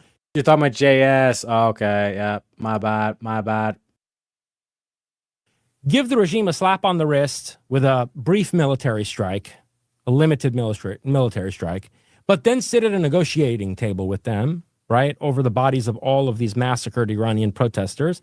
I don't envy the Crown Prince going into a meeting like that. Frankly, if I were him, and this is why I'm not him, I wouldn't take the meeting from the side of Reza Pahlavi. I would not sit with somebody who was even considering negotiating with the Islamic Republic.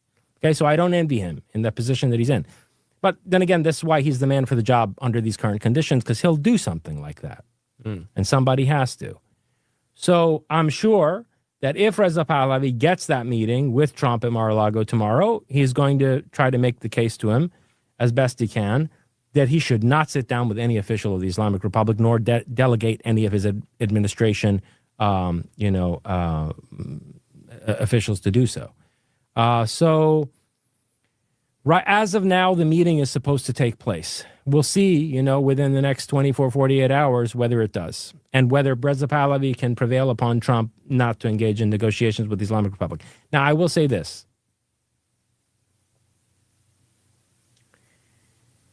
Again, I'm a person who was the harshest critic of Reza Pahlavi in the entire Iranian opposition a number of years ago because, a number of us thought that he was not patriotic enough and that his policies were not ultimately in the long-term national interest of Iran. That having been said, as I explained, under the current conditions, he's emerged as the most practical representative of the Iranian people, both domestically and in the international community. If Donald Trump and his team, Vance and so forth, make a deal with the Islamic Republic, and they artificially inject another 3 years of life into this regime. So that, let's say, instead of by the way, before Trump said that he would make a deal with this regime, I would have given this regime another 6 weeks. Another 6 weeks. That's it. That's how close to collapse it is. It's very significant that the anniversary of the founding of the Islamic Republic is on February 11th. And usually they like to hold huge street demonstrations celebrating the Islamic Republic. So if February 11th were to come around and they have still completely lost control of the streets and there are mass demonstrations against them, that basically is the point past which they cannot recover, okay? So I would have said you had 6 weeks left. Now, if they make a deal with the Islamic Republic and artificially inject another, let's say, 3 years of life into this regime, one thing I can tell you, and I'm going to get a lot of flack for this, is that Reza Pahlavi won't be leading Iran anymore. Reza Pahlavi can lead Iran if there's a transition now, or in the next 6 months, or in the next 9 months. If this regime survives this current revolution, and this is crushed somehow with the facilitation and collaboration of the United States government, the next leadership of a national revolution in Iran will be far more radical than Reza Pahlavi. He will be sidelined. He will not be the one determining the future of Iran if the regime changes in 2029 or 2032. And by radical, you don't mean authoritarian, totalitarian. I think it will be authoritarian insofar as it will have an absolutely non-negotiable will to crush Islam. It will be authoritarian in terms of resolving any issues of Iran's strategic national interest economically. Like, let me give you a couple of examples. Sure. And these are some of the reasons why the Western intelligence agencies are nervous. There's a place in the... Well, one thing, like, I would say on top of that as well, and again, shout out to Shiva. Panel's still open if anyone wants to hop aboard and all this, all that. But like Vince saying, Trump is making a deal, parlaying that deal into the next again until the past deal, which is surrender or die. Trump is using one deal and parlaying that into the next, surrender or die. Right. So like this whole thing is that, like, if the United States is to do anything to support the regime in Iran, the only conclusion you can have is that they're more than happy to have some sort of theocracy, or what could be adapted into a Western form of technocracy or any of that. Like, they want that to happen. You know what I mean? And if that is the case, then it's effective. Yeah, like the whole like deep state and all this kind of shit, National Socialism. Like that's basically what's going to happen. And anybody who's going to try and resist that, just bear in mind what they've done to Maduro. You know what I mean? If that is the case. But if this is all just, subterfuge to put key pieces in place, like for example, like how they've moved a vast number of military planes, helicopters, all this kind of stuff. Same type of aircraft that was used for Maduro. They've moved all that into Iraq. If all this stuff that Trump is doing and saying about like trying to strike a deal with the regime, with the current regime and all that stuff, if that's all for play and that's just a guise so they can get their guys into the right place, so then they can do their operation, then that changes it completely. But we won't know until that actually happens. Also, shout out William, thank you very much. So yeah, put this down to an hour because we're in the final third of the show. We're in the last leg, folks. We're in the last leg. You know what I'm saying? And massive shout outs as well, like for hitting the goal of 50. That's what we got to put up to a hundo. You know what I'm saying? We have Shiva saying, I just had an interesting experience. I forgot where I lived. I had to look at my address on the letter. I've been forgetting words as well. The FND is kind of kicking my ass at the moment. What's FND? FND. What is FND? Functional neurological disorder condition where a brain body have trouble sending receiving thing causing their weakness, tremor, seizures, or thing, but without structural brain damage like software thing. Mix of neuro trigger. Yeah, okay. Okay. Yeah, I'd say fucking make sure you're keeping yourself safe, Shiva. You know what I'm saying? And if it persists, I'd say maybe like go see a doctor or some shit. You know what I mean? Yeah. Oh, it's a software issue. Fuck. Yeah.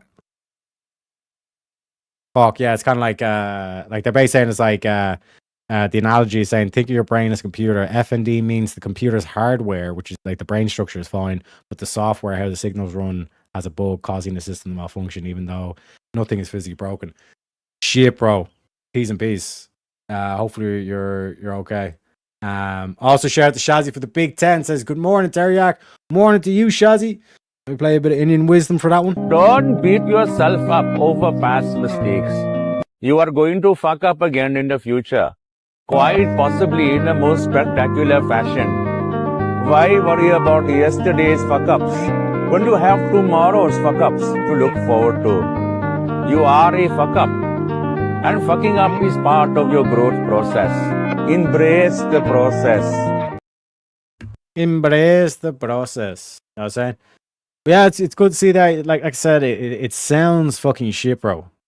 Because like I said, like anything that's like a software issue, not a hardware, those are fucking nightmares, man. So again, You need any if you need anyone to talk to on stuff, just reach out. More than welcome.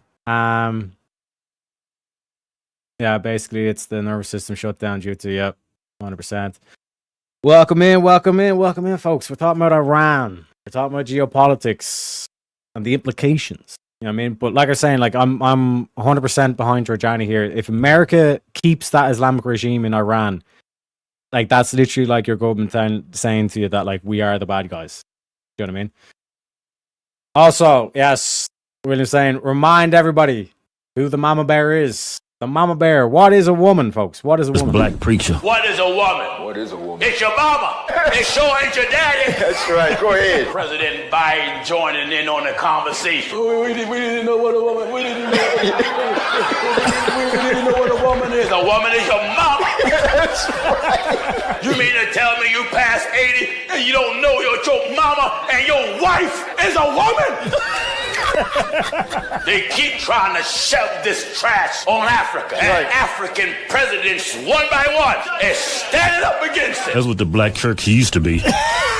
These niggas done went woke over here. Gender and sex are synonymous, always have been. But they say this new gender identity. But then they conflate gender identity with gender. They say your genitals don't determine your sex, your gender. So why are you chopping your dick off? If this determines your woman, why are you chopping your cock off? Just call it a vagina. You're calling yourself a woman.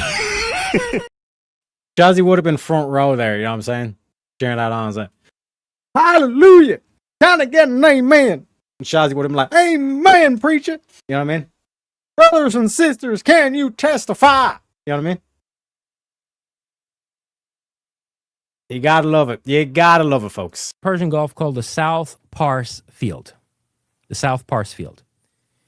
Where beginning in the late 1990s, early 2000s or so, the Emir of Qatar, Al Thani, built an oil and gas extraction infrastructure, which is basically stealing Iranian energy resources from out of the South Pars Field. It's siphoning them off toward Qatar. And this is how Qatar became a wealthy country, by stealing Iranian energy resources from the South Pars Field. Then in the UAE, the Islamic Republic allows Qatar to get away with this. Yeah. Why? Because Qatar helps fund Hamas. Yeah. And various radical Islamic causes. And also bribes all our politicians here. And Al Jazeera is based there. And so it was useful for the Islamic Republic to collaborate with the Qatari Sultanate to basically, achieve its aims in terms of radical Islamic force projection. It is what it is. We got William saying, I can totally picture you doing that. What can I say? And we got Mangoes back in action. What's the crack, Mangoes? No, I'm about to be done with my job. I'm about to be off. I'm actually in a good mood. And what this guy's saying, I actually agree with him. Sounds like he's on point. That's the thing about Giorgiani. Like he says a lot of inflammatory shit, but that's why I say it's like you have to be able to engage with like people that like you might not agree with 100%. Do you know what I mean? Because like the expertise or the knowledge they may have in particular fields, particularly in terms of like the Iran and what actually goes on in the likes of Iran, Qatar, Saudi Arabia, all this kind of shit. It's important to hear them out because it does, or it can at least explain a lot of the stuff that like we don't seemingly have to have we don't have an explanation for, or at least our media or elites don't seem to have answers for.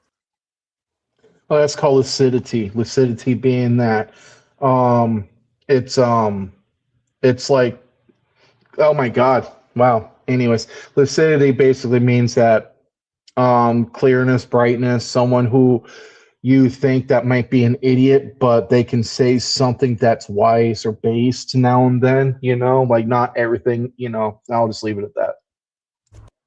Yeah, 100%. But let's see what else he's got to say, particularly against like this Qatar money and all this kind of shit. Because we always hear about the APAC, but what about the Islamic money coming in? And they did that at the expense of the Iranian nation. Okay.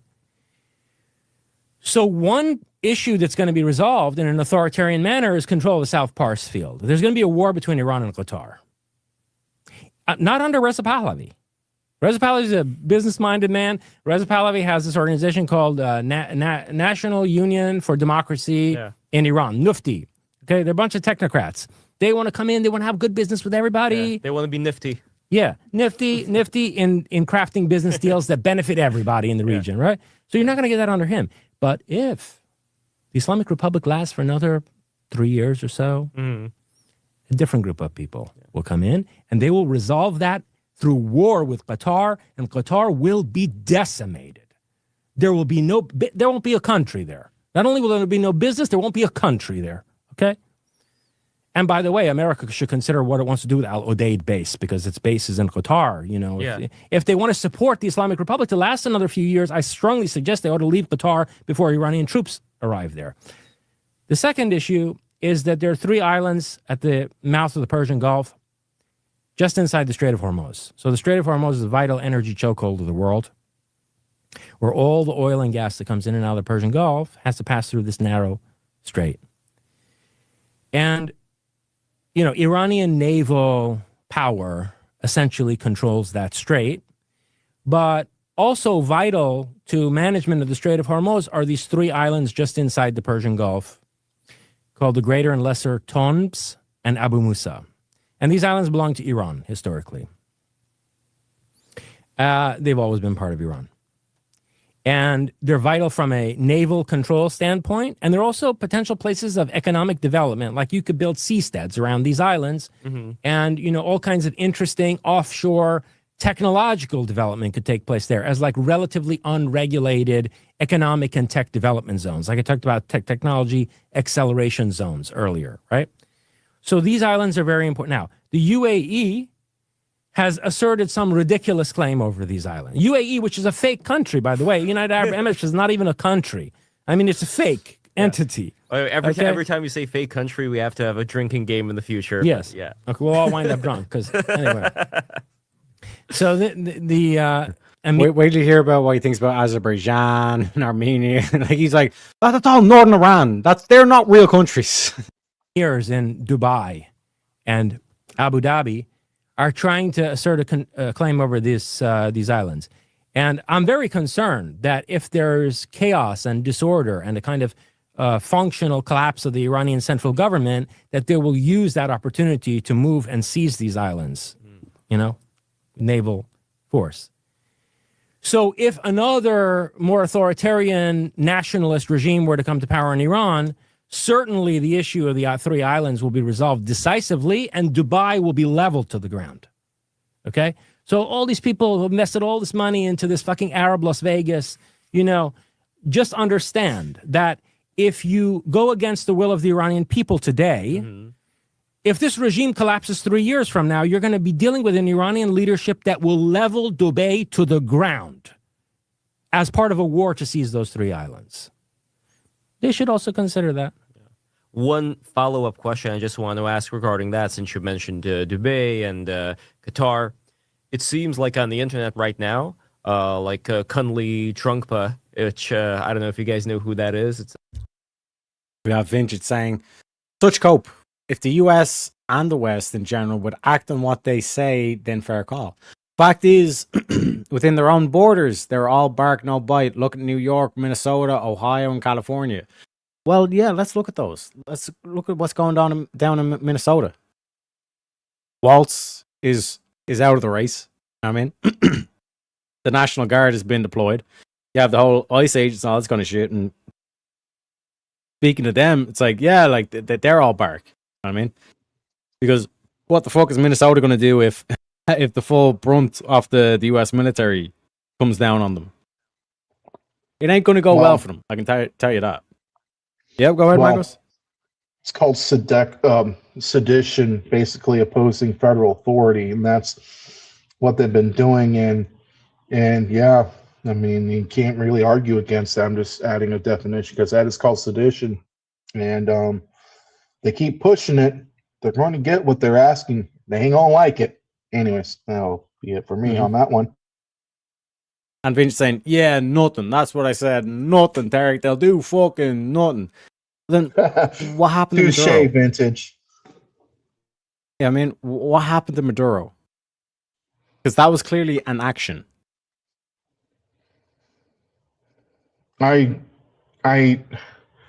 maybe it's like the dumbbell rule. There's only so much you can do, with the resources that you have. I mean, like maybe it's not the dumb, but it's like there's only so much you can do with what you got, and you can't, and there's only a limited amount of progress that you can sustain from the actions, I mean,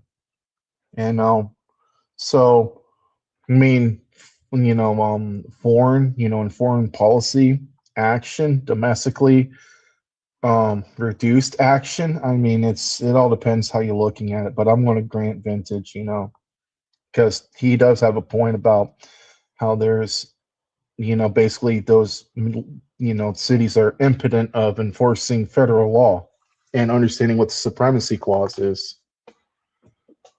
Mm-hmm. But in terms of like Vintage's point, it was like, Waltz is here, he's resigning, but like the extremists are running wild in the streets. This is what I'm saying. There's two ways to look at Iran. It's either America wants to keep the Islamic Republic of Iran in place, which means like even Trump and the American deep state and all stuff, they're more than happy to keep this Islamic extremism coming into Europe, coming into Australia, coming into America. Or this is Donald Trump saying, I'm cutting the head off the snake. I'm going directly to Iran where all this extremism is emanated from, and I'm overthrowing the government. You know what I mean? That's what I'm saying. Like, we don't know yet. We have to wait and see what way the things shake out, but it could go either way here. It'll definitely be in the best interest to get that Islamic regime out of there because of the fact of what they've been doing by funding proxy groups to attack our allies. Like look what Israel. They were willing to shoot off missiles over Jordan. They're not really a strong, stout ally of Israel or America, but they're more on friendly terms, right? And Iran was just willing to shoot missiles over Jordan to strike Israel. That's a great example of why it'll be a really bad idea to have that same regime in power, because once the dust settle, it's business right back to usual, to attack. And speaking of which, we got to get backstage. Let me introduce What's him. going on? I'm just waiting for a mate. Is that why your car's all smashed up and you're up on the grass at the moment, or what? Yeah. Yeah, just waiting for mine. Hey, Welcome brothers. in, Vintage. What's happening? Can you hear me okay? Yeah. You hear me How's all right? All right. Yeah. Cool. How's my favorite Yeah, non-American doing? Yeah. My favorite non-American. Oh, man. My favorite American quite a compliment. non-American. I thought your favorite non-American to be Kieran, my dad, you got to respect your elders, so I got to always give props to Kieran. Yeah, well, how can he be a dad when he's gay? That doesn't make any sense. It was a failed surrogacy. You need to go back to some of the VKs and that's the actual true law. I was a product of a failed surrogacy. Yeah, not gonna lie. I just wanted to jump on. I just wanted to jump on. I was literally going to go to bed, and then I've just been listening in. I commented a bit, and I thought it'd be really quick just to make this really brief point. Is that what I was meaning before? Is you look at like Minnesota, or you look at most of the Trump administration from the beginning of his second term, and he won the popular vote, got mass appeal, mass support, and said we're going to do this, we're going to do A, B, C, D, E, and he's done like probably maybe 10% of what he said, and the rest is obfuscation and other diversions. And the people are like, oh, look at what he's doing. Look what he's doing. Like you look at like Minnesota currently. It's like, oh, look at what he's doing. He's putting troops on the street. And, there are people and, there's police guarding the streets. They're literally like standing there with their riot shields and batons and helmets and watching the citizens loot the absolute bejesus out of that city with virtually zero consequence. Maybe one or two get roughed up, maybe even arrested out of thousands. And that's been the same song and dance for the United States. I would even argue before the Trump administration, the second Trump administration, there needs to be some sort of consequence to authority and to doing the wrong thing. Just in general, you don't even need to be in government. The whole premise of life should be, if you do something wrong, you pay a consequence. Now, if you don't pay a consequence, what do? You learn, oh, there is no consequence, or it's a slap on the wrist. I don't really give a shit. So you do the same thing again, or what actually more likely happens is you do something more. You go to the more extreme. This is what's happening across the United States. I would even argue the West to a degree. That is why I'm calling it now. The Democrats are going to completely overrun the Republicans in the midterms, because people have had enough. They're all bark no bite. Now, prove me wrong, Republicans. If you really want to keep power, if you really want something to happen, you want to keep your supporter base, you need to act on what you say, right or wrong. I don't agree with everything that they do, but if you really want to keep power, keep your word. And right now they're not. Yeah, so I'm not really sure what the critique is. Like, you're saying that like Trump is not doing what he said he was going to do, but then like you're kind of saying he's all bark no bite, but then it's like theater. What he's doing right now is theater. Right. So in terms of like the Maduro, was that theater? So that's a diversion. And again, from my comment earlier, which you might have missed in the chat, is that he was voted in on securing his own country and making his own people stronger and his country stronger. Getting calling out a bus driver from a third world country, how does that help the fraud in Minnesota? How does that help? How does that help? The fires going on in California. Are we being good faith here by saying like getting a bus driver from a third world country and like do you really think that like Maduro is just a bus driver? No, I was giving him a bit of an insult, granted, but yeah. But my point being is that how does the reason you could how does Maduro? So there's all this stuff going on in Minnesota, for example. Nick Shirley brought it up. He's exposed it. There's like $9 billion worth of fraud. Some people argue the number. Let's even just say 1 billion. Let's even say 10 million. How does going and capturing Maduro solve that issue? Yeah, so like follow up to that question too. Trying to look at it from a direct one-to-one, like they're unrelated events apparently. Absolutely, and that leads to my follow-up question: is why can't he do both at once? No. What I'm saying is, what I'm pointing towards is like apparently it appears like this is all just kind of like random shit, and it's all different. And then he's talking about like Greenland and Canada and all this kind of shit. It's like, what's going on here? I don't think what he does is random. I don't think what he's doing is random at all. And it's an argument I've had with people that I disagree with politically, is that they just go, Trump's an idiot. Trump doesn't know what he's doing. He's a psycho. He's this and that. What I would do personally is I would give my opponent or rival at least a credit for intelligence. Whether you like him or not, you could think the guy's the most immoral piece of garbage on earth, but you don't get to the presidency of the United States or even let's say even take Tim Walz, for example. You don't get to that level of power by just being a pure like town drunk idiot, and the point is that you've got to kick these people out. You've got to do something now that they've done the wrong thing, and they're not. So how are you going to fix all of this? How are you going to fix the fraud in Minnesota, for example? What do you mean they're not? Like you're saying they're not doing anything, but it's like they're not doing enough. No, they're not doing enough. Okay, so what would you do different? Yeah, and they're not doing enough, which goes back to my point that it's theater to a degree. So but let's what I'm asking is like take you're saying, Minnesota. One second. You're saying they're not doing enough. So then, like, what would they need to do extra in order to quote unquote do enough? Cool. So let's take the Minnesota situation, for example. There's clearly fraud going on there. There's a stupid amount of money that's being wasted. It's been a complete inside job. Everyone knows that. I mean, the Leering Center, I mean, what more do you need? Like, it's just crazy shit. And what happened out of all of that? Who went to jail? Who was actually penalized for it? Like, as in the people that were organizing it and behind the whole thing. What happened? Like, are you expecting like the results to happen instantaneously? Like this is what I'm saying. Like the No, investigation. no, is no, no, pending. not instantaneously. But what happened to Tim Waltz, for example? Did Tim Waltz go to jail? Was he charged with fraud?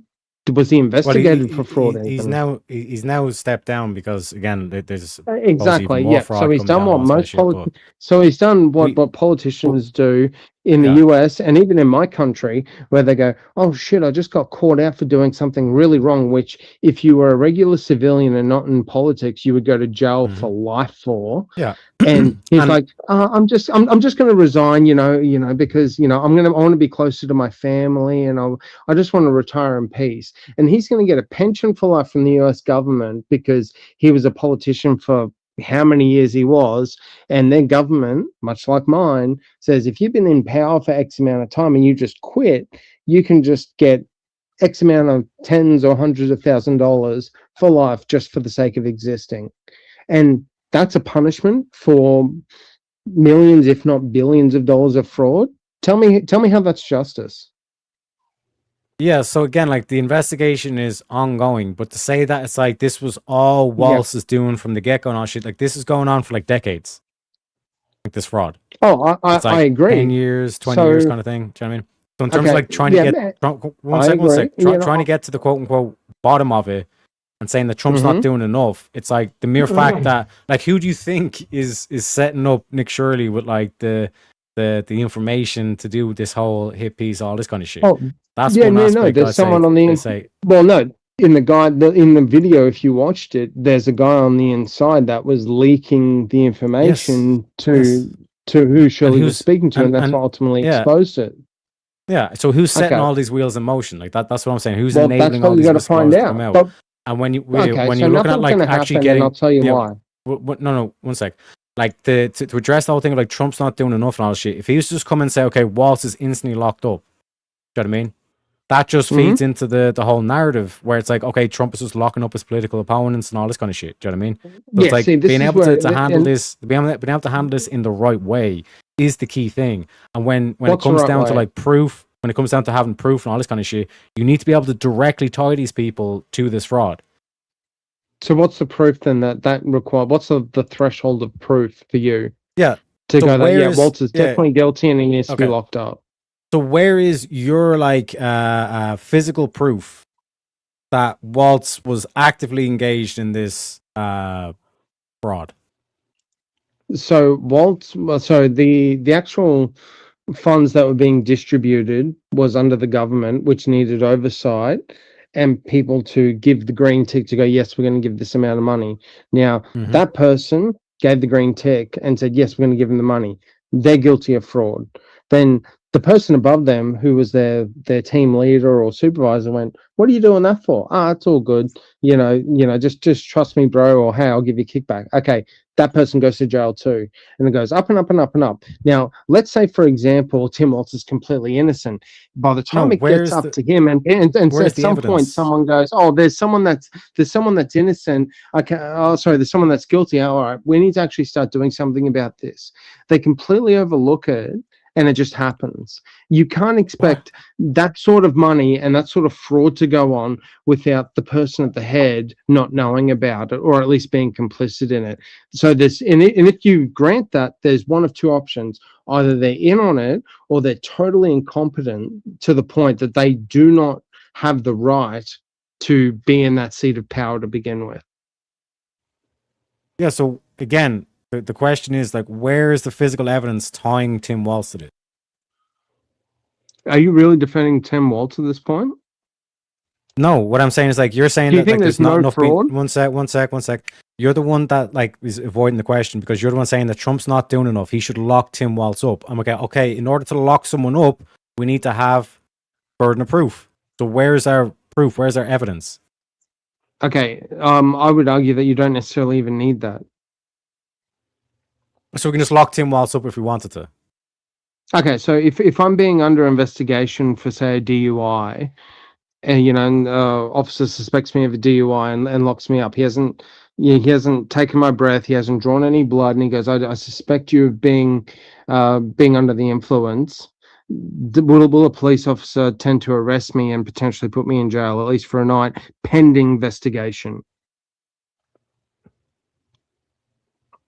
Oh, That's like a in yes, terms by of the way. detaining and arresting are two different things. Yeah, I understand that. Yeah. Yeah, yeah. So my point being is that you should at least detain or do something about it to be like, hey, listen, we're looking at you. You need to fucking Yeah, come clean and tell me 100%. something about and, it. And what happens Now, then, if Vintage, yeah, is you detain them, so and then the Democrats have this big publicity campaign they can now do and say Trump is a dictator, he's locking up his political opponents, etc., etc., and you have yeah, this whole thing. yeah. And who won the popular vote, by the way, between the Democrats and Republicans? How is that relevant? Republicans. Because the mandate of that vote that just happened, granted, was based on immigration to a degree, but also to the fact that the people have absolutely had enough of just shit going on in their country virtually unchecked. Yes, but the I solution honestly to that is not believe, to just start randomly locking people up or detaining people. The well, solution it's to getting that to is that dig up point. the evidence, put it right in front, and have a whole fucking Yeah. media campaign around it, exposing exactly what they done. By the way, No, what's getting I'll to the just, point. I yeah, just want I'm to prefacing interject this real I'm- quick. Sorry, go on. Go for it. No, I was just Well, about to what's say, getting I'm to- prefacing my argument between, I'm prefacing this argument on the point that things are not happening. There's a lot of diversion. There's, oh, we'll do this, we'll look into that. Oh, how much, what's the burden of evidence, blah, blah, blah. It's getting to a point now that people are getting so fed up. It will turn to tyranny. It will turn to authority, to just being, yeah, just lock them up. Who gives a shit? Because it's getting to that extreme because people are getting, they're just losing patience. Oh, Now, no, I'm no, not it's much suggesting worse. that it should. Yes, but one sec, Yeah, one no, sec, I just well, wanna no, point I'm this out, being one sec, generous in and I this. will I'm being let this generous in go. this. I will let you go, Mangos. I just want to point out, but you see the way how we've changed to Trump not doing enough with people getting basically people getting too tired. We're getting sick of this shit. Do you know what I Yeah, mean? which Not that is, Trump's not yeah, doing they're enough, getting it's that too people are tired getting- because he's not doing enough. They're getting tired because he's not doing enough. Well, what we have William coming in saying that he wants a forced grift break. There's not enough donations coming in. But I want you to hold this in your minds. Like Trump not doing enough versus people getting restless kind of thing. Because those are two completely different things. I mean, because people can get restless despite the fact that Trump is doing enough, etc., etc. But I'll see you in a bit. We're going on a grift break, boys. We need some donations. Let's get the donations rolling. Step right up, spin the wheel, see what's next. Sneaky questions flying fast. No one knows which topic will last. One-on-one or chaos in the room. Every spin brings a brand new boom. Wheel of madness, let it roll. Twist and turn, take control. Mind on fire, sparks ignite. Every debate's a crazy fight. Who's ready? Who's brave? The wheel decides what you'll face. Strap in! Here it comes! Welcome to the wheel of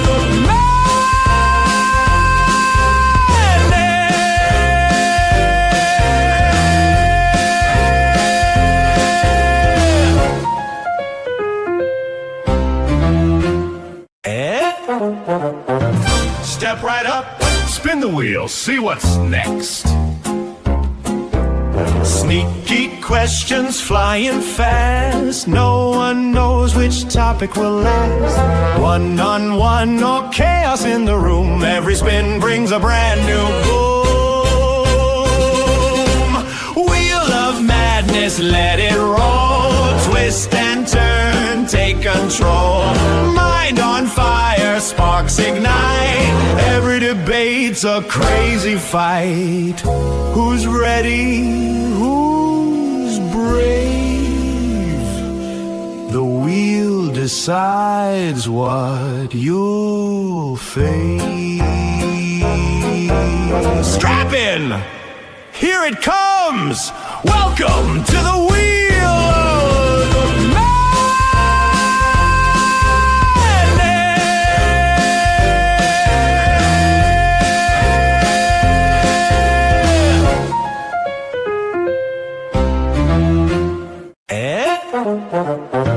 Step right up, spin Spin the wheel, see what's next. Sneaky questions flying fast. No one knows which topic will last. One-on-one or chaos in the room. Every spin brings a brand new boom. Wheel of madness, let it roll. Twist and turn, take control. Mind on fire, sparks ignite.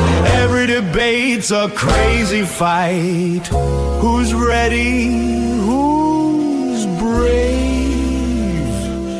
The wheel decides what you'll face. Strap in! Here it comes! Welcome to the wheel of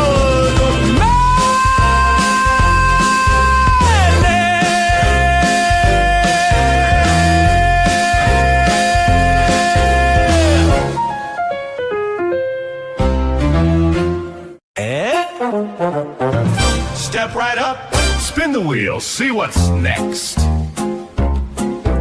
Sneaky questions flying fast. No one knows which topic will last. One-on-one or chaos in the room. Every spin brings a brand new boom. Wheel of madness, let it roll. Twist and turn, take control.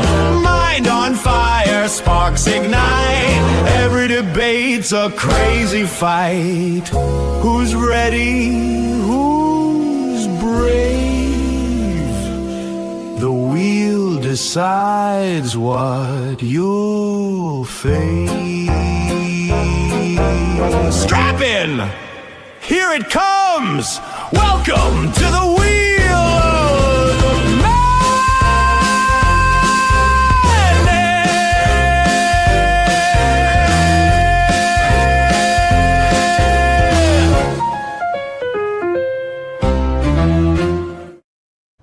And we're back, vintage as well, back. Welcome back. We're only one away from the donor goal as well. Massive shout out to you all. Thank you very kindly for the donations. 1 sec, just to run through these. I need to get a quicker scroller. We got Shazzy with the 2 bucks saying, Trump not God, lol, you're expecting too much for the big 2. Again, that's pounds, not dollars, you know what I'm saying? Also, Belinda saying, all that distracts for the 2 Canadians. And we got Shazzy again for the £2 saying, at the end of the day, Trump's just a man of power. You know what I mean? And it goes back to this key thing that like Finch is pointing out. It's like we just need something to be done because we need something on that. But like my counter is that it's like, yeah, but if we just lock Waltz up with no evidence, they're just going to do the exact same thing to us. It's like, oh, we're all Nazis, so we have to kill them. You know what I mean? Pending investigation. I do want to say something like what Vintage, I don't disagree with you, but it's going to get much worse because now you have people who are, pro-Trump are okay with federal agents shooting a United States citizen, fleeing United States citizen. And that just right like there is a canary in the coal mine. Someone shooting someone on a campus in the neck. Well, we'll say what? I said that's exactly the same stance Democrats took about someone getting shot in the neck in a college campus. I'm not saying it's right. That's an argument we can parse out another time, but that's going to suck up a lot. Yeah. Oh no, I'm like at its base level, it's tit for tat at this point. That's the way it is in the US. But yeah, the point and I want to say this because I said this before that. Like at some point, it's going to be very subtle. It's going to be very slow, but you're going to see right wingers become radical here in America. Here, as the time to come. And I've been saying it, and it's starting to happen slowly, and they're not realizing it. They hate hearing it. Do you think that's do you think it's similar to how the Democrats rose in probably the last 10 years? Do you think it's cyclical? Yes, because when you hear the speech of Vivek Ramaswamy on that what was it called? It was like for Turning Point USA, and it's like a conservative, it's like a rally, I forgot the name of it. They just had it recently a few months ago.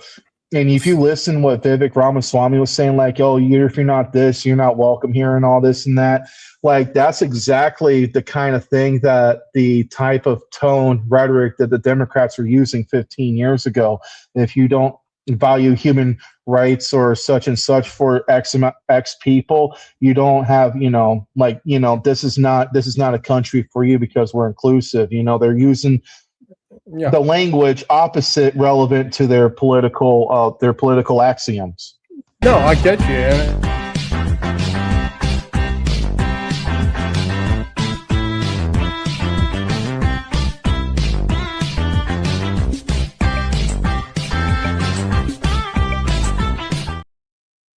That's what I was saying. We're only one donation away. And we had Belinda with the 2 Canadians, says Salt Bay with the confetti, and Shazzy with the goal. Thank you very kindly, ladies.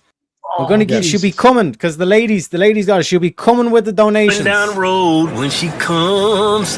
She be coming down road when she comes. She be coming down road. She be coming down road. She be coming down road when she comes. God damn, man, I ought to start my own country music album. Man, what you talking about, man? Coming down the road.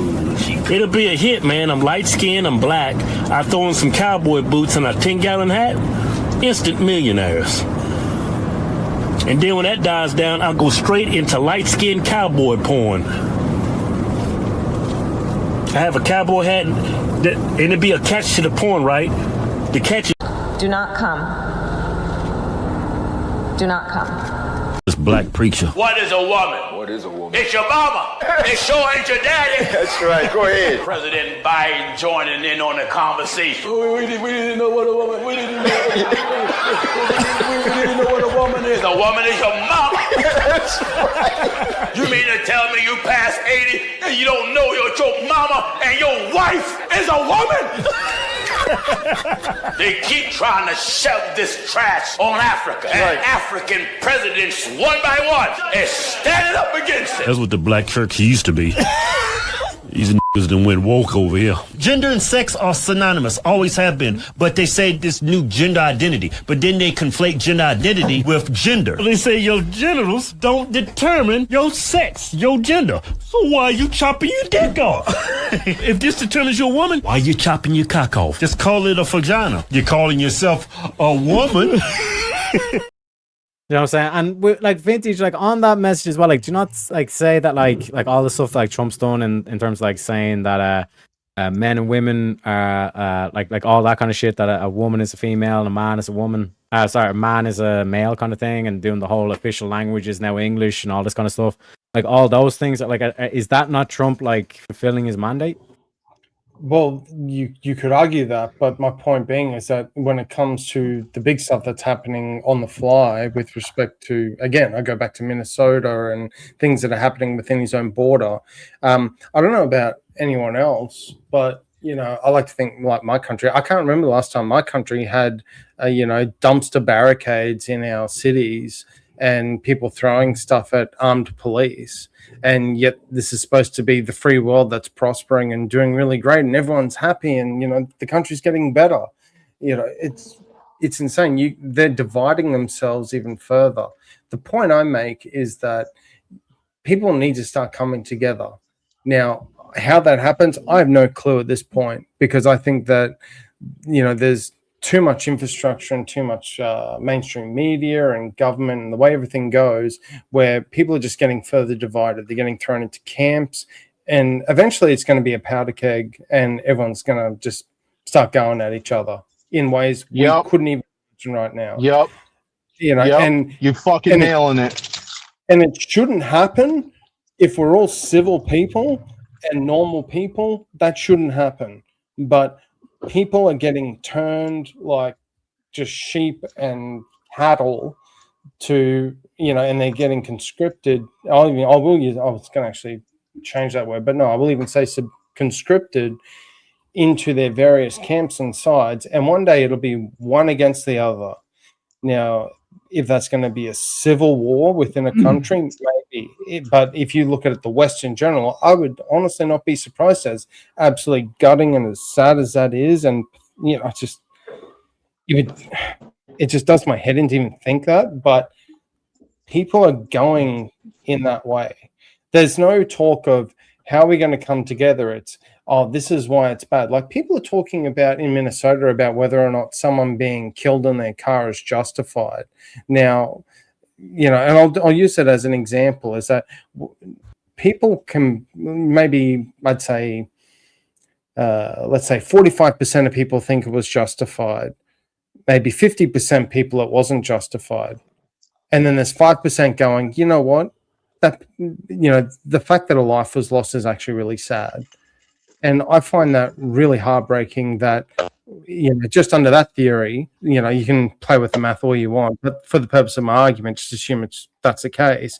The fact that 5% of people think that, hey, someone, you know, not coming out of this alive is really sad.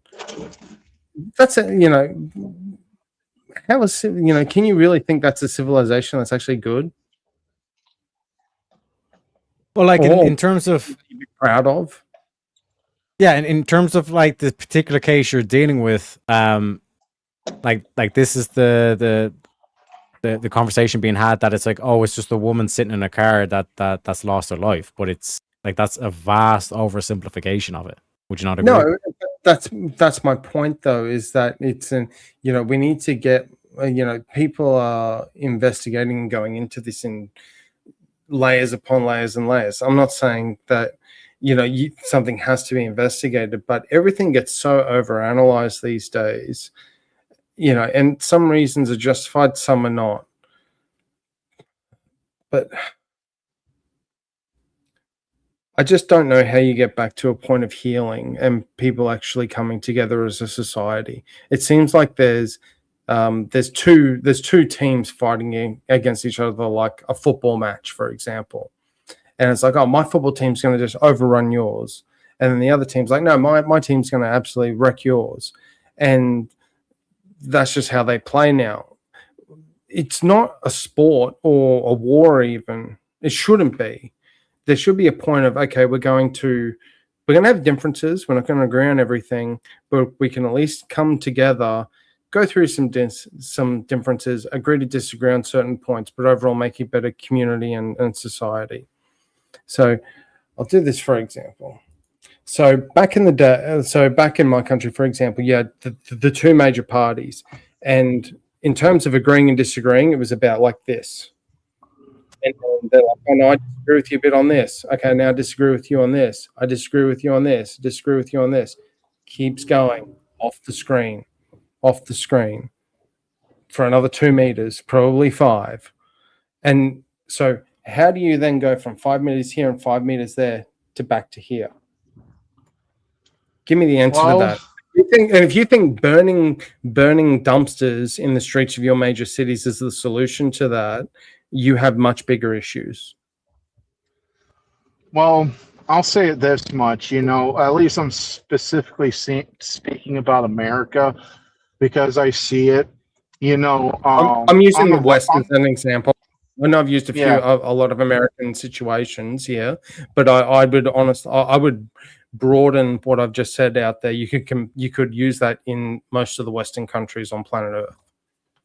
Well, when it comes to sociology specifically, I want to directly reference here in America because this is where my black pill nature will come in. This is the reason why I keep saying that we have to go through the flames of chaos to find tomorrow's You just made my peace. point. You just made my point. Yeah. No, I'm not arguing against you. I'm actually adding on because I agree now. I know you're not arguing, but I'm just pointing out you've made my point. And one of the key indications is when both sides are not willing to hear the truths at the very, you know, like for the left, there is some truths that they say, but mainly it's just bullshit that they say. But because they put themselves in a position where people don't take them seriously, they don't get to, you know, have the moment that, hey, they were right actually about this one particular situation. On the right, you're having somewhere of a similar nature, but the more of it is that they're contradicting themselves more so and so on, you know, and it's getting to the point like for an example, with conservatives, when they talk about history, which they actually have a better grounds of history than the lefties here, But when you say that there's institutions of slavery at the beginning of the country, they're going to deny that through and through, which is actually documented that, like in our Constitution, we reference slavery by the 3/5 compromise in the House of Representatives of Article 1. And they don't want to acknowledge that, or other states that actually induct slavery as their institution in the South. They refuse to acknowledge some certain truths by the right wing, and I don't like that. But the point being is that both sides are getting to the point now where the truth is not, if it's against their narrative, the truth is not the truth anymore. And that's where, and the right is now starting to enter that domain. Again, subtly and slowly, but they are surely getting to that point now where both sides are definitely at the impasse, And honestly, it's just basically the status quo. Mango. Yeah. Mangos, are you able to do anything about your mic? Because it's like clipping in and out. Yeah, and you're all this shit. roboting a lot. Yeah, there was a lot of robot there, but I think I heard what he said. It's similar. Fuck, I'll just mute myself. All right, sorry about that, guys. No, you're good. Yeah, cool. You can type in chat though as well, Mangos. But yeah, go ahead, Vintage. Yeah. What I was going to actually put forth just a hypothetical scenario. I'm just keen to see what Mangos thought of it, because I'm guessing he's American based on the accent. Is that so I'm going to give you a scenario. The Republicans are going to lose the midterms, and probably very badly. In 2028, a Democrat will assume the presidency. And then the Republicans, as a result, will look at it and go, we are not in power anymore. What are we going to do about it? And they're going to look at what happened in the last 4 years and go, oh, the Democrats and the left were burning cities and, doing dumpster barricades and protesting violently and shooting people. Maybe we should do that too, because if it worked for them, it will work for us. And the difference is that when it comes to who owns more weapons between Republican and Democrats, it's not even a close call. The Republicans have more. How is that going to end up? Can can people look at that many steps ahead? Are they capable of foreseeing that as a potential, or are they just head in the sand going, nah, man, it's not going to happen? Okay, why is it not going to happen? Because reasons. Okay, cool. Let's see how that works out. And then in 4 years, there's burning streets and God knows what else. And even if I'm half right about, let's say half of that comes to pass, or even a quarter of it comes to pass, how is it a good thing? Is there not a better alternative? It seems like what you're saying is that, like, if things get bad, things will get bad. And like, I don't think anyone's like disagreeing with this. No. I'm actually going further. I'm saying things are getting bad and they're getting worse, and they're getting worse, and they're getting worse to a point where there's going to be a point of no return. And that point of no return, I don't think people either believe exists to begin with, or just refuse to acknowledge because it's easier to go, no, it's never going to happen. It's a code. Yeah, so like to tie it in, it's like there's multiple things that we can list through that. It's like, this is quote unquote progress. This is like Trump getting shit done based on the mandate he wanted. Like Trump's mandate wasn't that we're going to solve the Minnesota fraud. You know what I mean? Well, he didn't know the Minnesota fraud was happening when he assumed the presidency. Exactly. Do you know what I mean? And that's why it's like investigation. Like that's what leads to all this kind of shit. But he like had this Doge. all kind of Yeah, but this all stemmed from Doge, which was him doing his mandate. Do you know what I mean? So he had Doge, and the point of Doge was to weed out fraud and waste and corruption. Mm-hmm. And then it got enough time in the news cycle, and all of a sudden Elon went, I'm going to go back to Tesla now, and it stopped. What? And then all of a sudden we uncover $9 billion potential of fraud in Minnesota. And what's happening now? Is Doge in Minnesota right now sorting this out? Yeah, so like, how did that get uncovered if The it was answer is not no. Doge? Like, The answer is no. How is the answer no? I'm telling you, like that's what Doge is doing. No. Doge didn't uncover Minnesota. Nick Shirley did. Nick Shirley doesn't work for Doge. Okay. So like, does he? Tell me if I'm wrong. Was he contracted? Or maybe Okay, I'm wrong. yeah, You know, yeah, maybe so- I'm just so, dumb as shit yeah, and he's okay. got a contract I'm unaware of. But So I don't think he has a in terms contract of the with the government. He's a YouTuber. in terms of the calm down, Vince. Okay, like what I'm pointing to is like there's multiple things here that we're saying like this is Trump actually getting shit done, which would counter this whole thing of things are getting worse. Correct? Are you talking net worse or just okay? There's one or two things happening. Is there ever a thing of taking one step forward and two steps back? You ever seen that happen? You know, I'm literally just like pointing that like things are getting better. That's not an answer. So Have you ever seen someone take one step forward and two steps back? Do you agree or disagree with that? I disagree that there's a net positive happening right now in the United States because they're literally taking one step forward and two steps back. They're allowing people in their country, just by what you're seeing on the news and whatnot, and other sources online, where their cities are literally getting set on fire and people are suffering and starving and hungry, and their debt is astronomical. Well, and then no, they go, no. and then all of a sudden it's like, oh, we captured Manduro. We just bombed I'm not letting Iran. you do that, Vintage. You can There's let me people- do that, and I just did it. No. I People just are did not it. You're not going to let me starving. do it. I just People- did it. Okay. Let me show you how. People how I aren't can starving. prove- Okay, how much is spent on sec, SNAP benefits in the one United sec, States? 1 sec. How much is spent on I SNAP can benefits prove. in the United I States? can prove that you're talking complete and utter horseshit right now because to Okay, make cool. the Tell me claim how that much you people. spend on One SNAP sec. in the One sec. United Okay, 1 sec. I'm going to put everyone down. Okay. To prove that you're talking complete horseshit right now, Vintage, there's no one starving to death in America. They have an obesity crisis. Come on.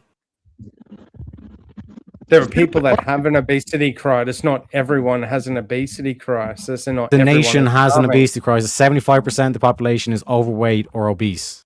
All 75%. right, so there's no starving people in America. Not one. Yeah. There are. Okay, so that's what I said.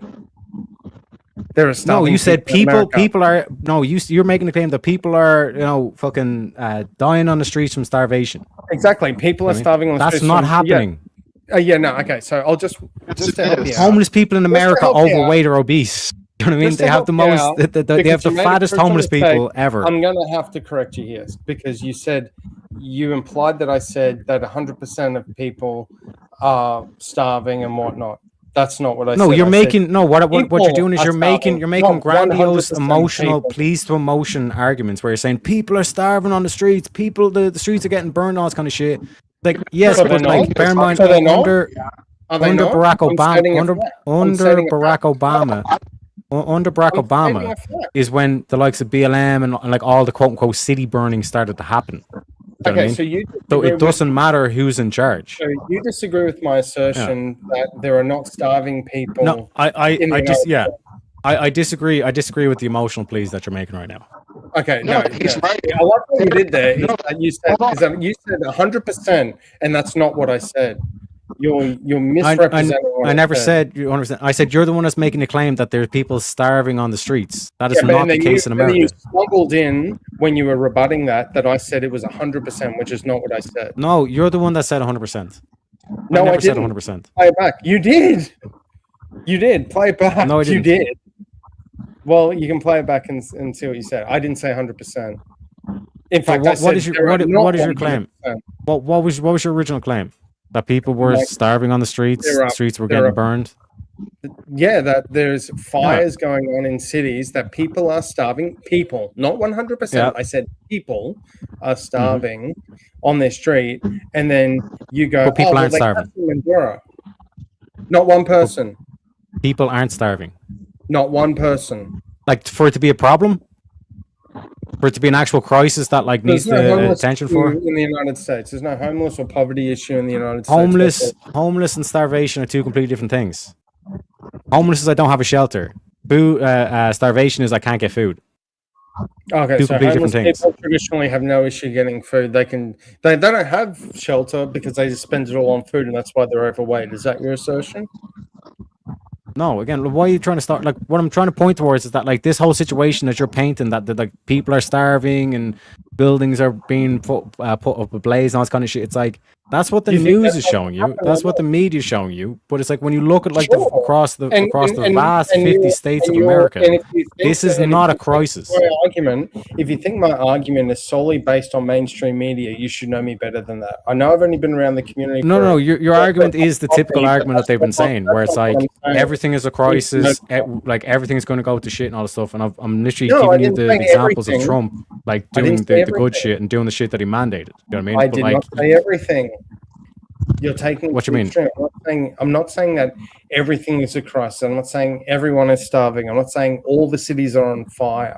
I'm saying that it is still happening, and the fact that it's happening, even You're a making the small claim. bit, is wrong and shouldn't happen. I did not say 100%. I didn't even say the majority. I'm not even at 50%.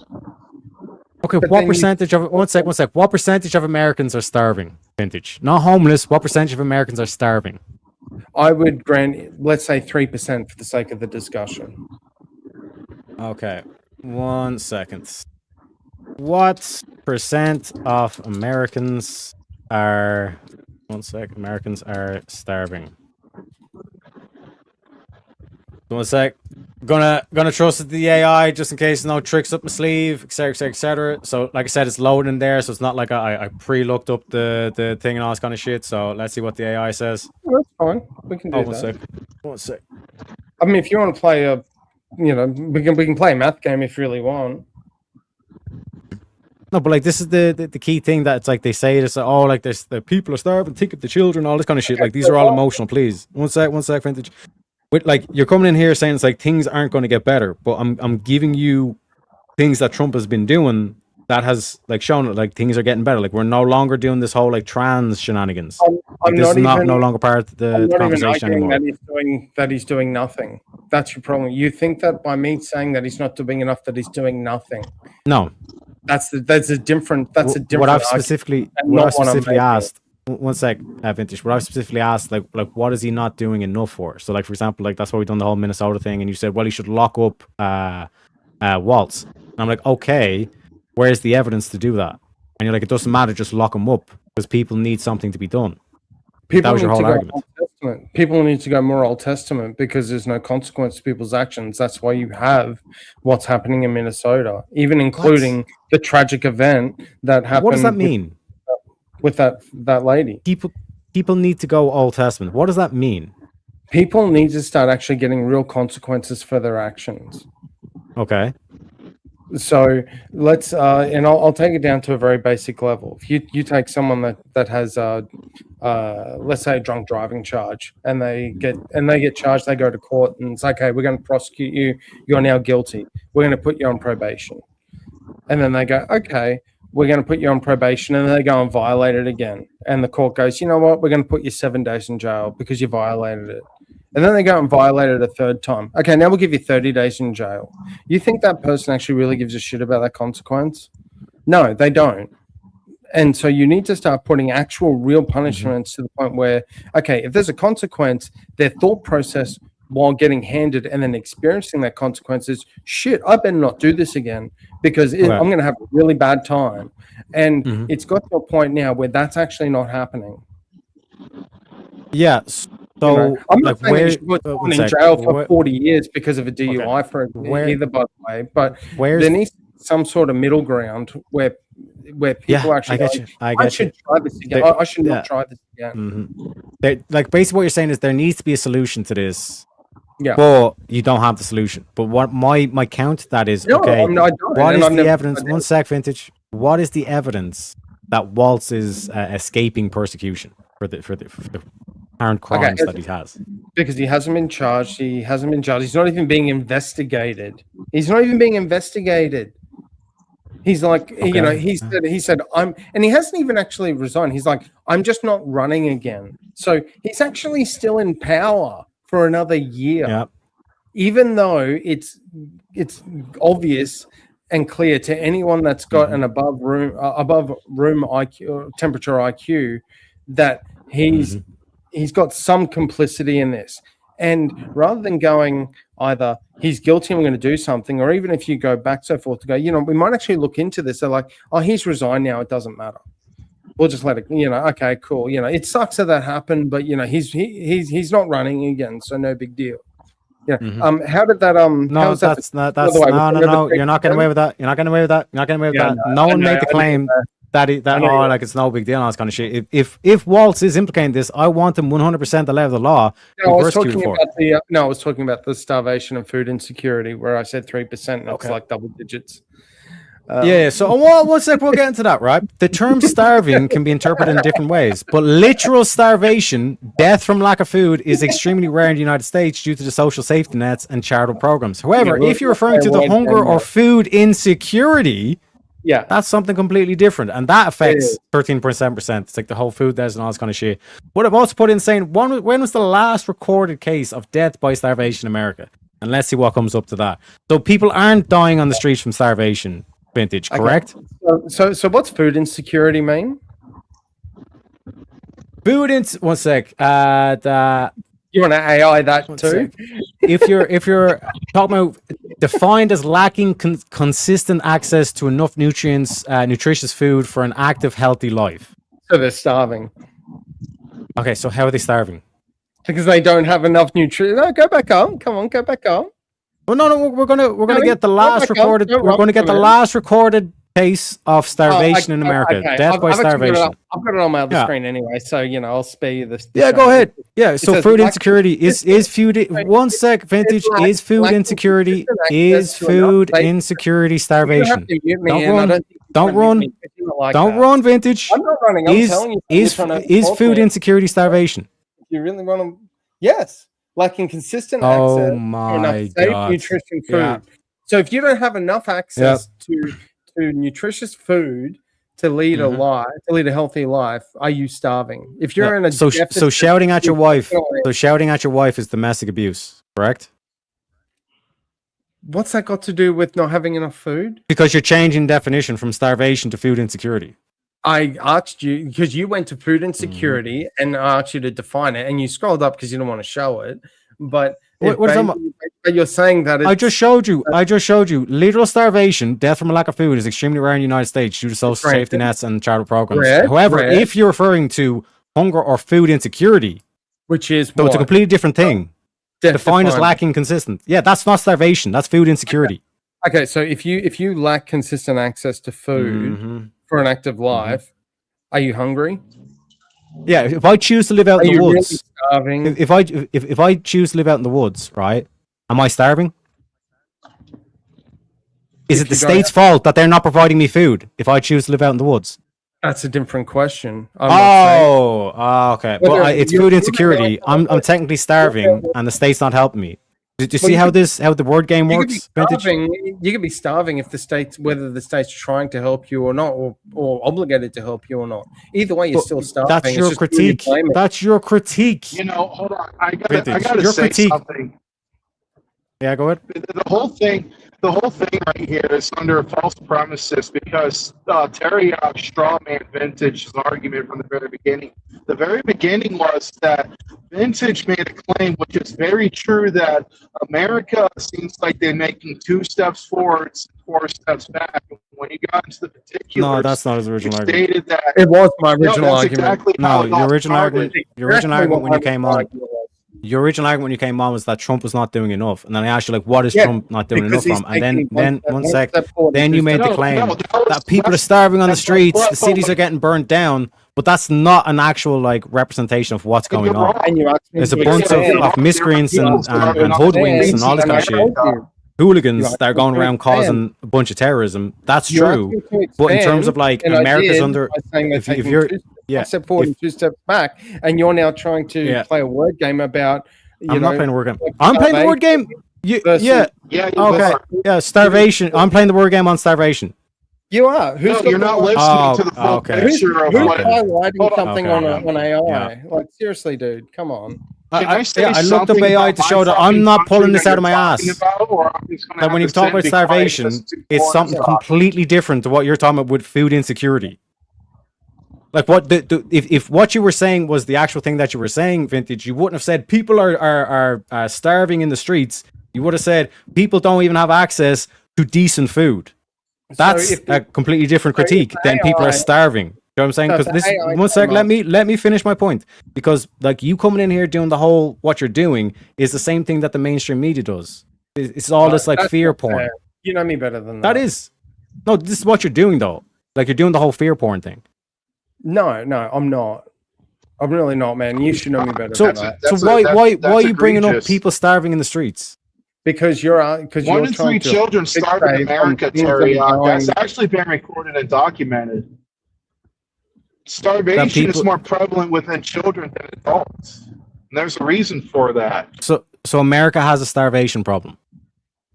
With Not a children food more insecurity than problem. less. No, That's no, what's no. We're more not doing the prevalent. food insecurities. I We're didn't doing say the that. Well, we shouldn't Gonna even go be there on this. We should not be having this argument because Vintage was trying to get at that America, if they're supposed to be a great American power that they are, then why is it that they seem like they're moving 2 steps forwards and 4 steps backwards? And then because of you, Teriak, pivot into this starvation argument. This is not the original argument that we were supposed to be having. This is what I'm saying. Like Vintage is throwing out so much like emotional shit He's that not it's like it's wrong. not actually. No, one sec, he's no, right. one sec. Let me How you clarify. going to tell right? American that he doesn't know what he's talking about when he's seeing it here in America? about my argument, Vintage. and you want to call it emotional. Can I talk? Can I talk? No, Okay, no, You've you been can't. talking for the last 20 turn- minutes. I'm just okay, trying. I can do this. I can do this as well, boys. Okay. So, like I said, in terms of the main point here is Vintage was the one that came on doing the whole fear porn thing, saying there's cities burning to the ground, there's this, there's that, there's people starving on the streets. And then when I called him on this and said, okay, let's look at the actual people starving on the streets, Vintage was the one that pivoted to saying, oh no, like it's food insecurity now. Like everyone clearly like knew what I meant when I was saying people are starving on the streets, because it's a bit rich for a Westerner to make the claim that America is starving when we have Africa. You know what I mean? What do we think, boys? I did not. Do we think say that's a that. bit disingenuous? Hold on. I think Hold it's on. straw man Hold on. argument. That's not what I said. Hold on, Vintage. Just give me a second. Terry, Take what your you did time. was so disingenuous and bad faith. I'm getting the fuck out of here. We can try to snow the day, but you just acted in bad faith, putting us in the back when we're trying to tell you something. Fuck you. I'll Yeah, see because you you keep another over day. talking me. Yeah, you keep over talking me on my own show. Go ahead, Vintage.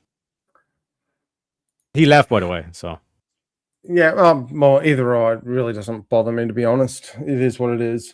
I'm going to just final this out by saying, mate, you know, I know I've been on streams and open panels for about the equivalent time of a cup of coffee, but you should know me better than that to be strawmanning and being bad faith with these sort of arguments.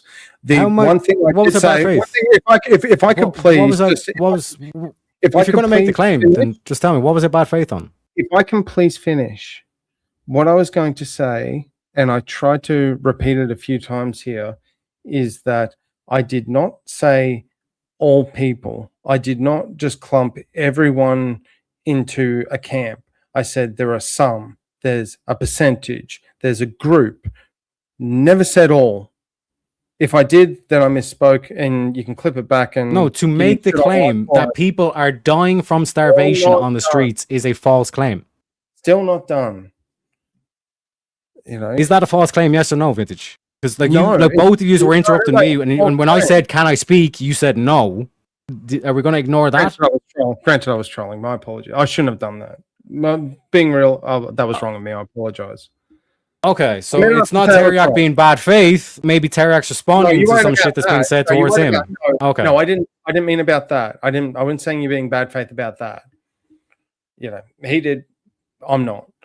The point I'm trying to make out of this whole thing is that people are looking at not only just this discussion. I think it's actually an interesting situation. Is that we've kind of hyper fixated on something and then gone, oh, so you think it's all people that are like this? You think all people do that, or this is everyone that's suffering from X amount of whatever? That's not what I'm saying. It's not what I've said. It's that there are still people suffering. And I'm going to go back to the hunger thing just very briefly, just to make this final point.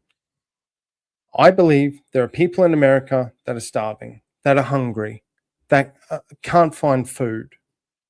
You know, it's not all of people. It could be 3%. I use 3% as just a random figure because I think it's very small by comparison to the overall thing, because it would be foolish for me to say that 51% or more of Americans are starving. I'm not that dense. And I don't think you are, and I don't think anyone in this chat is that dense to even assert it's anything remotely like that. But what you've kind of done in this discussion is try to corner me and even Mangos to a degree into saying, oh, so you think that everyone's like that, or because it's not a big amount. No, I've just held you to your claims. I've just held you to your claims. You're the one who said that people are starving on the streets. Yes, and then you've gone, and which is not happening. Within the discussion, you then pivoted and smuggled in within more than one of your sentences that I asserted that there's a starvation problem, that everyone, because if it's a problem, everyone or the majority is dealing with that problem, which is not my original assertion. That's what. You're saying that's not your original assertion, but your original assertion, what I'm pointing out is your original assertion is so ambiguous that people can take it, oh shit, there's actually people who are like literally like anemic, they're just skin and bones and dying on the streets of America. That's not what's happening in America. Yeah, and I go back to my question, because if that's your assertion, then you would then have to show me that there are no Americans within the borders of the US, and I'll even throw you a bone and say US citizens. We'll just discount what might be called as immigrants or even illegals, just US citizens. You think there's not any group or any part of that demographic that is starving and going hungry and relies on again, and this is not this at is all the problem that you and Mangos like either refuse to see or genuinely don't see, where I'm kind of saying you're the one that made the claim. I'm just countering the claim that people are starving to death on the streets. The counterclaim that you can then say is no, Tarek, what I'm saying is Americans, like was it 10 or 15% of Americans, do not have access to nutrient dense food, which okay, I can accept that because that's a completely different image. That's a completely different image of what you're putting in people's heads, as well as to go back to the original point of Trump not doing enough. RFK just changed the fucking food pyramid as well. So now this whole thing, because they were going based off the old food pyramid, that's what explains the fact that there's not enough nutrient dense food in the America. Once they flip the pyramid, now you're going to see a change, but that change takes time to place. But William also says, "Shut up, bitch! Shut up, motherfuckers! Shut up, bitch!" We're going on a grift break. Step right up, spin the wheel, see what's next. Sneaky questions flying fast. No one knows which topic will last. One-on-one or chaos in the room. Every spin brings a brand new boom. Wheel of madness, let it roll. Twist and turn, take control. Mind on fire, sparks ignite. Every debate's a crazy fight. Who's ready? Who's brave? The wheel decides what you'll face. Strap in! Here it comes! Welcome to the wheel of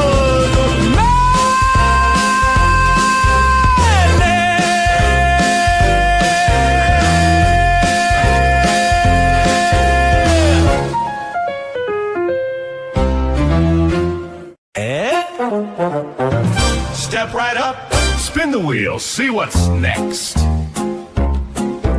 Sneaky questions flying fast. No one knows which topic will last. One-on-one or chaos in the room. Every spin brings a brand new boom. Wheel of madness, let it roll. Twist and turn, take control. Mind on fire, sparks ignite. Every debate's a crazy fight. Who's ready? Who's brave? The wheel decides what you'll face. Strap in! Here it comes! Welcome to the wheel of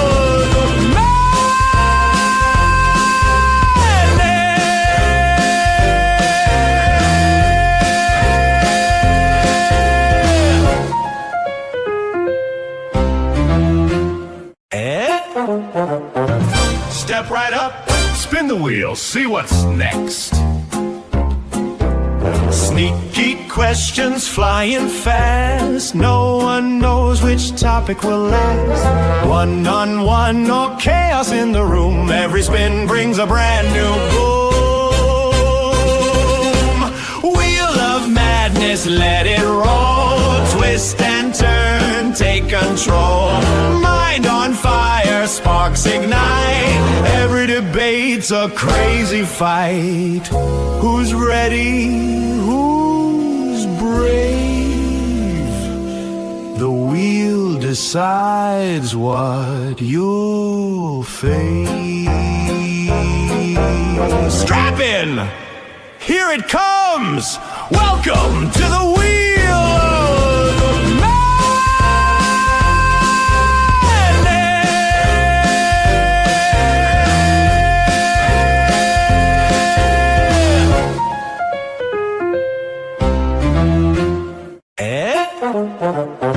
Step right up, spin the wheel, see what's next. Sneaky questions flying fast. No one knows which topic will last. One-on-one or chaos in the room. Every spin brings a brand new boom. Wheel of madness, let it roll. Twist and turn, take control. Mind on fire, sparks ignite. Every debate's a crazy fight. Who's ready? Who's brave? The wheel decides what you'll face. Strap in! Here it comes! Welcome to the wheel of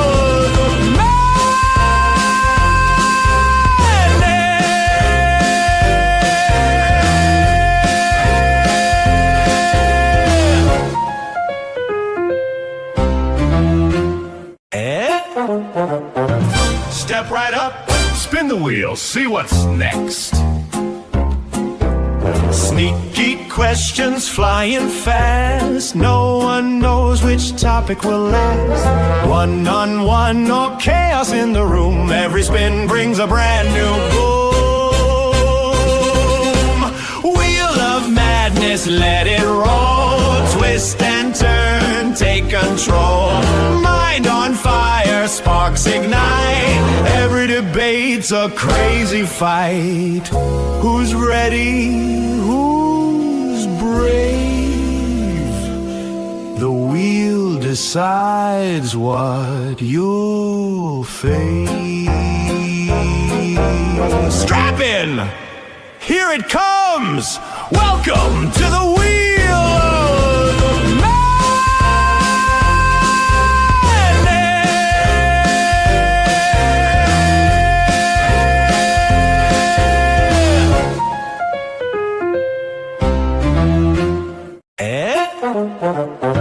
Step right up, spin the wheel, see what's next. Sneaky questions flying fast. No one knows which topic will last. One-on-one or chaos in the room. Every spin brings a brand new boom. Wheel of madness, let it roll. Twist and turn, take control. Mind on fire, sparks ignite. Every debate's a crazy fight. Who's ready? Who's brave?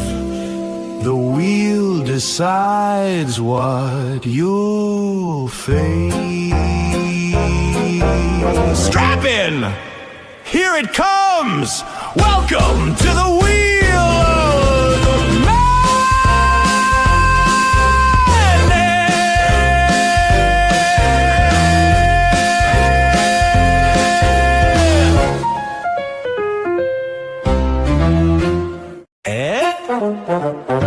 Step right up, spin the wheel, see what's next. Sneaky questions flying fast. No one knows which topic will last. One-on-one or chaos in the room. Every spin brings a brand new boom. madness, let it roll. Twist and turn, take control. Mind on fire, sparks ignite. Every debate's a crazy fight. Who's ready? Who's brave?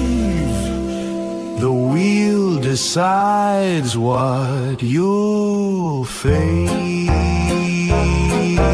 Strap in! Here it comes! Welcome to the wheel of madness.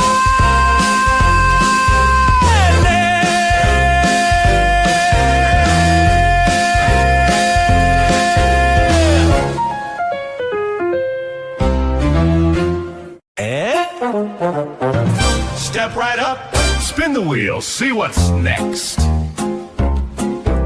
Sneaky questions flying fast. No one knows which topic will last. One-on-one or chaos in the room. Every spin brings a brand new boom. Wheel of madness, let it roll. Twist and turn, take control. Mind on fire, sparks ignite. Every debate's a crazy fight. Who's ready? Who's brave? The wheel decides what you'll face. Strap in! Here it comes! Welcome to the wheel of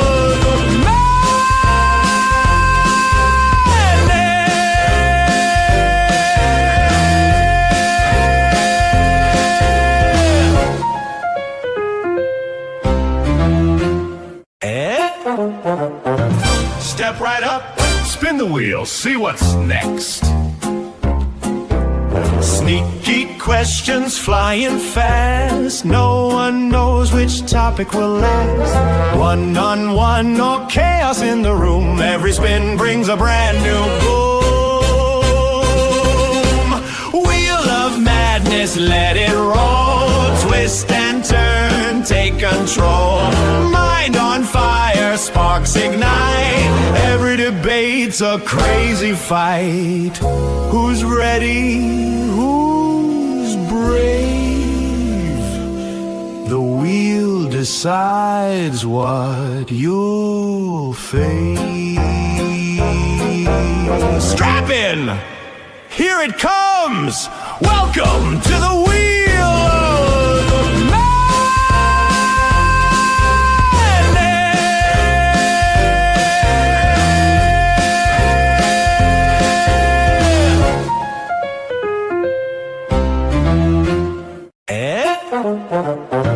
Step right up, spin the wheel, see what's next. Sneaky questions flying fast. No one knows which topic will last. One-on-one or chaos in the room. Every spin brings a brand new boom. Wheel of madness, let it roll. Twist and turn, take control. Mind on fire, sparks ignite. Every debate's a crazy fight. Who's ready? Who's brave? The wheel decides what you'll face. Strap in! Here it comes! Welcome to the wheel of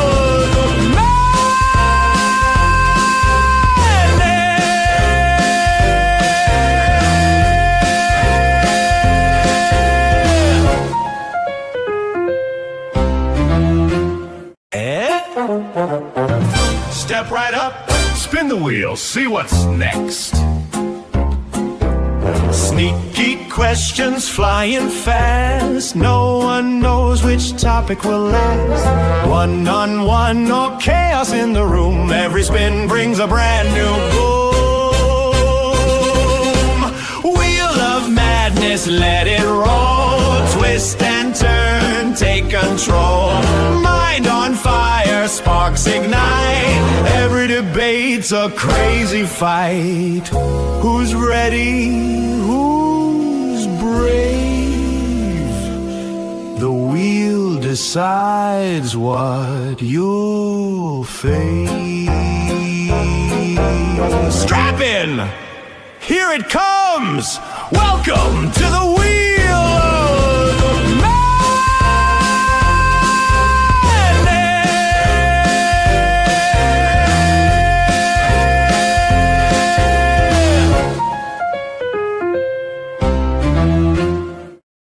Shout out to Kronos and Shazzy. Kronos with the $2 says, throw a Tato to the leprechaun. Shazzy says 3 more.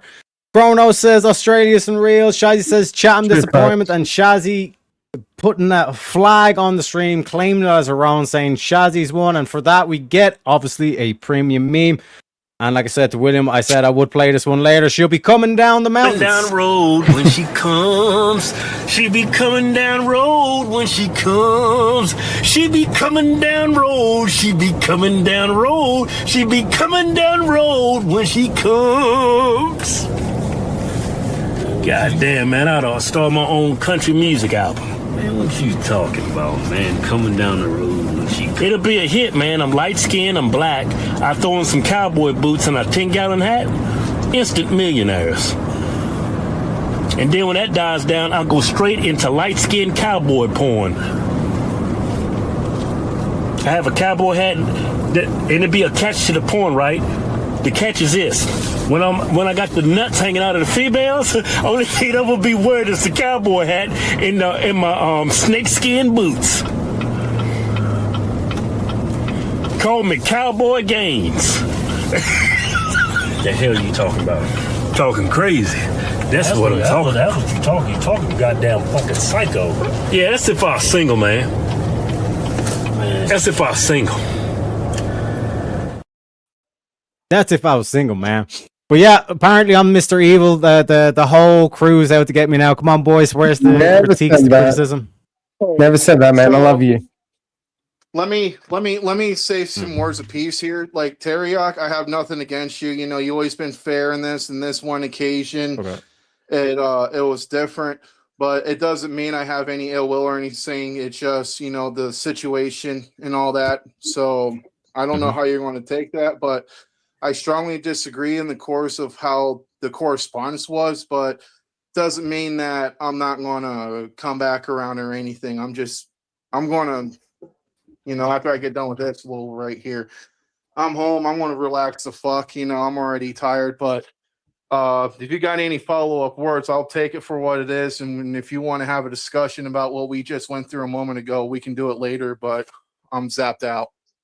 Yeah, no, 100%. Real quick, like the whole starvation thing, the reason why I brought that up is because this was me pointing towards Vintage doing the fear porn thing, where it's like when you're making claims like there's people starving on the streets, it's like if you want to talk about food insecurity or the lack of nutrition in American food, I'm all for it. Do you know what I mean? But in terms of the original claim that Trump's not doing enough, the only evidence that we seem to have, like I said, is that like my counter with the Vinci is like you're doing the fear porn thing because you're not actually pointing towards anything. Because when you point towards the Minnesota thing, if we're just to lock Waltz up, then the Democrats are just going to do the same thing. Like that was our whole thing against the Democrats. They were locking Trump up for bullshit reasons.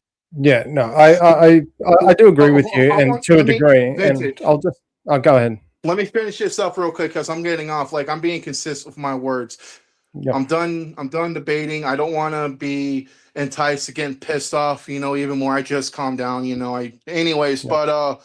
But yeah, I want to call it a night here. I'll go come back here on another night. Teriyaki, you are a good host. It's just we can talk about later if you want to. You know, privately if you wish. That door is always open. But you guys have a good day, good night. See y'all later. I'll see you next time.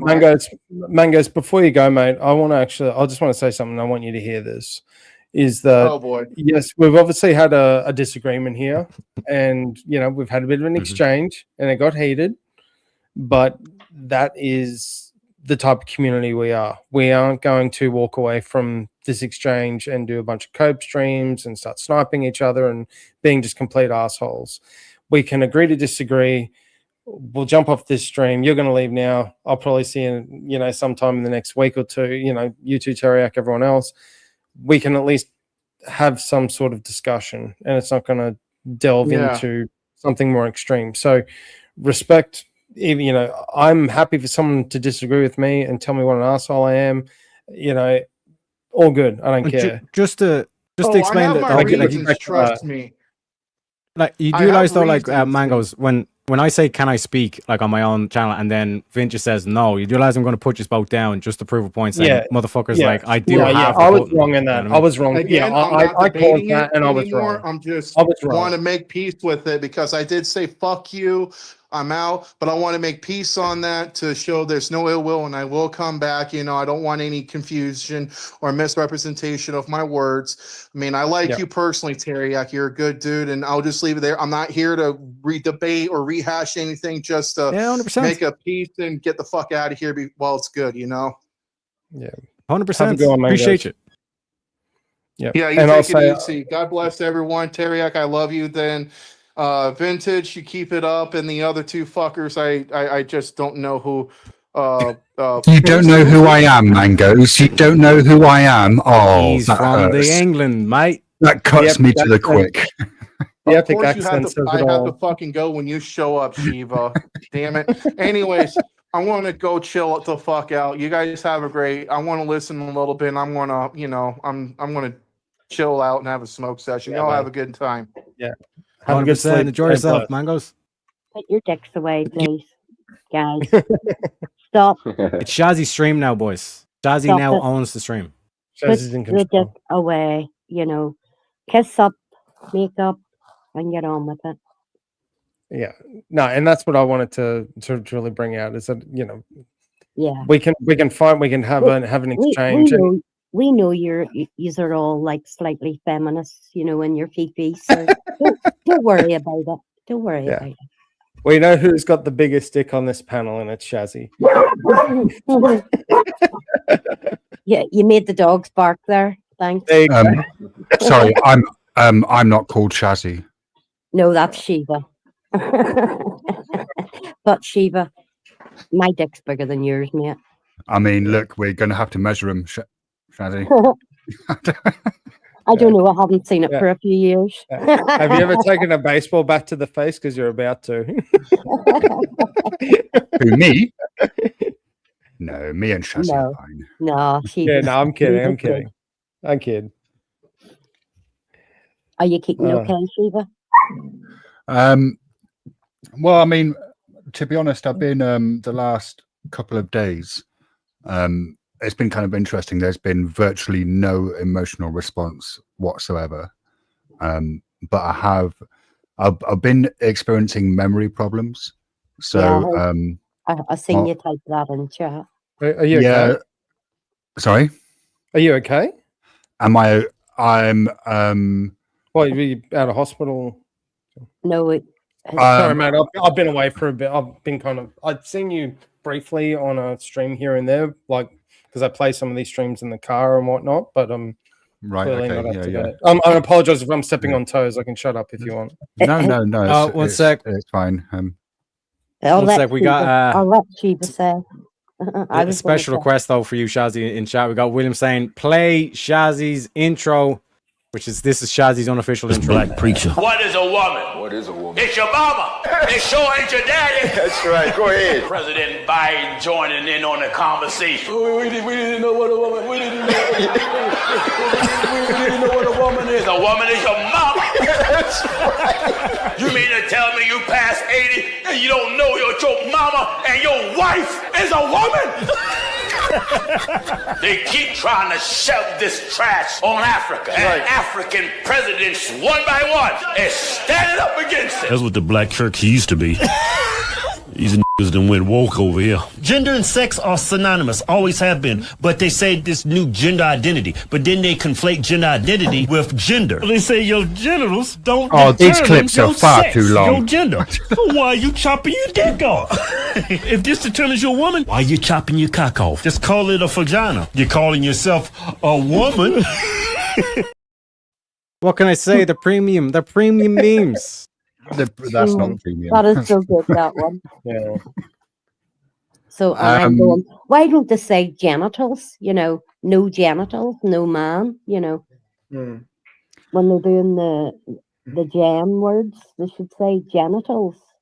That's a misspoke thing. So in answer to your question, Vintage, no, not really. My other half committed suicide 3 weeks ago. Oh, then, fuck.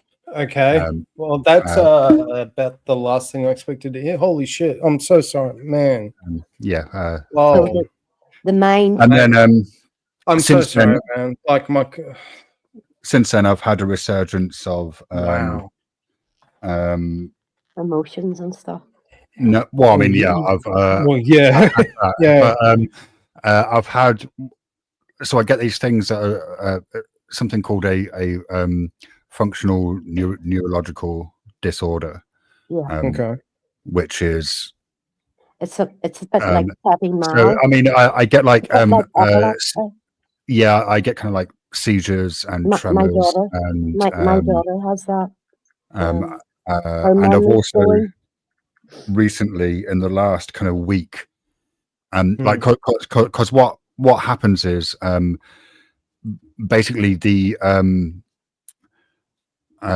if you imagine your brain as the hardware and then there's kind of stuff operating on top of that that's like the operating system. I understand all It's that, like the Susan. operating system is kind of fucked so that at Yeah. times of high stress my nervous system gets overloaded with information and My- then the bits My that daughter regulate is the things same like thing, Shiva. It's not nice. yeah, Kind of no, like hypersensitivity to a degree. Is hyper arousal, but it's like your nervous system kind of shuts down under the load, and then it can give rise to symptoms that look very much like epilepsy. But I'm conscious, like if I'm having a seizure, I'm conscious all the way through. You Normally know what's having- going on, but you probably Yeah. can't do much about it, I'm assuming. They told my daughter she had petit mal for years. Right. And then she went into hospital there last year, I think it was. She had to go in for a full week and they did a whole study. Right. And now she has this frontal Wow. thing and she's losing her memory. And then she's only this 38. week, I've been experiencing kind of cognitive and speech difficulties. So on Easy's panel earlier, like someone would ask me a question, and then like a minute Like a later, CIA. I'd have forgotten what they asked. Yeah. And I've got quite a good memory. Like, we you know know, we have. So and then like a TIA, like you're taking a sort of like a stroke. No, it's not like a stroke. Although I mean, there are some forms of F&D that can look like strokes because you can lose like you might lose the ability to move one of your legs or your face might droop or whatever. Yeah. But in the cab today, I had to go to the bank to close David's account. Yeah. And then in the cab on the way back, when the cab driver asked me where I was going, I forgot my address and I had to look it up on a letter because I forgot what road I was on. So yeah, it's been an interesting day so far. Yeah. Well, yeah. I'm so sorry. I couldn't even imagine having that I know situation. you're not a Christian, but we're in the prayers, Shiva. You know. Yeah. that. Well, thank you, Shazzy. Yeah. Yeah. I hope it's probably not going to be a short process, but I hope you do find healing and I understand. it's get better. You know, From- yeah, from- I don't really know. That's about all I can say. I'm sorry. I mean, I feel like if I think- say any more, I'll make things worse. So I think that's unlikely to get better. Look, I mean, the Well, at night. thing is that like No stress, I no have no family. I have no friends. The only social interaction that Is internet. I've kind of had since David killed himself has been on here, right? Like, and you know now there's only half the income coming in, so now I need to I'm probably going to have to move because I'm not going to be able to afford the rent here by myself. yeah, you're in the UK, I'm assuming, based on your Can you not accent. get help, Shiva? Yeah. Yeah. Sorry, Shadi. Can you not get help? with your rent? Maybe. I mean, I'm probably going to have to sign on. Yeah, I'm kind but of they'll make putting it it up. off. Yeah. Well, they'll see, make- the thing is, when you sign on, you're actually signing a legally binding document saying that know. you're going to apply for. I mean, I don't know how many jobs it is. Let's say 5 jobs a week or whatever. Yeah, it's similar to where I'm at. Right. with the Yeah, PO and system. I don't know that I can do that because I'll tell you what I'm not doing right now is applying for jobs, and so I don't want to sign a legally binding document saying No. that I'm going to be doing something that I'm not doing. Would you do us a favor, Sheba? Would you Sorry, dial? Shazzy? Do us a favor and dial that number. They What help you number? sort it all out. I could get you the number if you wanted. What did you do for work, out of curiosity? I did a number of things. I was a carer, and I did some graphic design work on the side. Oh, okay. So like IT, computers, and programming. I mean, I can do that, but I wasn't paid for that. No, graphic design. You know, like making images for businesses and whatnot. Now you like, can't be the carer, you know, Sheba, you should but, be able to get help with not being able to get a carer's job now. I mean, you're not getting PIP. well, yeah, but I mean, yeah, maybe. I'm kind of resistant to the idea of claiming benefits. I can But Sheba, appreciate you're that. going to be, I was in you're the going to same be spot okay back if in the you day. do. And David would want you to be safe. So What Yeah. David wants is irrelevant. He's dead. He well, we doesn't know want that, but in spirit, Yeah. You know what? I just from I won't even take it on that lens. I'm very much the same with you, Shiva, in terms of like wanting to take benefits and stuff from the government. I took it for the whole of like 4 months in my country, and I would even now I'm doing very well, thankfully. But I even think about it, it's like that was so shameful, even like did that. But then I some people remember have to that, do it. yeah, and then that's where I was going with it. Is that I kind of look back and go, man, we shouldn't do that. But then I also think, well, if I didn't do that, then that wouldn't have given me the leg up to Yeah, that you needed. keep going on and surviving, and then eventually getting back to where, you know, and getting to the point that I am now, you know, and I can look back on it and objectively go, oh, you know, that's like an absolute drop in the bucket and a peon compared to, you know, the progress and the help and the resources I eventually was able to get and build up, etc. But it's the first step on Yeah. the staircase of See, but many. there's a Yeah, phone number. It's called Make the Call. You just dial that number and they come to your place and sort it out if it's the same over there. Yeah. You just dial Make the Call. No, and they- are you in Ireland? yeah. Yeah, no, it's not going to be the same because you're in a different country. And well, that's why I'm asking. It, You know, can you look it up? I mean, on I don't know. Google, I Make could the Call? probably contact the Citizens Advice Bureau. Yeah. But they do it all for you. They're quite good. I mean, it's kind of not. But you'll even get I help to pay for a I funeral. think like last week or like a couple of weeks ago or last week. I mean, I don't know. My sense of time is kind of a bit skewy at the moment. Like I was just I just kind of thought that my financial situation was like really fucking dire. It's actually less dire than That I you assumed thought. it was.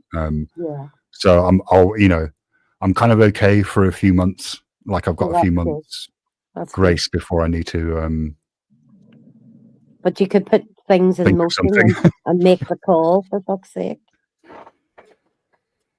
Don't let it get dire, Sheba. I mean, you know, Needs must in life at the minute. Needs are, you know, you got to look after your number one. that's what everyone keeps saying to me. Yep, you got to. Because nobody else is going to do it for you, Sheba. Shut up, dog. I've kind of stalled on packing the house up. I need to get on with that. Don't rush it. Don't rush it. Something always works out at the Well, end. The thing is, Shazzy, is that now that I've started, the place is a fucking bomb site. There's like boxes, stuff everywhere. Oh, I know. You should, I know see that my, you feeling. should see my apartment, man. I moved in February last year. Well, I'm You know, trying to I'm move like out, a reverse hoarder. It's like, and I'm packing stuff up as I go. You know, the things that I can do. So I know what that's like, Shiva.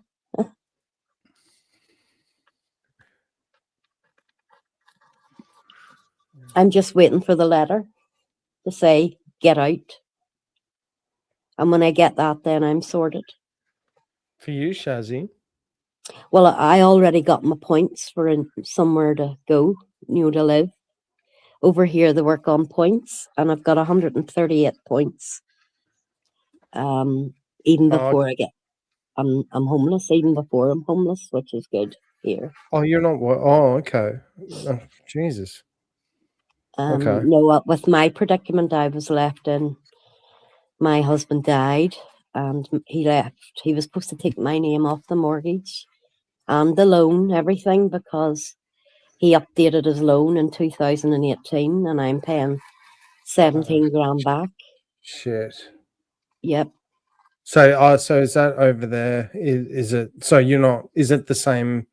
How is it Well, the same over place here, that has the oh, mortgage, or how does well, that work? well, because he left my name on it, yeah, it's in my name, but I've decided to stop paying everything and just go fuck it, take it, because I don't care. Yeah, right. I've had enough of it for the past 5 years and decided it has taken my health down and everything else. It needs to go. So, Yeah, I can understand that. I'm a bit in that well, world. over here, there's no bailiffs, so they can't throw me out. Yeah, yeah. Northern Ireland don't have bailiffs. They don't allow them. Can you see them trying to throw people out of the falls and the Shankill? You know, they wouldn't do that. They'd be dead. Yeah, fair. So there's no bailiffs over Would it be here. like the Irish if they turned up at your door, Shazzy? Yeah, yeah. So there's like a 18-month waiting list because of COVID. So I've 2 Oh, for years. to be rehoused. I Is it could like be government here. housing? Is it or I'll be moving to sheltered accommodation because of my illness. Yeah. right? So at I'm least I'll sorry have to hear of your illness. I hope you're like it's nothing too. I won't ask what it is, but out of privacy. But I hope it's Yeah. nothing too serious. You know, it's. I don't wish that. I don't wish ill health on anyone. Even No, it's not. It's not much fun. But it's not going to get better if I don't get out of here. Right. Mentally, physically, everything. Hmm. So I've decided 2026 is my year, and I'm getting off my arse and doing something about it. I've actually felt that in the last couple of weeks, like since 2026 started. I was I spent it with my girlfriend. We were on holidays, and then I come That's back and right. I'm at work, and I'm just You like, went to church, even. oh, sorry. You went to church. I did. I was actually going to mention that earlier. I did. Yeah, Yeah. Christmas Day with my girlfriend and her family. It was an You felt experience. uplifted. Did you feel uplifted? I felt strange, but in a good way. Like it Right. was kind of like because before, like in my younger years, I was Catholic and went to private schools and stuff, and then family you just were- kind of stopped going to You were a church. goody. You were a goody two shoes, were you? Oh no, I was the brat that they wondered how the hell did he get into a private school. I swear to God, that's why I went to public school and nearly got expelled. But that's because I was negotiating a coke deal in the principal's office. I can tell you that story. That was fun as. Yeah, I used to. We had like school. Did you ever have like school discos? Like, Oh yes, yeah. yeah. So, funny thing, I failed in school. I failed math, and I failed accounting, but I was really good at economics. And for some reason, the senior school by vote decided I'd be a great student council treasurer. Well, I knew what I wanted to do, so I stopped school. I just didn't bother because I wanted to be a mummy. So Right. that's what I was brought up. I'm going to be a mummy. Yeah, very traditional for the generation. That's fair. Yeah, yeah. Yeah. Because I was hoping to have the same amount of kids as my mum, not my dad's family now, Mm. because they're all, there was 11 and 13, and they were big families. The O'Neill is a very big family name. There's loads of them. Right. Yeah. Um, No. But I my think. mum, I think. my Oh, go ahead. my mum's side, they like there was only like 3 of my mum's family, so Hmm. and my granddad's family, they weren't big either, so I knew I wasn't going to be a big family. 'Cause Yeah. I got my dad's genes, and I thought I would have loads of kids, Right. but it didn't happen. God had But you still different had plans. kids.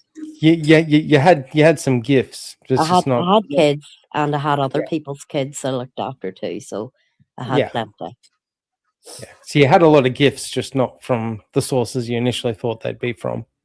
Yeah. See, if Yeah, I'd my there you way, I go. would have been fostering, but my husband said no. Fair. Yeah. Guess it's that's a decision, you know. Yeah, but he didn't like kids, so he never Right. liked kids. And he was very strange around his own. He wouldn't even change his daughter's nappy. You know, that's how strange Right. he was. In case Just 'cause anybody he's- thought anything. you It's know? just a bit icky. Oh. Yeah, Oh, yeah. sorry. Wait a minute. What? Sorry. Say that again. Maybe I missed something. Over here, in case you know, if you're a pedo or whatever, he wouldn't even change. I his definitely daughter's missed what you nappy. said then, because that's not what I was asking. That's not what I thought you said. Uh, Sorry. he Can you wouldn't just say again? No, you might have broke up. He wouldn't change the nappy, even in case he got accused of tampering with his daughter. That's the kind of person he was. But it was his daughter. It wasn't like It a was his stepdaughter. daughter. Yeah, yeah. Oh, okay. Wow. That's Yeah. pretty. He was very strange like that. Yeah. He hated Yeah. kids, to be honest. He did hate kids. Yeah. I don't mind kids. Don't have any myself. You know, one day hopefully. Yeah, but kids are your future. Yeah, we'll see how it goes. If you don't I have mean, any kids, you've no future to look forward to. This is the thing that men get into their head. Your future ends, you know, no name to go on if you don't have kids. Yeah, kids definitely brighten up your life. My daughter, she's the reason why I like to get up every morning. Yeah. Oh, I was My going to say grandpa- as well, because we do have to wrap it up. But Grumple, do you have an open panel that you're doing? Do I have a what now? Oh, You I said didn't old even too. see Grumple there. How rude. What's the correct Grumple? You host an open panel, or can you host an open panel? I'm about to close off here. Yes, I mean, if you're looking for somewhere to jump to, yeah, I can. Open I it up. can as well if you want. I mean, I won't be on for a huge amount of time, but if you want to jump over. Actually, no, it would be better vintage for you too as well, because it gives you kind of more kind of was it like a test experience in terms of like actually managing the panel, all this kind of stuff. So if you want to like set up a yeah, if you want to set up a link and all that, and then like I said, I can raid into on YouTube as well. Appreciate it, man. I'll Give me just a second. Yep, let's do that. Right, I'll drop then. I took I'm over gonna the call show, it. but I did say it was my stream now because, you know, me and Kronos owned the Oh, stream. hang on a sec. It's Shazzy's house now. Hang on, Shazzy taking over Vintage's channel. This is the not a like you can't be forklift certified private chat. There you go. The only rule is you can't be forklift certified if you want to join it. Okay. Right, I'm dropping Carriac. Good stream. Yeah, take it. Are you coming over, Thanks for Shazzy? hopping on. Yes, I'll come over, Wasn't Vintage. Yeah. We're still doing things. Catch you over there. Shiva, we'll speak to you later. See you And I later, told Shazzy. if you need a chat, just send me a chat in DM or something, and I'll have a Shazzy, chat. did I scare you away? Okay. No, I didn't even see you sitting there, Grump. Oh, that's so racist. I was talking away like a good one. It's not racist. It's mahogany. She's right, you know. That is mahogany. You know what I'm saying? Gotta be careful of those mahoganies. And I'm just gonna kill my intro. Yeah, the cat To the stream. One sec. Almost set. games. I've been using that intro song, that AI song that you put on thing. I've been using that. It's like my intro my intro music. Kind of. Oh, nice. No, I'm not going to bother to do it. All right, The, I'm going to the drop thing- here. I will. Is this the That's stream? the YouTube show, but Alrighty. I was doing some. Oh, you know, Grumple, we're saying that Vintage, because Vintage is just getting into it as well, so he's doing the links and all that. Sorry for the confusion on my end. It's all right. I just dropped Are you in going the to chat Vintage? StreamYard links. If Yeah, anyone no, wants to I- come over. Can I go over there? Or Yeah. 100%. All are invited, and I have no idea what the hell I'm doing. So, yeah, it'll be a good crash out stream. Probably. Well, actually, no. The crash out. No, I've got a crash out video. It's my first actual video, thanks to Teriak. And the first vintage crash Oh, out. it's racist. No, it was Yeah, why amazing. Goddamn Cardi B. She did me in, plus Teriak. But that's No, another if you thing. give can you say? Terry What credit can for you say? something, that's obviously systemic racism. Oh, he made me crash out. I got to give him. You can't not give him credit for that. It was a quality clip, though. You know what I mean? It- Got the it old was. southern accent, southern draw going, you know what I'm saying? It was really good. I'm gonna drop and I'll start this up. But thanks for having me on. And yeah, man, like always appreciate the exchange, even if we disagree at Yeah, times. 100%. Teriak. And, yeah, I'll catch you on Iron VK sharpens probably, iron. and you can kick the shit out of me, you know, on VK this week coming. It'll be good fun. Yeah, 100%, bro. Yeah. All right, man. All the best. Catch you later, Have a guys. good one, bro. Take it easy. Then we're down to three. Gentlemen, any final closing thoughts? Any nuggets of wisdom that you want to give the folks at home? And again, thanks for coming up, Shiva. Appreciate you. Send a lot of money to Grumple. He needs it right now. Things have not been Based. working out for the past couple of years. Based. And Halfwood, uh, any thoughts? Yeah, sorry, go It's ahead. gonna be it's gonna be really bad coming up really soon. Because I'm definitely. I'm overqualified for everything that yeah. Just send money. Send money Grumple now. That's the closing statement. Me needing the monies a lot now. Yep. Me need the I- money. Me Grumple Sick. Grumple money now. Money Grumple now. Well, you have a good one, Teriak. I See you agree with next that. week. But yeah, like I've basically have to shout at Vintage in his own chat saying, "Turn your fucking raids on." Oh, you didn't have it set up. Yeah, that's unfortunate. Okay, one second. I gotta walk him through this. I gotta explain how to do this. Yeah, I get it. I'll see you over there, Grumple. You can keep See us you over next- there, yeah, gentlemen.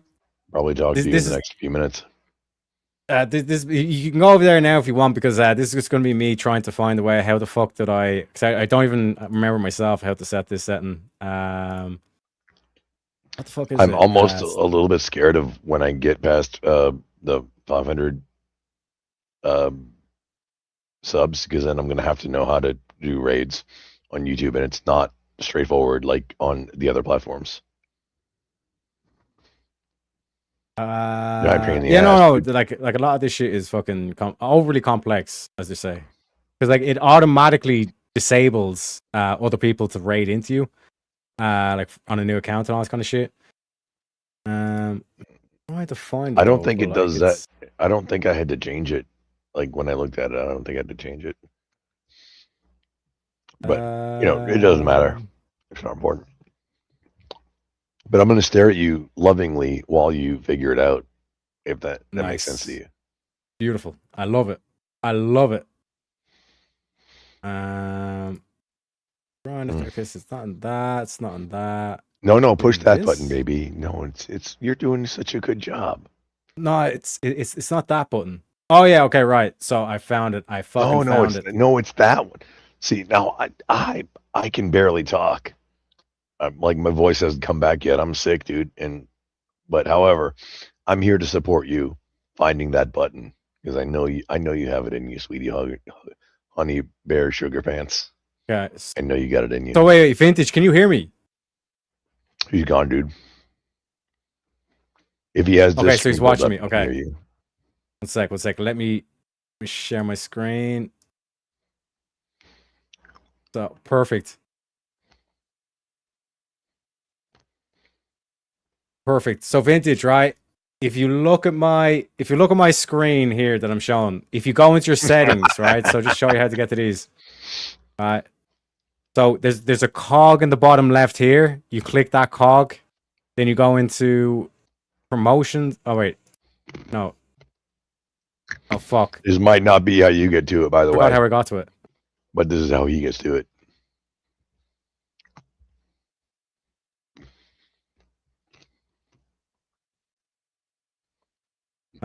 Promotions.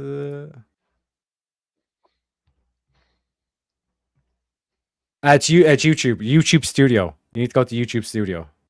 Yes, that is definitely the first step, regardless of where you're at. Why, dude? Like, why? When I like, I'm done, doing this game and stuff. Why is that when everybody's like, oh no, I'm done too? Were we like mind melded? Okay, so I think it's in permissions. The who can raid you tab thing. Wait, User I don't- management. Yeah, it's I'm under trying- user management, Vintage, right? So click that cog, make sure you get the Yeah, same there you things, go. go into community All moderation, channels can then redirect. do There you user go, management, and then there that. should be a section that says live redirect users. Click this box that says all channels can redirect to my content. Raid is a Twitch nomenclature. It's redirect in YouTube parlance. Nerds. But you have to enable, like, it does. Like, I think when you make a channel, it defaults to not having that. Is it clicked, However, Vintage? I think that I did not have to change it. I think it was just good to go. Okay, sec.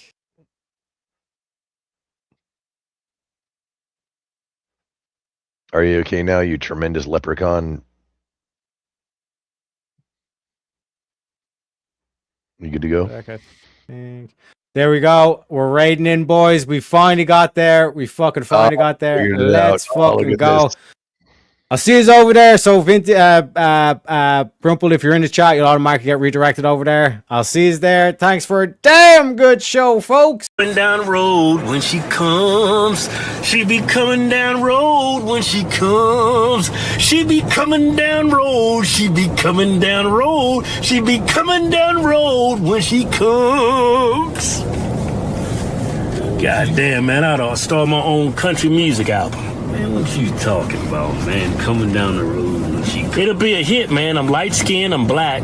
I throw in some cowboy boots and a 10-gallon hat. Instant millionaires. And then when that dies down, I'll go straight into light-skinned cowboy porn. I have a cowboy hat, and it'll be attached to the porn, right? The catch is this: when I got the nuts hanging out of the females, only thing that will be wearing is the cowboy hat in my snakeskin boots. Call me Cowboy Gaines. The hell you talking about? Talking crazy. That's what I'm talking about. That's what you talking. You talking goddamn fucking psycho. Yeah, that's if I was single, man.